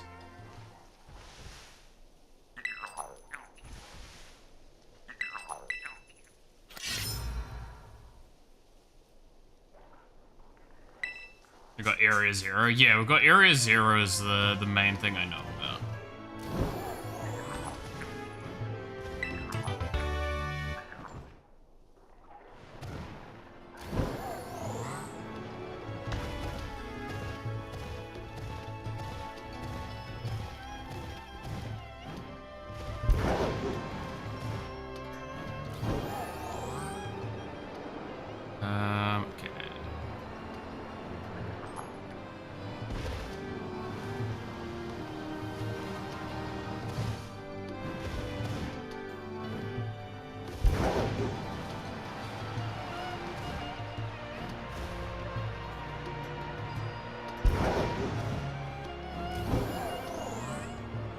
It's like round here.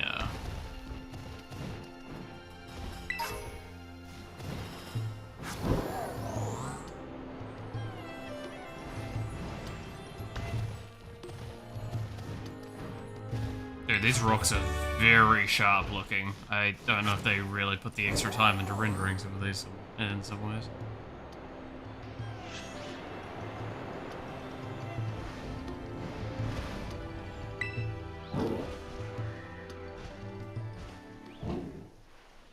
I think there was another ruins for the moose. Potentially. I may have just genuinely forgotten. I know there was 1 or 2 that were close to them, but not one like in the ruins like that. Feel. Cool. So that leaves us with now the fun one that is the last one to do, which is on top of the door, I believe. Right? That's that one. So now we go down to the shrine.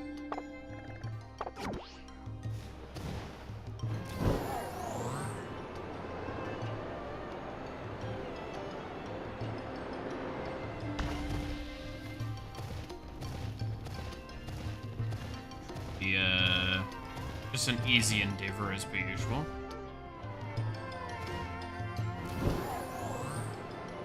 It's like somewhere around here.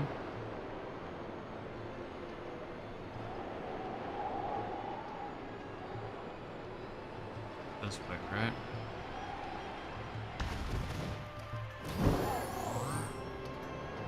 The fuck's that? Old bat-looking ass thing. Batman.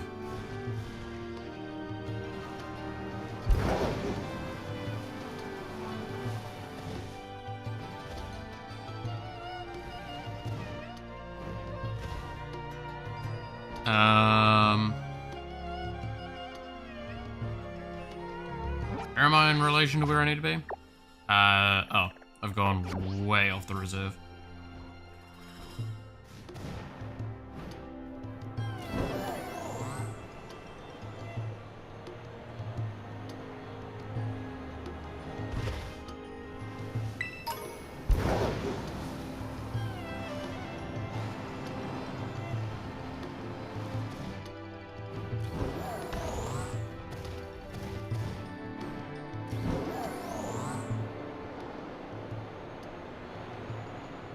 There we go.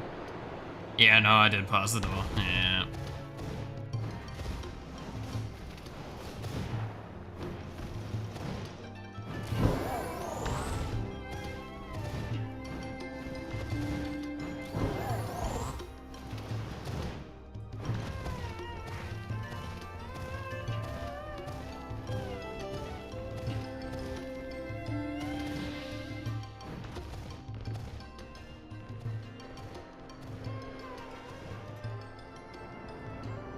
Well, here's our last steak.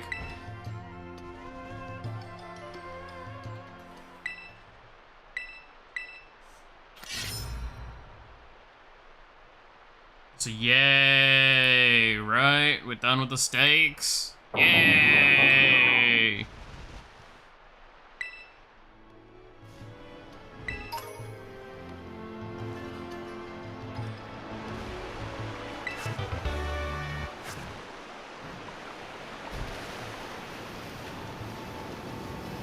What in the fuck is here? Goddamn party. Alright, well he ran in front of me.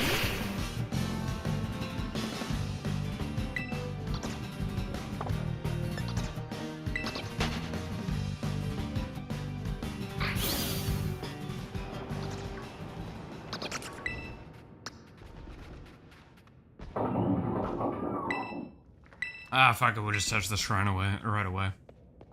I should have saved before, but it's really hard to, like, navigate in this area. There's so many fucking Pokemon.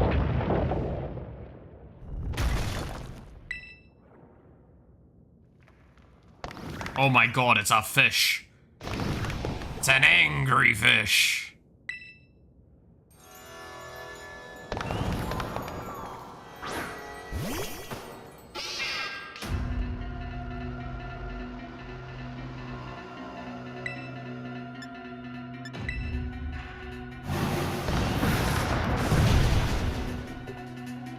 Got it.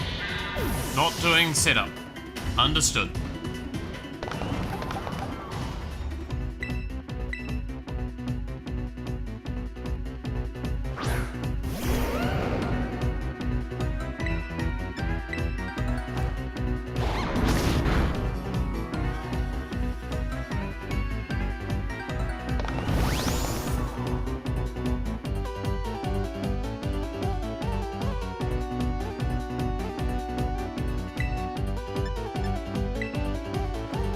Would you believe me if I said this is not a dark water? I'm gonna guess fire.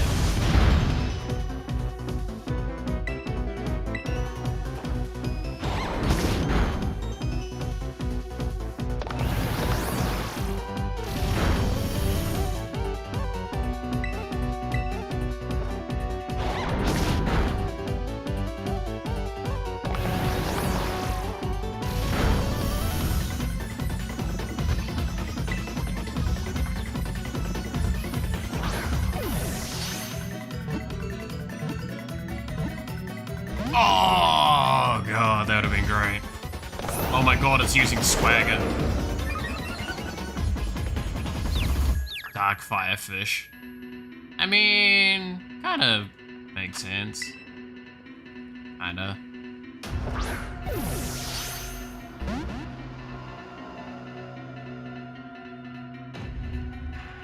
I can't catch it while it's balanced, can I?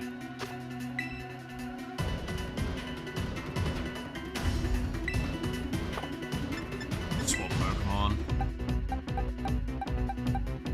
Swap an Iron Mouse. It's got the moves and swagger. It's got the moves and swagger. It's got the moves and swagger.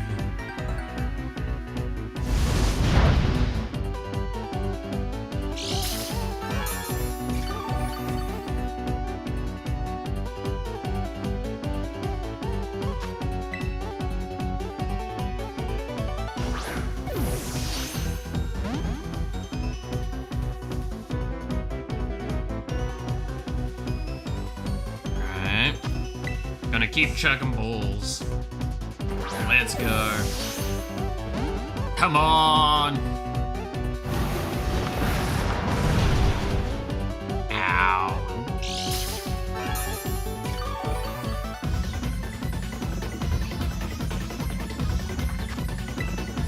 Surely it's gonna get him this ball. Calling it. Damn it. Always call your shots.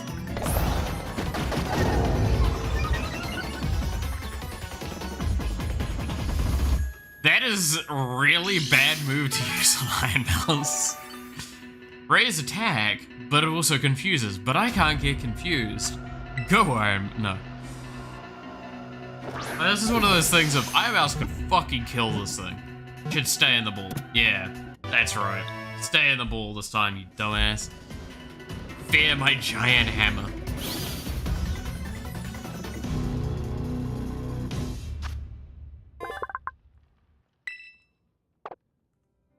Cool. That's all of the shrine Pokemon. Bada bing, bada boom. I'm just that good. So now I'm gonna go back to the academy. Oh, there's several things crowding around me, wanting to attack me.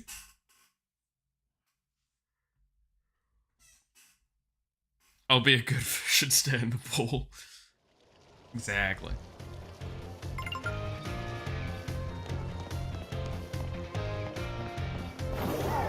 And then we go try and talk to the teacher. And then we hopefully finally get Nasty Plot, which is the whole reason we've been playing today.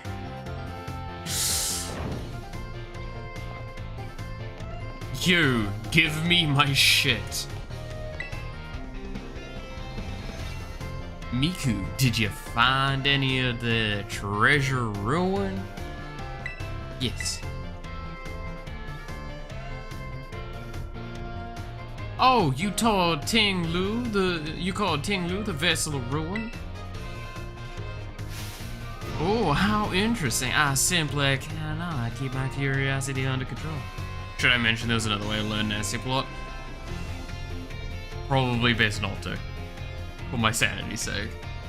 Judging by its shape and size, this vessel was almost certainly not for everyday use. Perhaps it was a work of art, or better yet, a ritual artifact housing some sort of deity. I feel that there must have been some meaning behind these horns and the design resembling eyes. Could it be that this artifact was fashioned after the deity's very appearance? Mystery grows deeper. My thirst for knowledge is simply being quenched. You'd like to have something more to report? What is it? Oh, you call it Ching Pao, the Sword of Ruin? Oh, how interesting. I simply cannot keep my curiosity under control. There's a TM on the ground in Area 0. Yeah, but then we're not gonna get it in time. We want it for the Elite Four. I will say that. If that's the case, then I'm content with what we've done. So the sword's blade and hills form the Pokemon's left and right flanks. I wonder if the sword broke when it became a Pokemon. Perhaps it was always that way. No, wait. I cannot imagine the king wanting to buy a broken sword. Maybe it was some sort of weapon that was meant to be used in this broken state? tablet's mystery grows even deeper. My thirst for knowledge is slowly being quenched. Looks like you have something more to report. What is it? Oh, you called Wu Chang? The tablets are ruined? Oh ho ho, how interesting. I simply cannot keep my curiosity under control. I've never seen so many wooden writing tablets strung together. It must have been quite an epic tale. Most extravagant tablets tantamount to graffiti, simple memos, still valuable tools for learning about the past, but nothing like this. I can't read it, but given the length, it must be a story, yes, or perhaps the words of a curse. If only the words weren't faded, how frustrating these wooden tablets piqued my curiosity of a king. What might have been written on them? The mystery grows ever deeper, but my thirst for knowledge has slowly been quenched. Looks like you have more. God damn. Oh, you call it Qin Yu? The beads of ruin? Oh, how interesting. I'm going French. I simply cannot keep my curiosity under control. Beads like these were thought to be secret and thus worn during religious rituals. I believe they were most often worn as a single bead on the neck like a pendant, but it seems Qi Yu has 4 of them. With beads worn in pairs, like on the ears and wrists? Or were the rituals perhaps performed by 4 people? What on earth could have caused beads such as these, originally worn to ward off disaster, to become bringers of disaster themselves? The mystery grows ever deeper, my thirst for knowledge is slowly being quenched. Seeing part of history with my own eyes fills me with joy. Thank you, Miku. This is simply amazing. You have now reported back to me with all 4 of the treasures of ruin. I never thought that you would be able to do this much for me. You have my thanks, Miku. I would have liked to go looking for the treasures of ruin myself and make them my own. But I suppose it was precisely because I sent you, someone with pure heart, that they were able to accomplish this feat. They may have been the treasures of my dreams, but I will allow you to have them for now. Consider this a symbol of my gratitude, too. Take it, it's yours. We finally got it! To sum up what we did for the last 3 hours, you catch 4 legendaries for the TM Nazi plot so we can use it against the Elite Four. Yep. Yep. Yeah, that's it. That's genuinely it. You truly are an interesting one, aren't you, Miku? I hope you don't mind if I continue to keep an eye on you.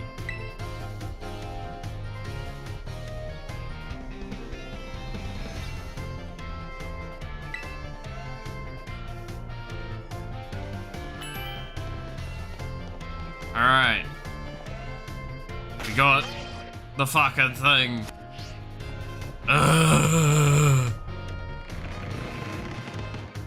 Now we need to go to the poke center and heal up, but also we need to teach the Nazi plot to Malith, which does mean Malith is now officially the worst Pokemon for us to walk around naturally with, because they have no attacks once we take this action.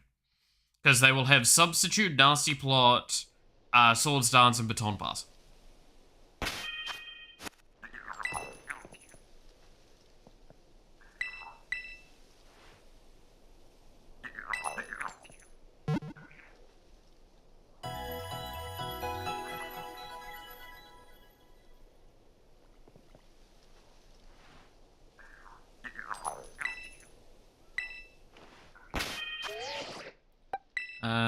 So go here, go here,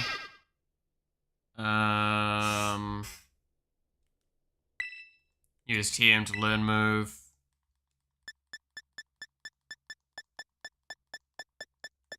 Nasty plot.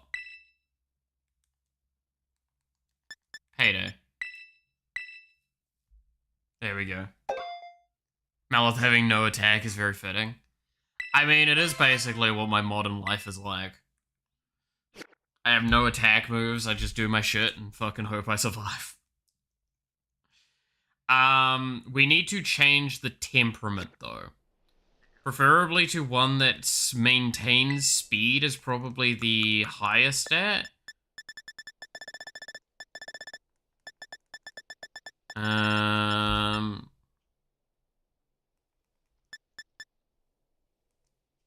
Special attack, suffering seems fine.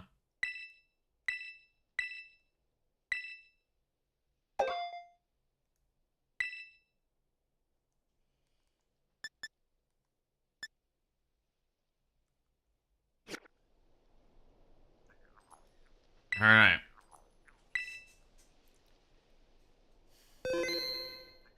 Now we're curious, right? Very fitting mood, yeah. Are you ready to face the Pokemon League's champion assignment? Yes. Let's see, Miku from Uber Academy, is it? It appears you have a total of 8 gym badges. Very well, you may now proceed to the interview room.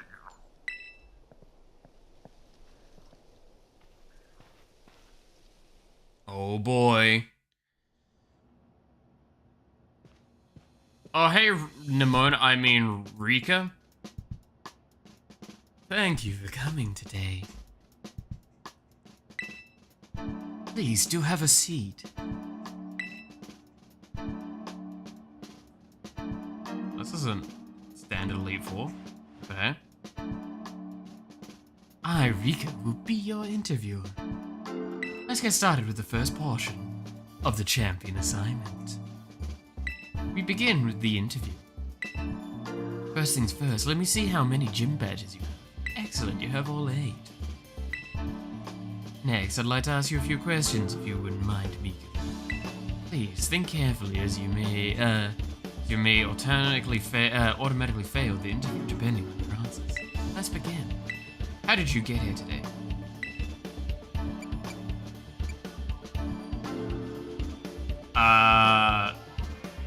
I mean, all 3 are correct? I rode on my Pokemon. Very good, very good. Please tell me the name of the school you were enrolled in. Uber Academy. Ah, that's right. So, what brings you to the Pokemon League today? Came to become a champion just like my best friend that I love with all of my heart, Nimona. Yes, indeed. Why else would you be here, I suppose? Now, what do you intend to do if and when you do become champion? I want to battle Nimona. I see, interesting. Tell me, which of the 8 gyms gave you the most difficulty? Does anyone remember which gym gave the most difficulty? Because like all of them were pretty much like, I mean, it was none of the early ones because fucking Gyarados Gura just fucking chomped. What do we think gave us the most difficulty? Through our entire experience.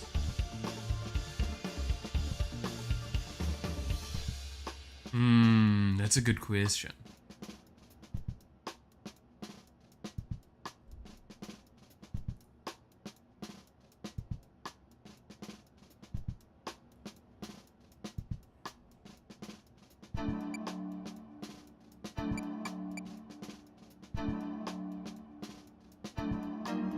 Lavanka? You know what? Sure.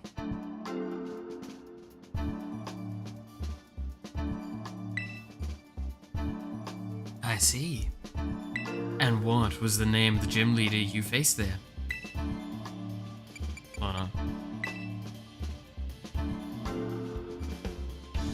I'm glad to see you remember. Oh god, I would have actually probably fucked that up. But do you remember which type of Pokemon Lona used?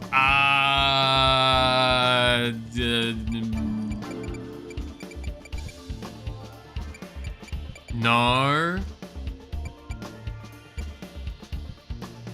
Definitely not the bug, and it wasn't the grass one, because those were the ones we chewed through really easily, I'm pretty sure. Ah! It's the electric one, right? Is it electric?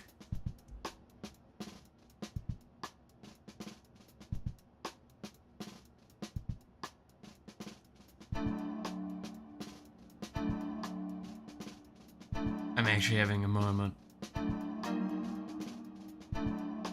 Your tear's not helping? Yeah, I know. What is that? It was electric.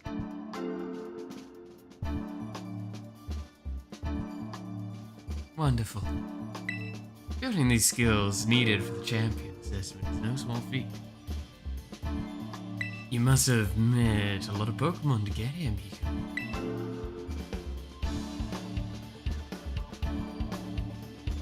What was the category of the Pokemon you chose to be your first partner? Duckling Pokemon. Very good, very good.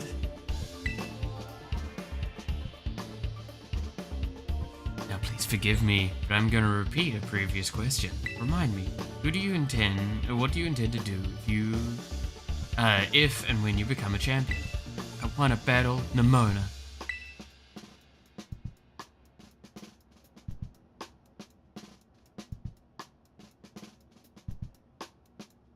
Ah, yes, that's right. Next is the final question for this interview. Uh-huh. Do you like Pokemon, Miku? Yes.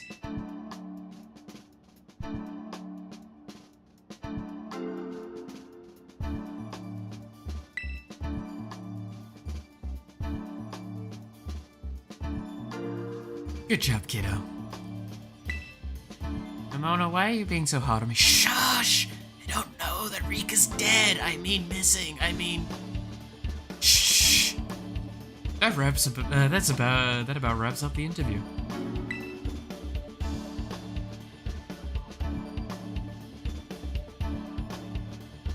And let me be the first to congratulate you, Miku. You just passed the first part of the champion assessment. On your first try, too, no less. Don't think anyone's done that since Nimona. But anyway, time to switch gears and get ready for the next segment. The second segment is what we call the Elite Test. And you'll be facing the Elite Four in Pokemon battles. I guess that's pretty obvious from the name of the test, huh? Anyway, we're the best the league has to offer. You'll be facing us 4 in a row, no turning back. This won't be a cakewalk, I promise you that. Make sure you'll be ready, and then go into the room behind me. Okay, so first things first, I want to do... I think it's here. PP up. I'm gonna use a PP up on Gura on Gigaton Hammer. I don't know how much these are gonna actually impact at this stage, but might as well. No, it won't have any effect. Won't have any effect. Yeah, this is pretty much kind of what I was expecting.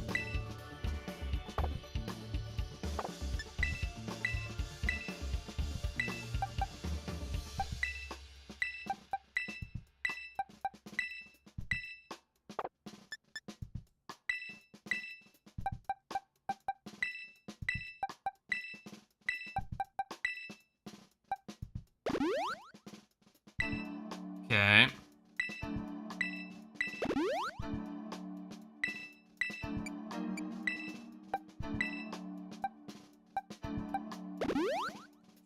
There we go.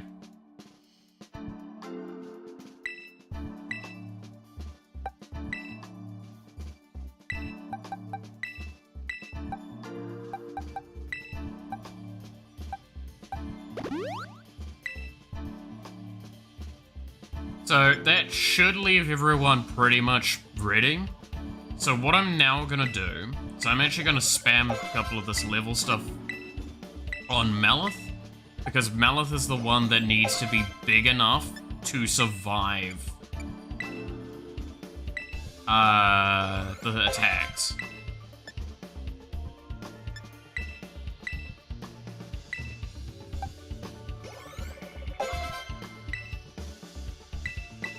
Might as well stuff that in there.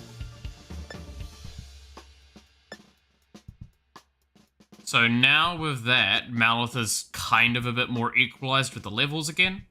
In fact, being the second highest value we can have. Third highest total Pokemon.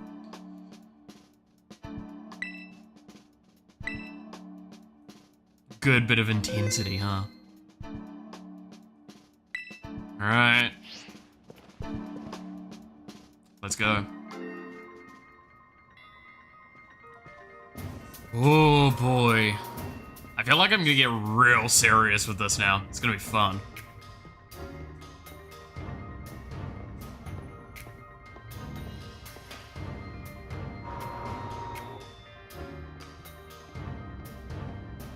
Hey, Rika. That CS was harder than school exams though. I love that. It's just, yeah. Now then, let's get this started, eh? Let good old Rika be the first of the Elite Four to take you on. I'd say I'll go easy on you, but I'll be lying. Think fast, Chuckle Nuts.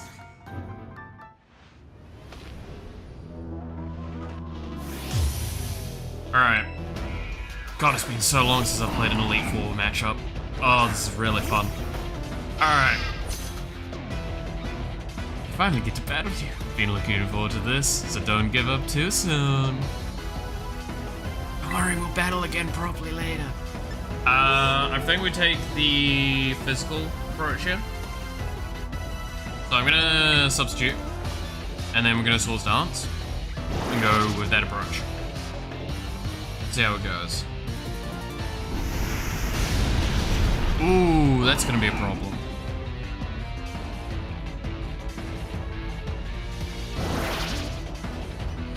That's going to be a big problem. We're not gonna be able to set up here, I don't think, then.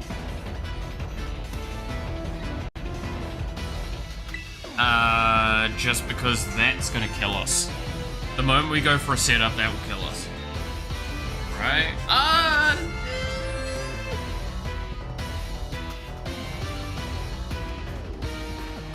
Okay, so if it's going to attack with a super effective move, we are actually just better off relying on our raw stats and hoping we go for that. Exactly, Devil. I'm gonna see how well we survive this. We do have more speed, which is important. Okay, we do survive the one attack, so we get at least one boost through. That's good enough. I don't believe we can... we could risk a second one? The values are there. If we risk a second Swords Dance, then I can heal, get a third one through, and then we swap and it's gonna nuke. Okay, this is a hell of a risky play here. I'm gonna Swords Dance. If this pays off, then this is like a win for us.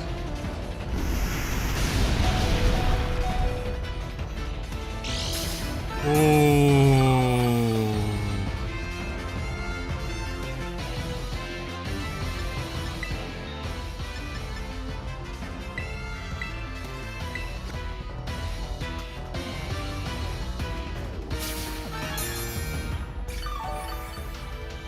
Then we get hit again. Then we heal up a little bit. Then we Swords Dance, then we get hit again and Baton Pass.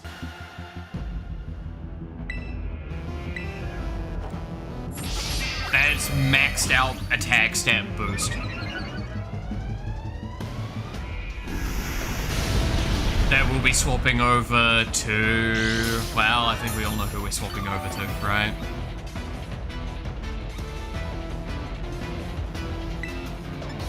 Don pass.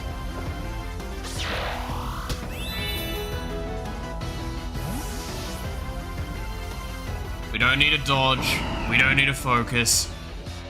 What we need to do is smash.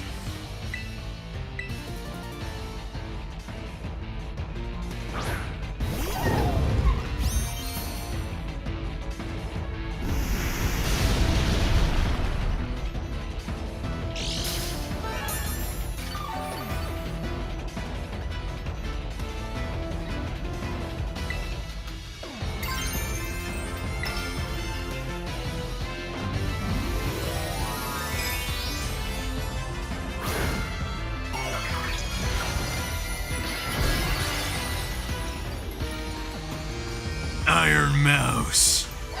Smash!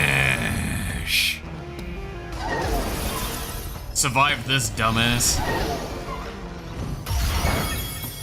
Not very effective. I don't know, it seemed pretty fucking effective to me.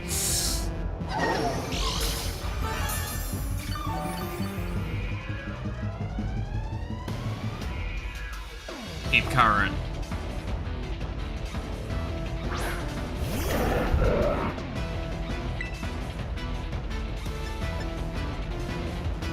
Heavy slam, because we can't do Gigaton back to back.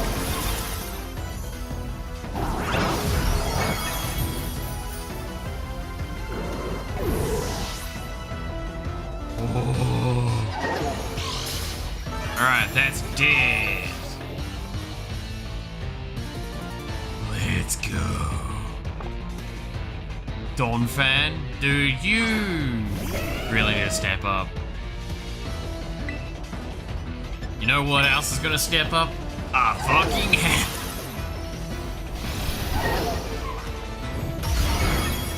Ed survived because of sturdy. Fuck you, you little shitbag.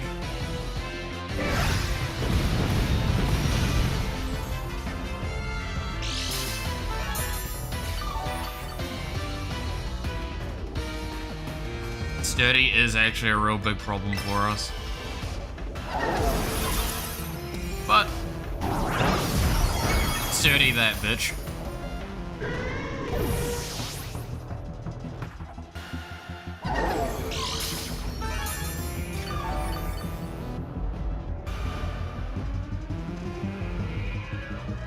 Thug Trio, huh? So this is ironically enough one of our worst matchups that we're fighting right now. Right? Like overall, it's a lot of stuff that actually does quite a good bit of damage to us. Boop.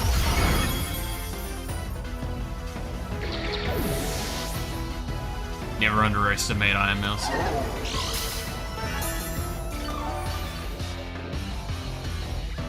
Alright. Impressive. You really are something else, kiddo.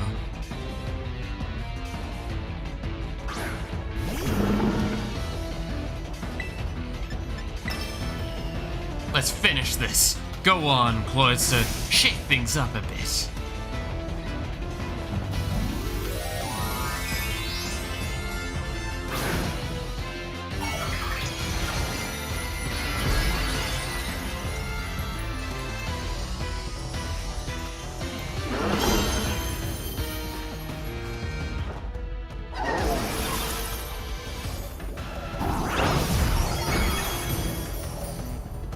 Shook things up a bit when I got fucking crushed.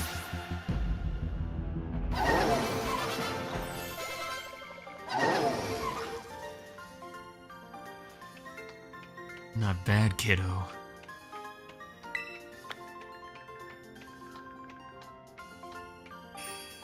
Love you, dear.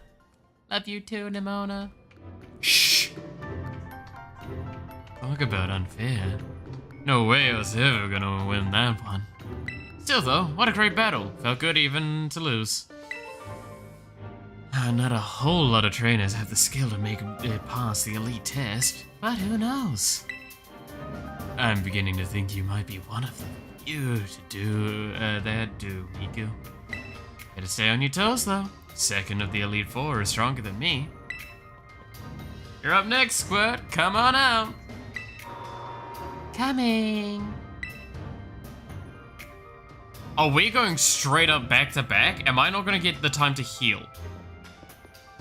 Oh wow, did you lose, Rika? Yeah, I did. She's no pushover, let me tell you. I'll be watching from the side. Avenge me if you can, eh? You bet I will.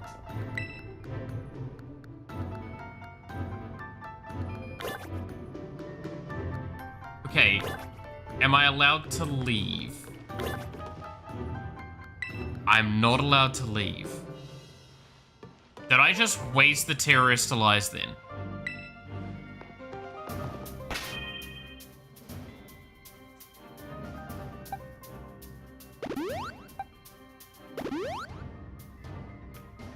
Because I believe you only get one terrestrialize between, like, restores.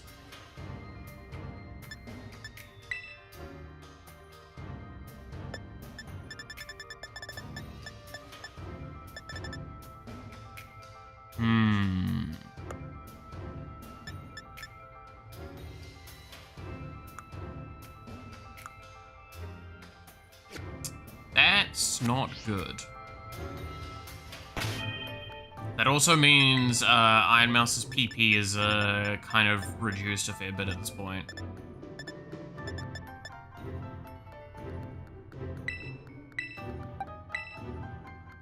Yeah. Slow down on hammer. We might have to.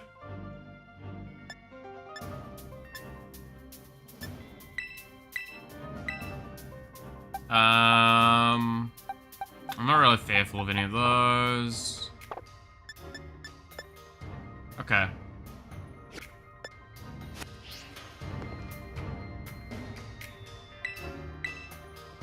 Let's go.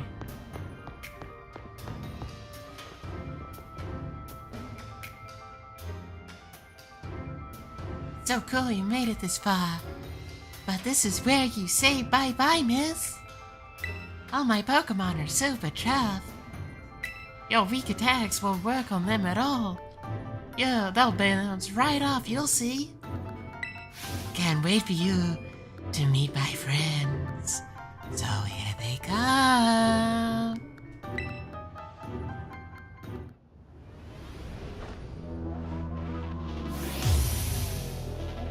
Alright. Time to beat up a child? Oh yeah, it's my favorite activity. Go on, Raja. Smash him.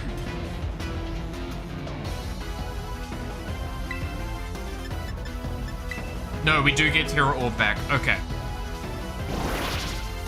That was my fear. That's annoying. But that's not too bad.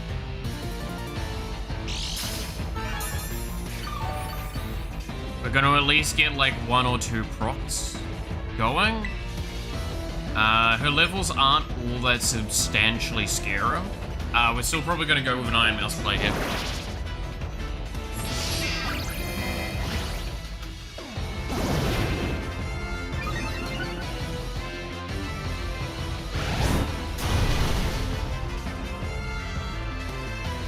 That's actually a really scary one.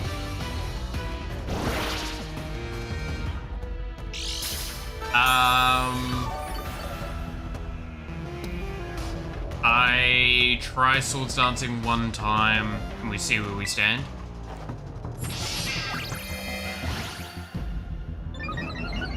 Here comes High Horsepower again. Oh, we're fine. We're fine. Okay, we are tanky.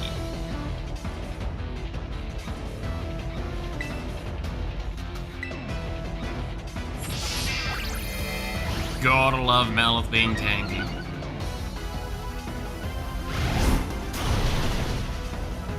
Now we baton pass into Iron Mouse and sweet.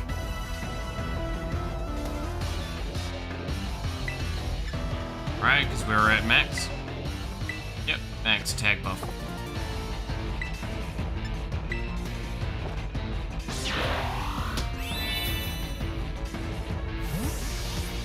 Like, we've got enough ether that we should be fine between the fights. It is rough that we don't get to heal, though.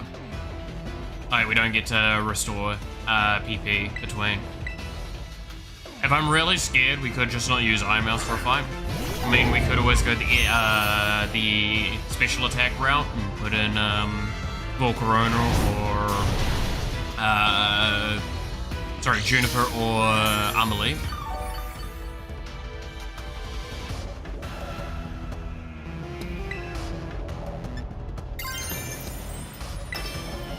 But this seems like a good enough route.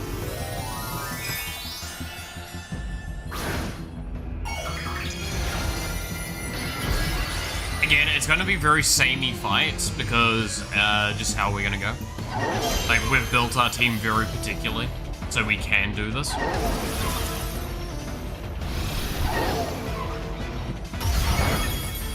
Not very effective. Gotta love when it says not very effective after being one shot. Go Iron Mouse. You the bomb.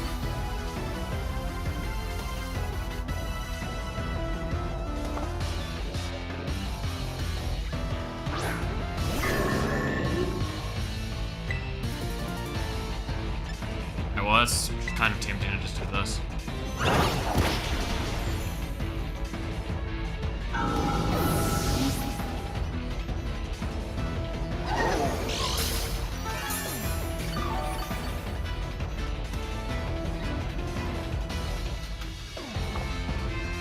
Did you say Corviknight?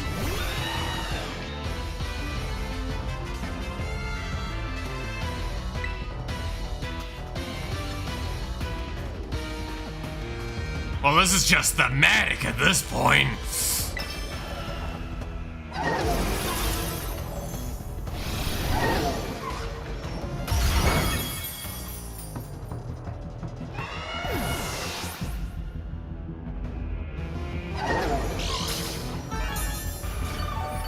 I remember the Pokedex entry.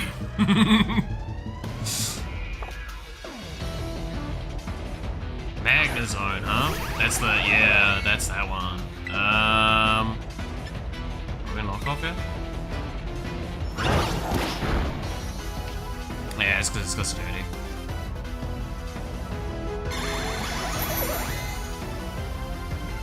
Special moves, huh? Good for you.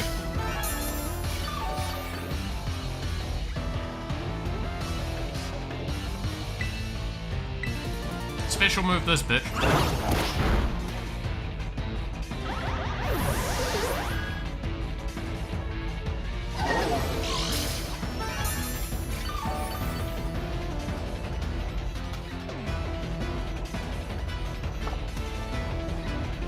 I'm not scared. My last Pokemon will turn things around.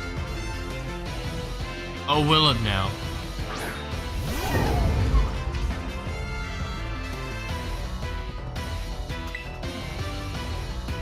Well, now this is just even more fitting. Iron Mouse v Iron Mouse. Who's gonna win? I think I know. And get all dressed up all pretty, Tinky. Tinky Winky? What?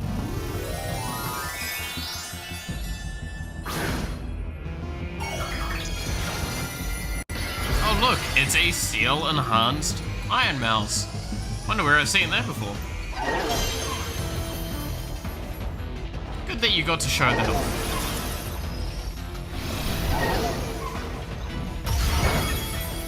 Bye. I know which one's the real one. The one that fucking one-shot the other. The better one.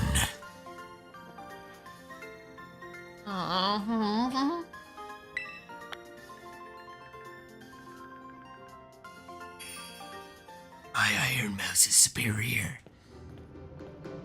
Well, I want to take revenge on you, Rika. Pretty sure you're mean.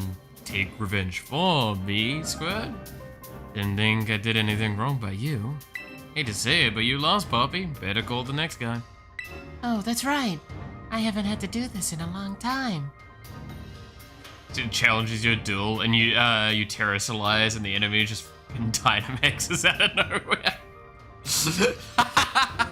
Dude, I would actually love that.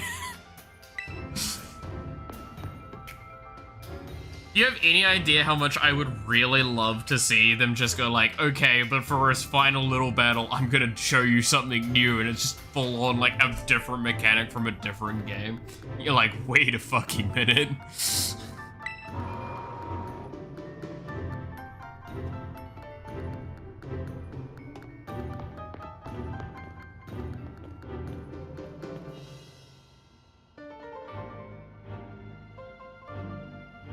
Hello there, it's me, Larry. Pull a Z-move, yeah.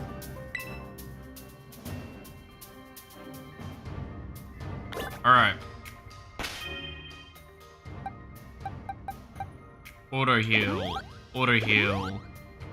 Bag. We need ethers. I might as well just use max ethers at this point. For the key ones.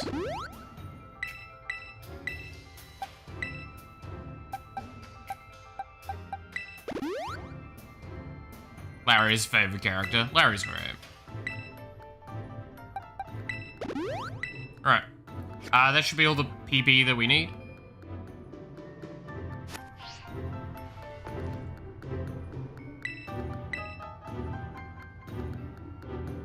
Sir, so you've made it this far. I serve as a member of the Elite Four too. Yes, unfortunately for me.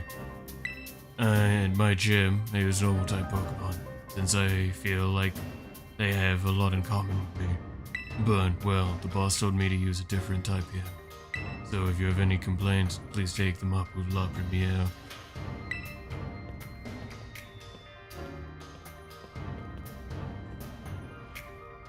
Oh, I feel that, man. I feel it. Anyway, time to get to work.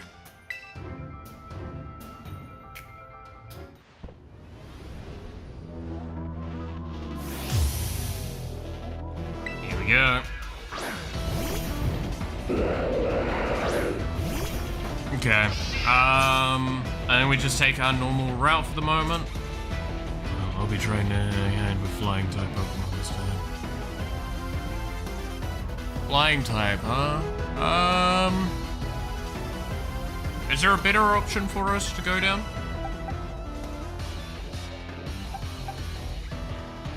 I mean, ice would be, We could go down the special attack route this time just to spice things up, do things a little differently. Not just have Iron Mouse win everything, but also, Iron Mouse winning everything's just kind of funny.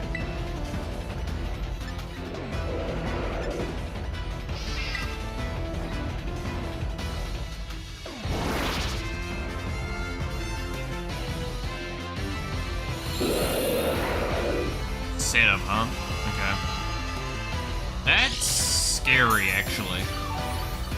There's a couple of moves that, now that it's done that, I'm mildly terrified. Yeah, so we'll just do an Iron Mouse play again, because it's funny. And if I can wipe the entire Elite Four with Iron Mouse alone, well, Iron Mouse assisted by myself, Malif, then I think that would be the best way to do it.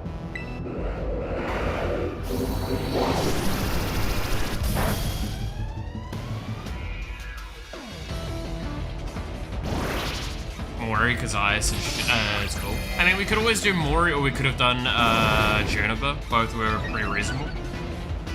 But I just, again, I have a part of my brain that's like, yeah, but you could just use Iron Mouse again.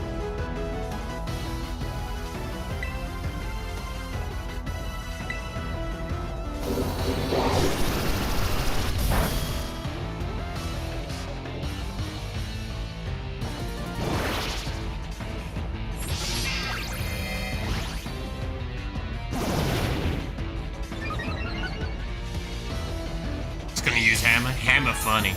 Hammer good.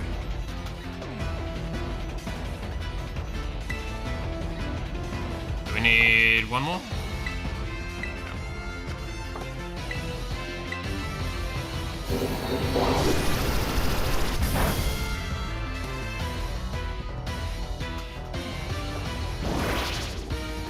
fact that this goddamn substitute's still just there is so fucking strong. Malith is fully healed now, right? Or nearly. 2 health or full health.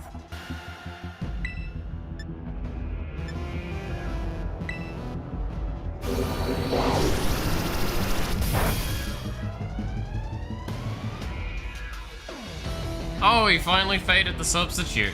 Nice. Well, guess what? There's a problem now. You're not dealing with me. You're dealing with my Oshi. Iron Mouse. Smash!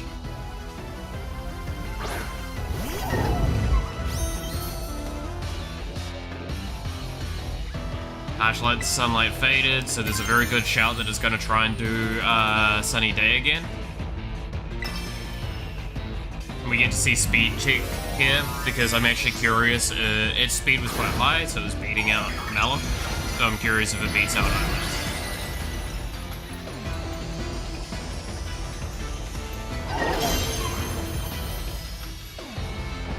Nope, it does not. Goodbye, dragon.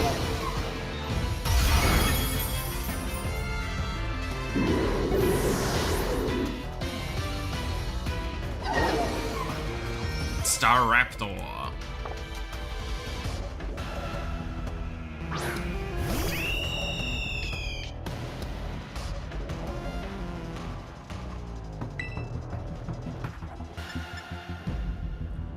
That should be pretty good here.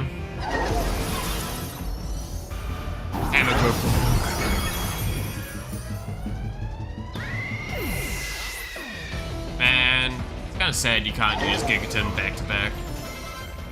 I would. And I know that's the reason why. You're dealing with a... Yeah, exactly. It's like you may be an amazing character, Larry, but you're dealing with a sassy Latina. You were fucked from the start, my man.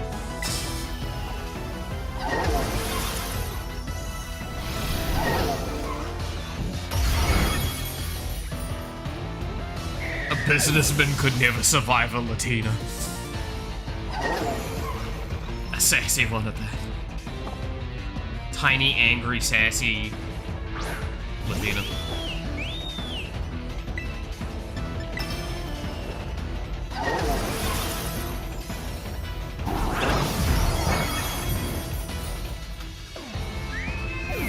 Yeah, this is stupid as fuck.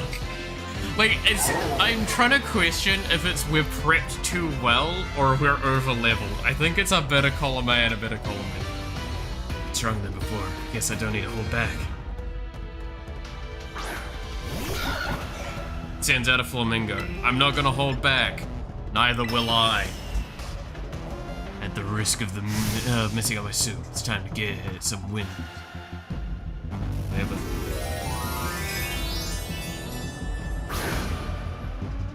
Go for it, Larry. I believe in you. Nice. You've got this, Larry. Oh, wait. Birds that fly have hollow bones. Correct. You know what break really easy? Hollow bones. You know what breaks them very easily? A giant metal hammer.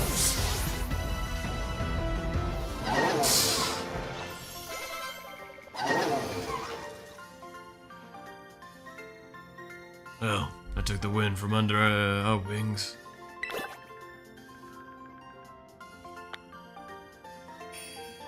These are like supposed to be the best of the best, right? You're a lot stronger than I recall. No wonder Le Premier likes you. Now then, I suppose the final member of the Elite Four is next. It's your turn, Hassel.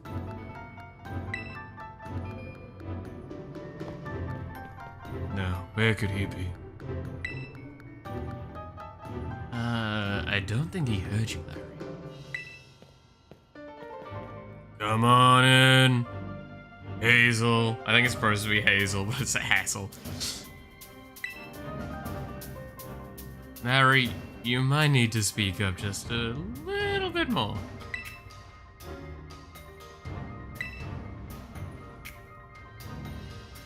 Hazel, you're up next!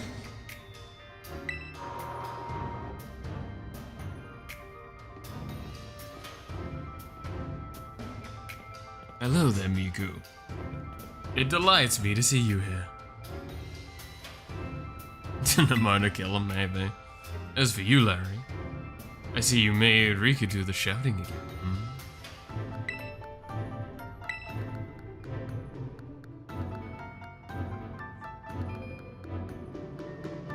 Alright. We don't need to do any healing. But we'll do some quick PP.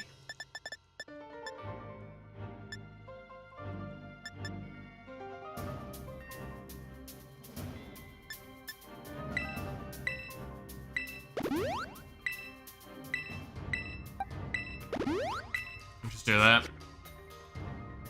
And we'll see how this goes. See if we can angry Latina our way through this fight as well, shall we?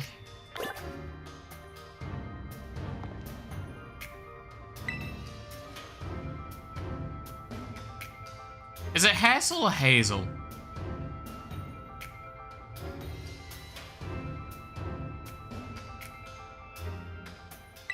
I'm gonna just keep calling him Hassel. I was, of course, absolutely certain you would make it to me eventually. Young sprouts do tend to grow with astounding speed, yes. But I never, for a moment, imagined we would be facing each other so soon. Now, teacher's duty is to guide students and aid their growth. But I think I shall forget about my role as a teacher for a moment. And wield all my might for the sole purpose of defeating you. Hazel. Yeah, I know. I am Hazel, the Dragon Guardian, the final fortress of the elite. The Dragon Guardian, the final fortress. Prepare to learn firsthand how the fiery breath of ferocious battle feels. So is this when we kind of remind very softly? Iron Mouse is actually fairy type. If we don't terrestrialize.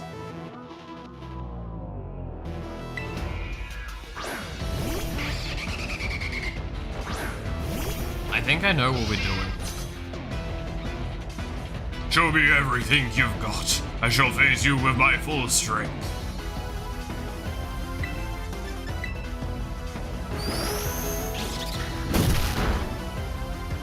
Ow. Okay. Got it. So no Terra? I think we don't Terra, and I think we fucking kill him with Play Rough.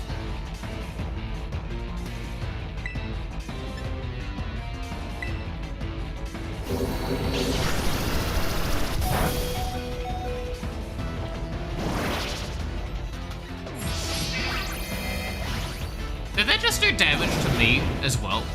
I guess it's AoE, so it may hit me.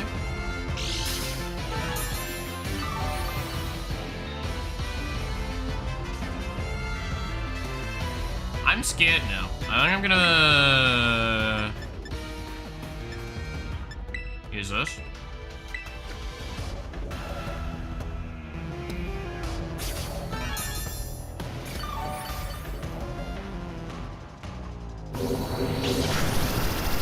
Yes, that can damage me through substitute. Got it. I mean, I would have been able to survive that attack, but it's better to just not risk.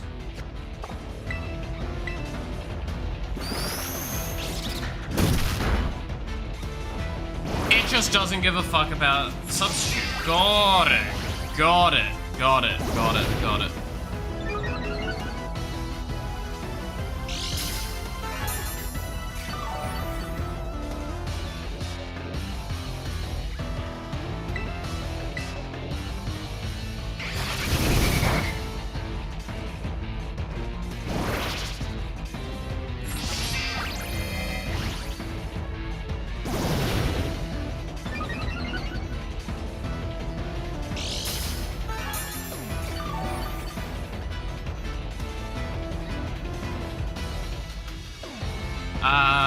This could be risky.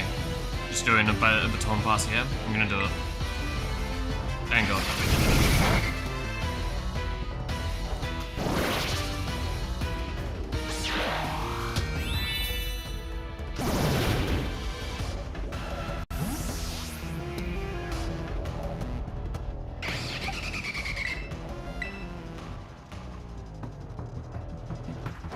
Latina time.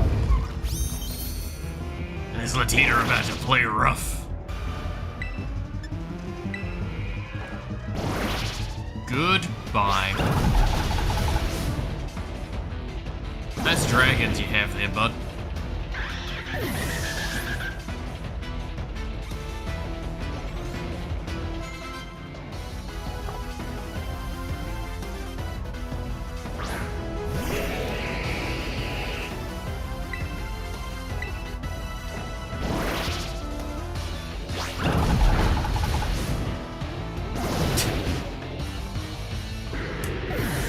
Yeah, this is, These are the Elite Four, right? I haven't gone to the wrong building.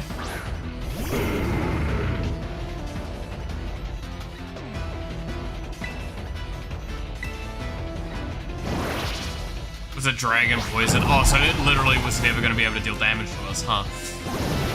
Neither did this. Because right now we're Steel Fury, so Dragon Poison's literally useless against us. That's actually funny.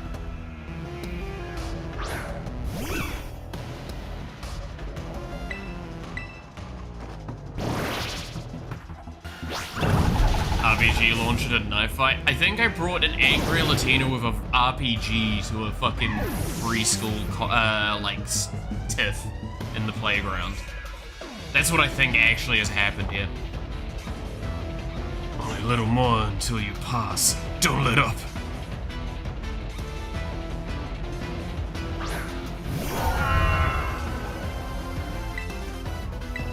Oh, that's a cool looking one.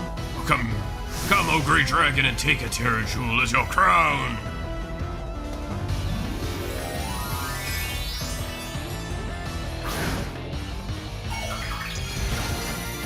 Incredible, you've now made it guaranteed to be super weak to whatever the fuck I'm about to do to it.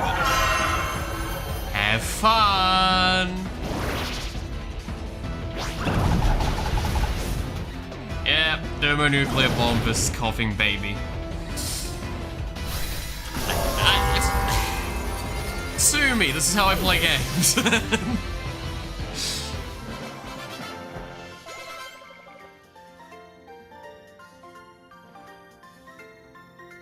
Mighty Dragon has been felled! Dude, it's fucking Brian Kibler. I beat you.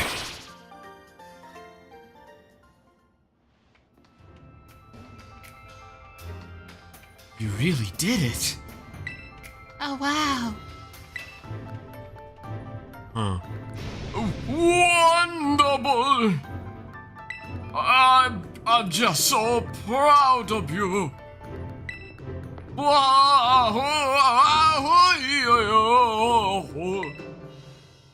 Oh, don't cry, Grandpa Hassel.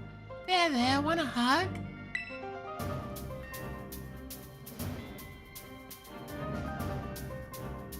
When challenged to a fistfight, Mel throws a grenade in the room. Would be normal effective before the terrestrialized the final mod? Yep, that's kind of my thought process of, well done, you've now just guaranteed death. Have fun with that! Sorry about this, Miko. The old man can get, like this sometimes. So what if I do? It's just so overwhelming. Guess I've got to do all the talking. Anyway, you've resolved the elite test. The champion assessment is a pass, no doubt about it. We're all fucking destroyed by a goddamn hammer. Please don't wield it against us. Yay! You're tougher than steel. Yep.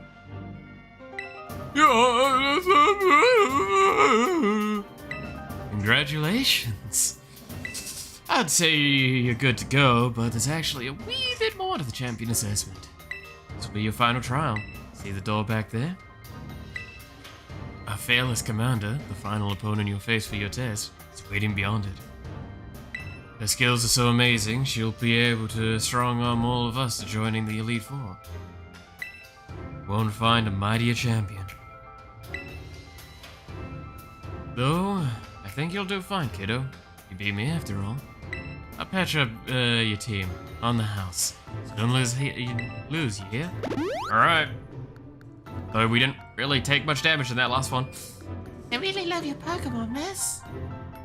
So I'll cheer for you as hard as I can. Well, good. Even a baby dragon can breathe fire.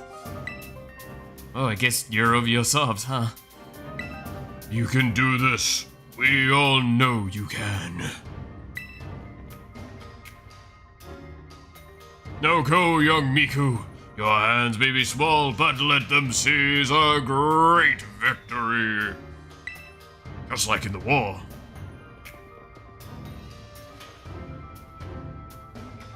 Alright.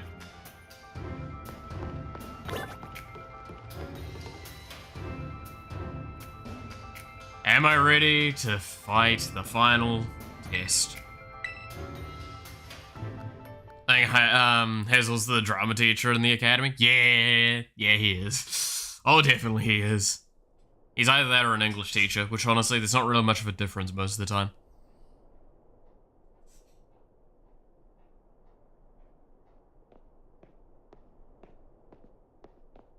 Welcome, Miku. It gives me great joy that you've managed to... No, wait. It gives me great joy that you've managed to make it all the way here to the pinnacle of the Pokemon League. The final test is a battle against me, the top champion. To pass, all you need to do is win. But before we get started, I should apologize for one thing. You see, I have a trait that some might say is inappropriate for a league chairwoman. I am utterly incapable of holding back when it comes to Pokemon battles. Maybe that's why nobody's passed this test recently. It's a bit of a problem, to be honest. Maybe.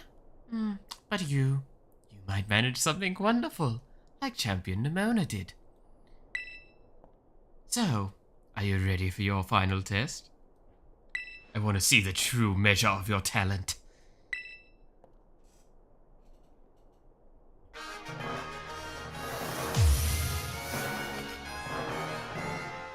Alright.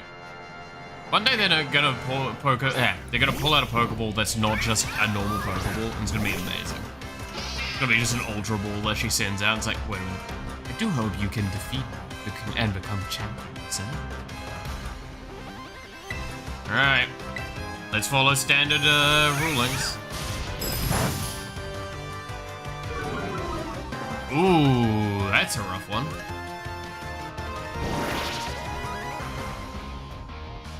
I would have preferred not to get hit by a stat debuff.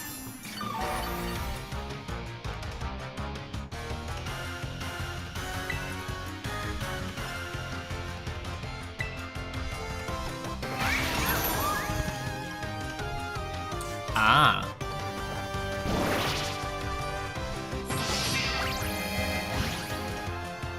The director used Premier Balls. See, that's what I think's awesome. Oh, that's a problem, isn't it? Wait a minute. That's gonna be a bit of a fucking problem. Shit.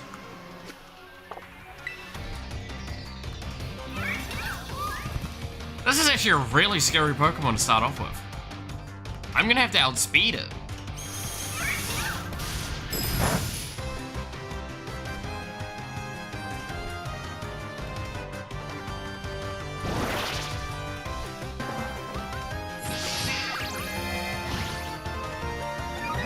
I'm gonna have to hope Iron Mouse outspeeds it. This is actually really rough. Opportunistic is really, really scary.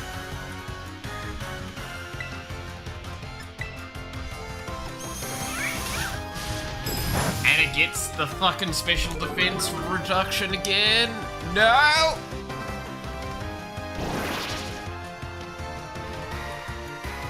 Okay, I'm gonna have to do a fair, decent amount of setup here. Hmm.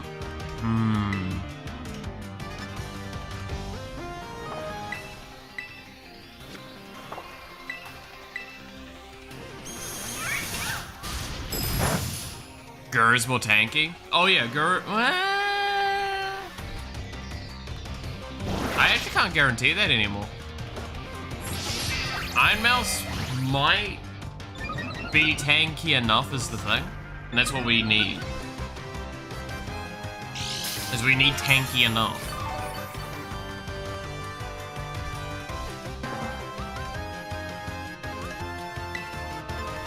If she survives one hit, she wins. The problem is the reflect's still up, which it's about to lose. Yeah.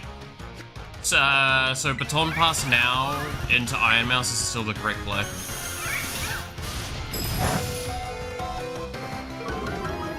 The problem is that is full negative on special defense on Iron Mouse right now.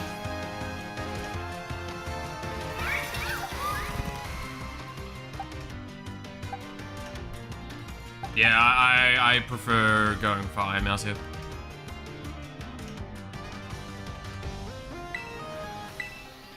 Just because of Iron Mouse as well, but...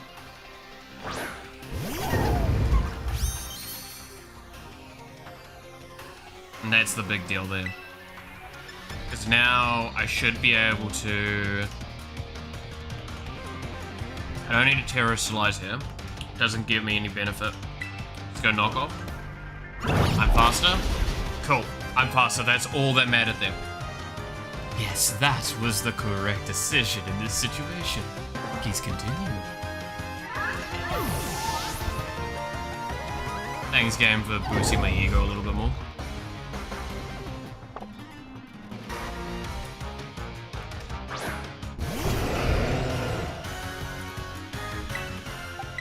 Ice.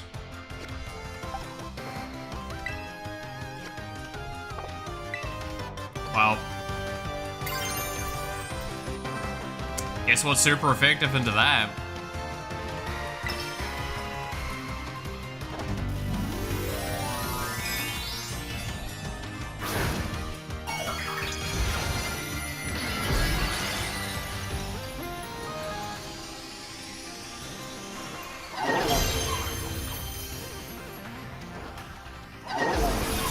A giant fucking hammer.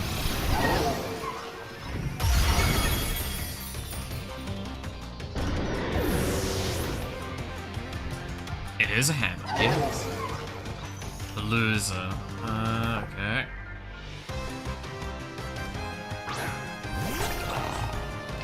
Mold breaker. What a psycho. I'm gonna really, yeah, just knock off.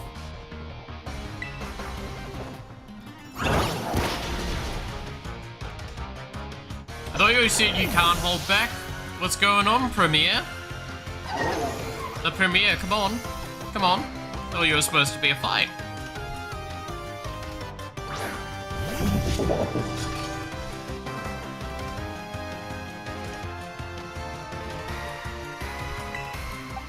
I have no idea about this Pokemon. I'm assuming Steel... Fighting? Or Steel Bug. Gigaton's probably not going to be the correct answer, but it's also the funny answer.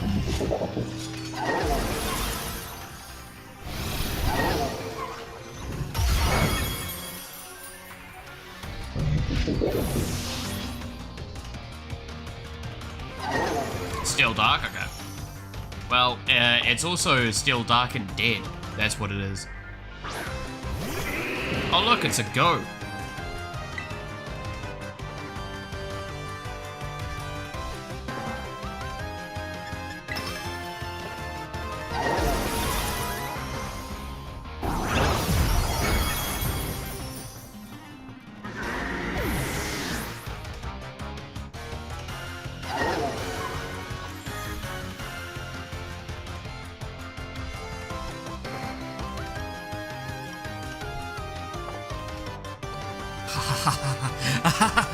Don't think you've won just yet.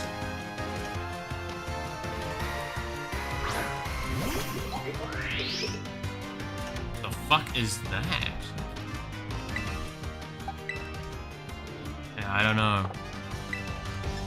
When in doubt, Gigaton hammer it out. By the light that guides all trainers, Glimmore.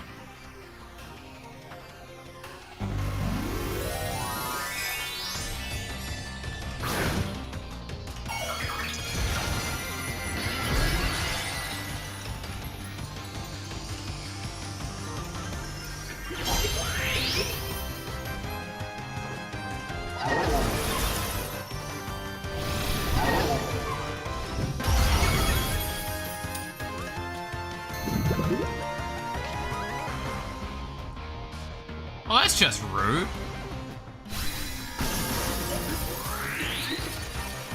I feel like that's something you wanted to use earlier, too. But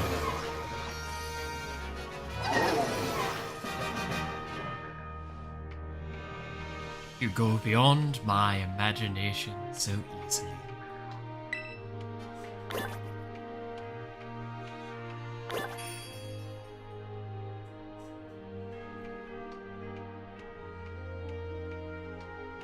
Such overwhelming power, such amazing skill. It seems Paldea has gained another wonderful trainer to be proud of. The Pokemon was sent in the wrong order. It feels like it. Because that one there would have been really good to come out early. Congratulations, it is my honor to call you Champion Miku. Congratulations is right. Now I can really say you're good to go.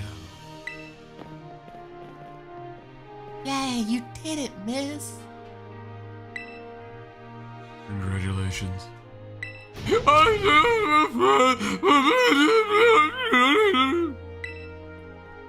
Crying again. You Pokemon trainers are the treasure of Paldea. And amid that treasure, champions are the jewels that shine the brightest. Champion Miku, it is now your duty to set an example for all of the trainers in Paldea. Now allow me to walk you back to the entrance. I'm certain you'll find a familiar face awaiting you. Also, Rika, you best run and get changed.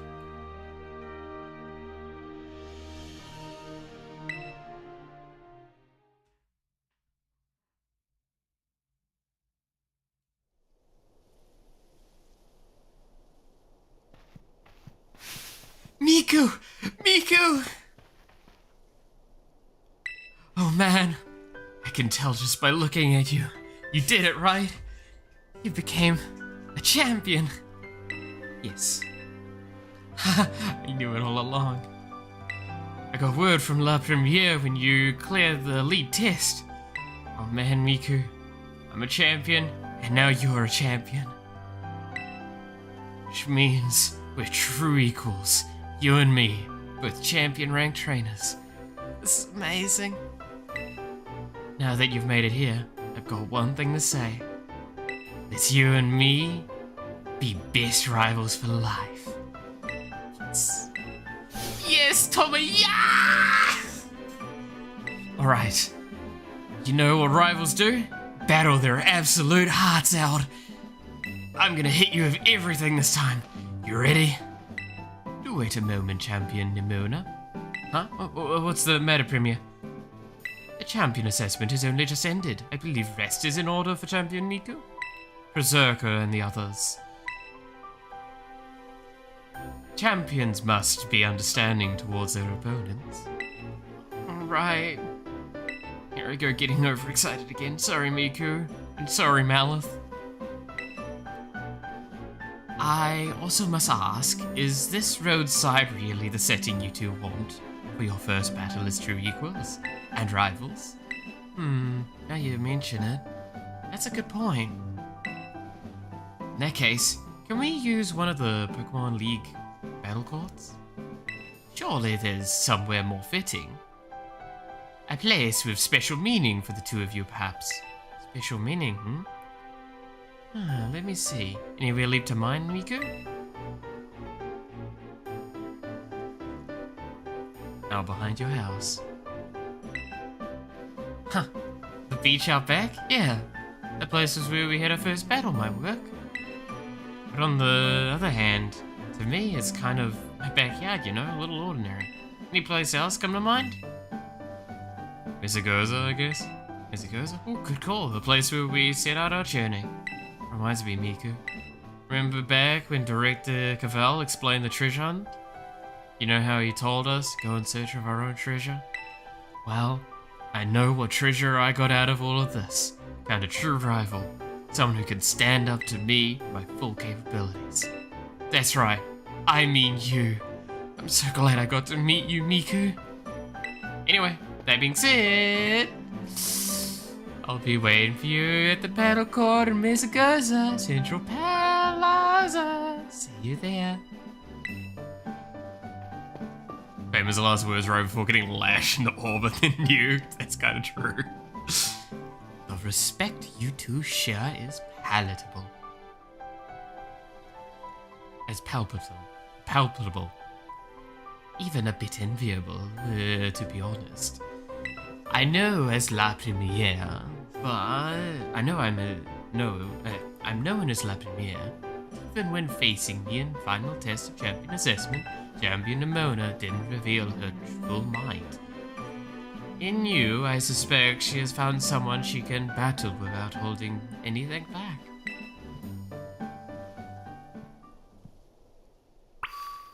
Oh, good lord. Alright. We went through all of that ordeal, but we ain't done yet.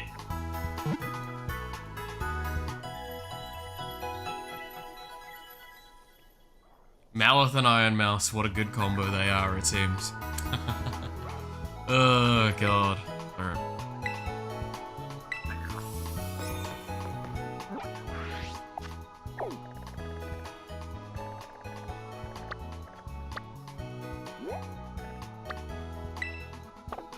Well, we know we gotta do it at least today, right?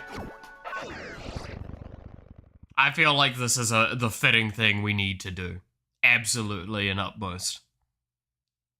We've put it off for too long. It's our true fight.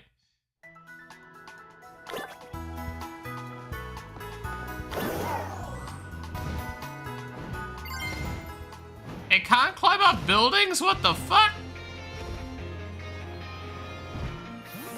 Alright. Here we go. Second now. Ah, here you are, Miku. Ready for a battle between champions? Because all these folks are here ready to watch. We've got around, I guess. And out of every single person gathered here, I'm the most excited by a mile. Stage is set. It's all my all-out power versus your strength in full fruition. Let's see who comes out on top. Can Skyrim horse climb a building, Malith? Maybe. We'll see. But... oh, I'm excited.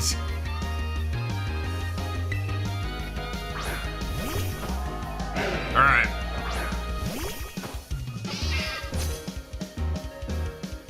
Finally, the thing I've been waiting for all this time.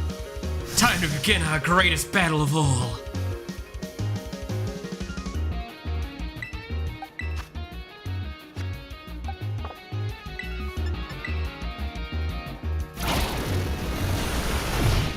This is bad. Okay. You like my real hot hits? Man, it feels good to finally let loose.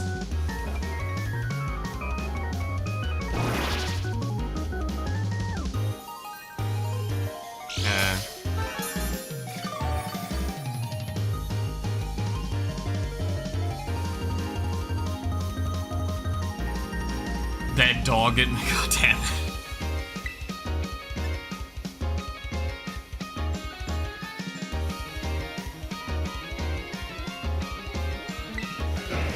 gonna use drill run again. Pop through the substitute. It goes faster than me as well. It does about a third of my health with each drill hit. This is not going to be a favorable for me fight.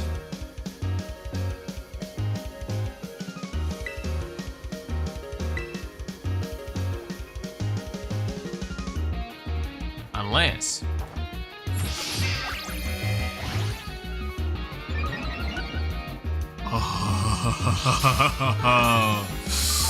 Oh, that fucking evade!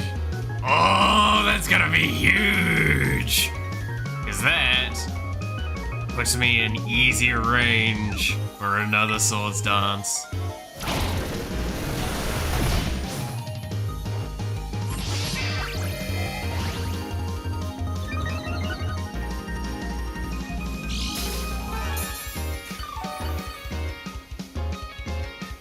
Unless Melith has plot armor, yeah boy!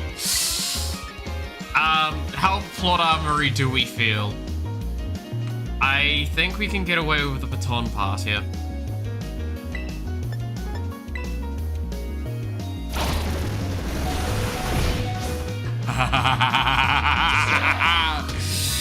Fully charged baton pass, no wasted resources, let's fucking go! And we all know that it's gotta be a Latina off. Go!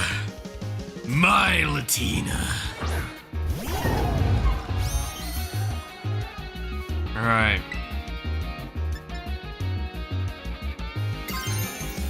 Anime protagonist is way to the win. Oh, yes I am.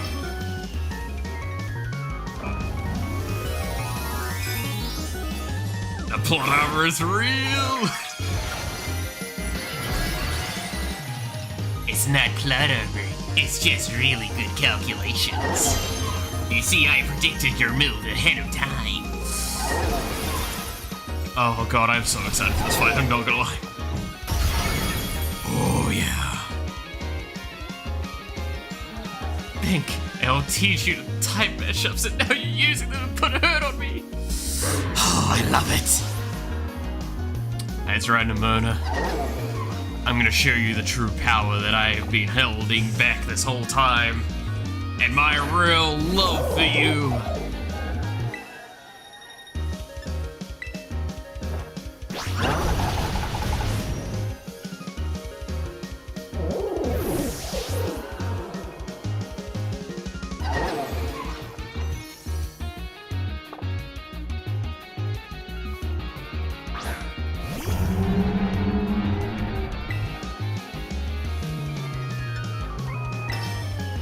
Oh no, this isn't very effective. Whatever will I do?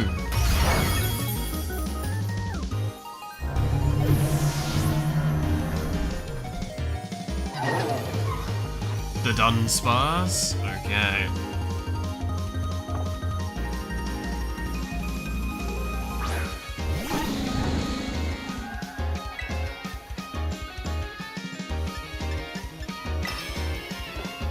Should weigh enough to make this guarantee safety net. Yep. Miku, are you gonna have me in the bedroom too tonight? Oh, you know it, Nimona.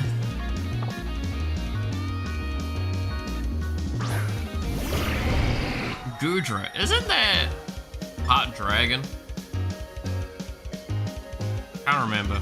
Either way, we do have Gigaton Hammer available. And it's just funny.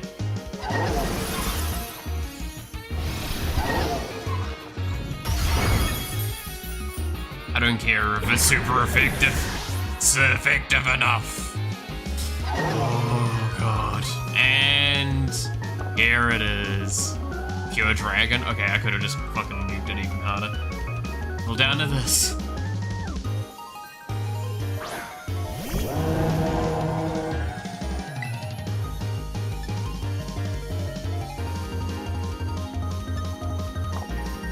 No, I have an idea.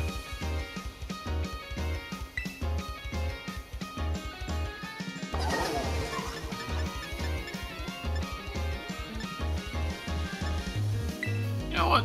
Mouse, have a soda.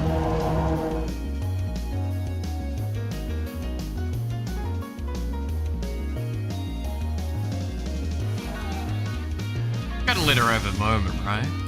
Shine blazing bright!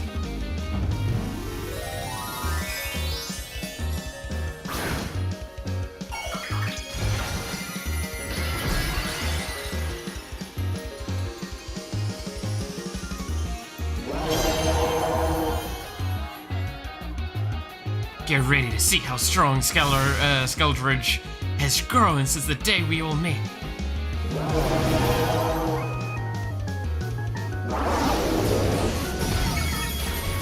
Ooh. That did a lot of damage. It actually did half my HP, genuinely. I should be scared, because it should one-shot me, but I don't think I can use this, right? Yeah. Ah, well. Slam it is.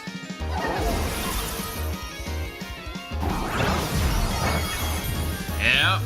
I had a feeling. Now this actually could kill me. It does! Oh, I'm excited now. Genuinely.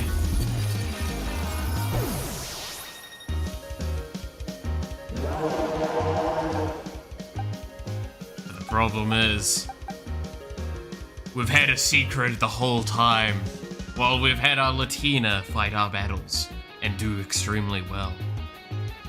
We've had someone support us since the beginning.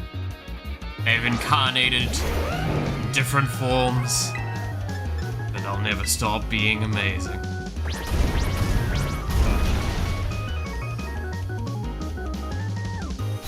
Guagura, at it again.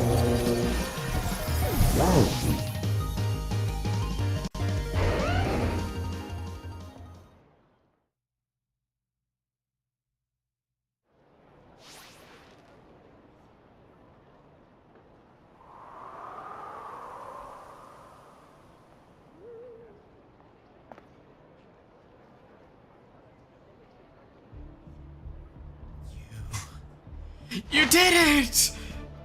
This is legit incredible. You're the strongest out there, Miku.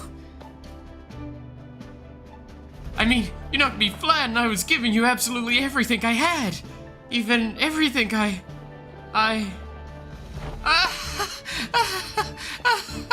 man, Pokemon battling, am I right?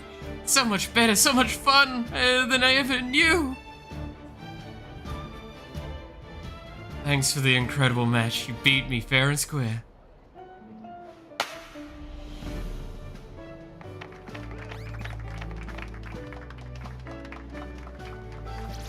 Now let's give ourselves a minute. Have a quick break, Miku. Before round 2.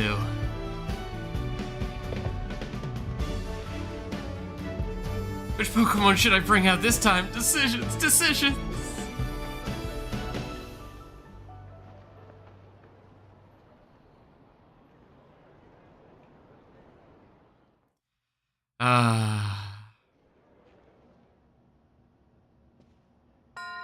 Victory Road complete.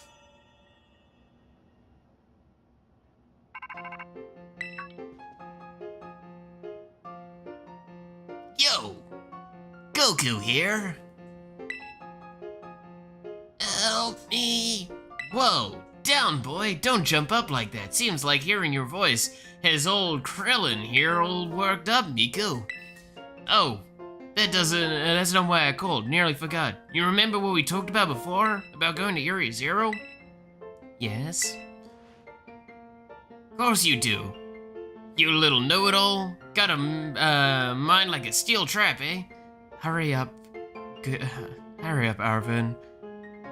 Nemona's currently getting cleaned up in the bathroom. She's having a shower before we have our round 2. I'm sorry. Are you having Pokemon battles? Having some kind of battles, so hurry up.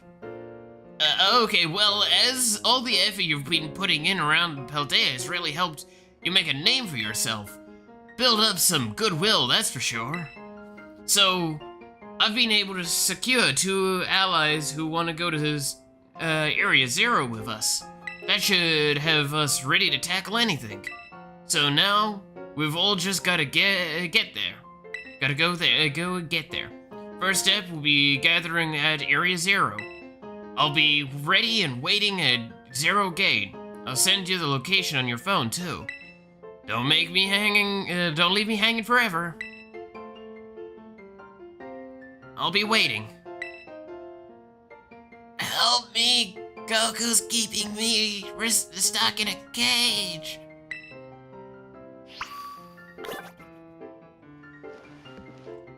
Oh. So there we go. We've now accomplished all of the base game content. Well, like, base-wise, core game, whatever you want. Main game content. Now we're in the post-game section.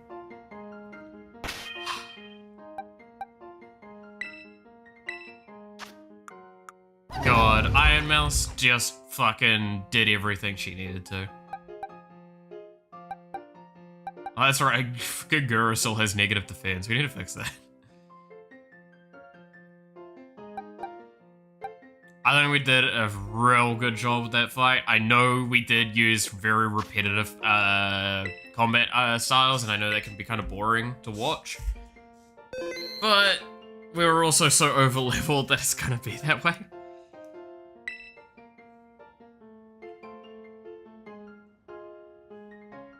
Oh, that was fucking intense. It may not have seemed it, but it's the problem when you start getting to high-level Pokemon. This is something that I feel like a lot of people understand. We didn't, we didn't use Nasty Plot. Yeah, I know. We didn't even bother with the special attackers. We only used the fucking physical. And we only basically used Iron Mouse and Guru right at the end for the meme.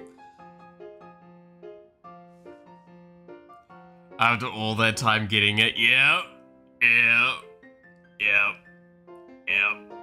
I'm not even gonna deny how hysterically ironic that is.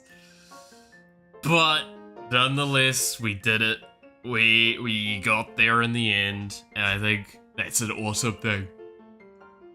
Oh, so, this leaves us with an interesting thing of next stream.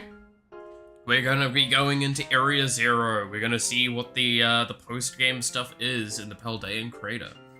And we'll go from there. I still don't know if I'm gonna touch the DLC for this game, because it is very expensive for what it is, and I can't really justify it. So we'll see what happens. But yeah, we're done quite well, I feel. This is fucking awesome, man. I'm happy. I'm excited. Wahoo! So, I feel like we've optimized our team basically to the point where we probably don't deviate too much more from this stage, right? So I think from this point onwards, we're not going to consider new Pokemon going into the team outside of, there is a valid argument for when we come across the alternate version of Volcarona, we might do something. We're swapping out the current Junie for a new one.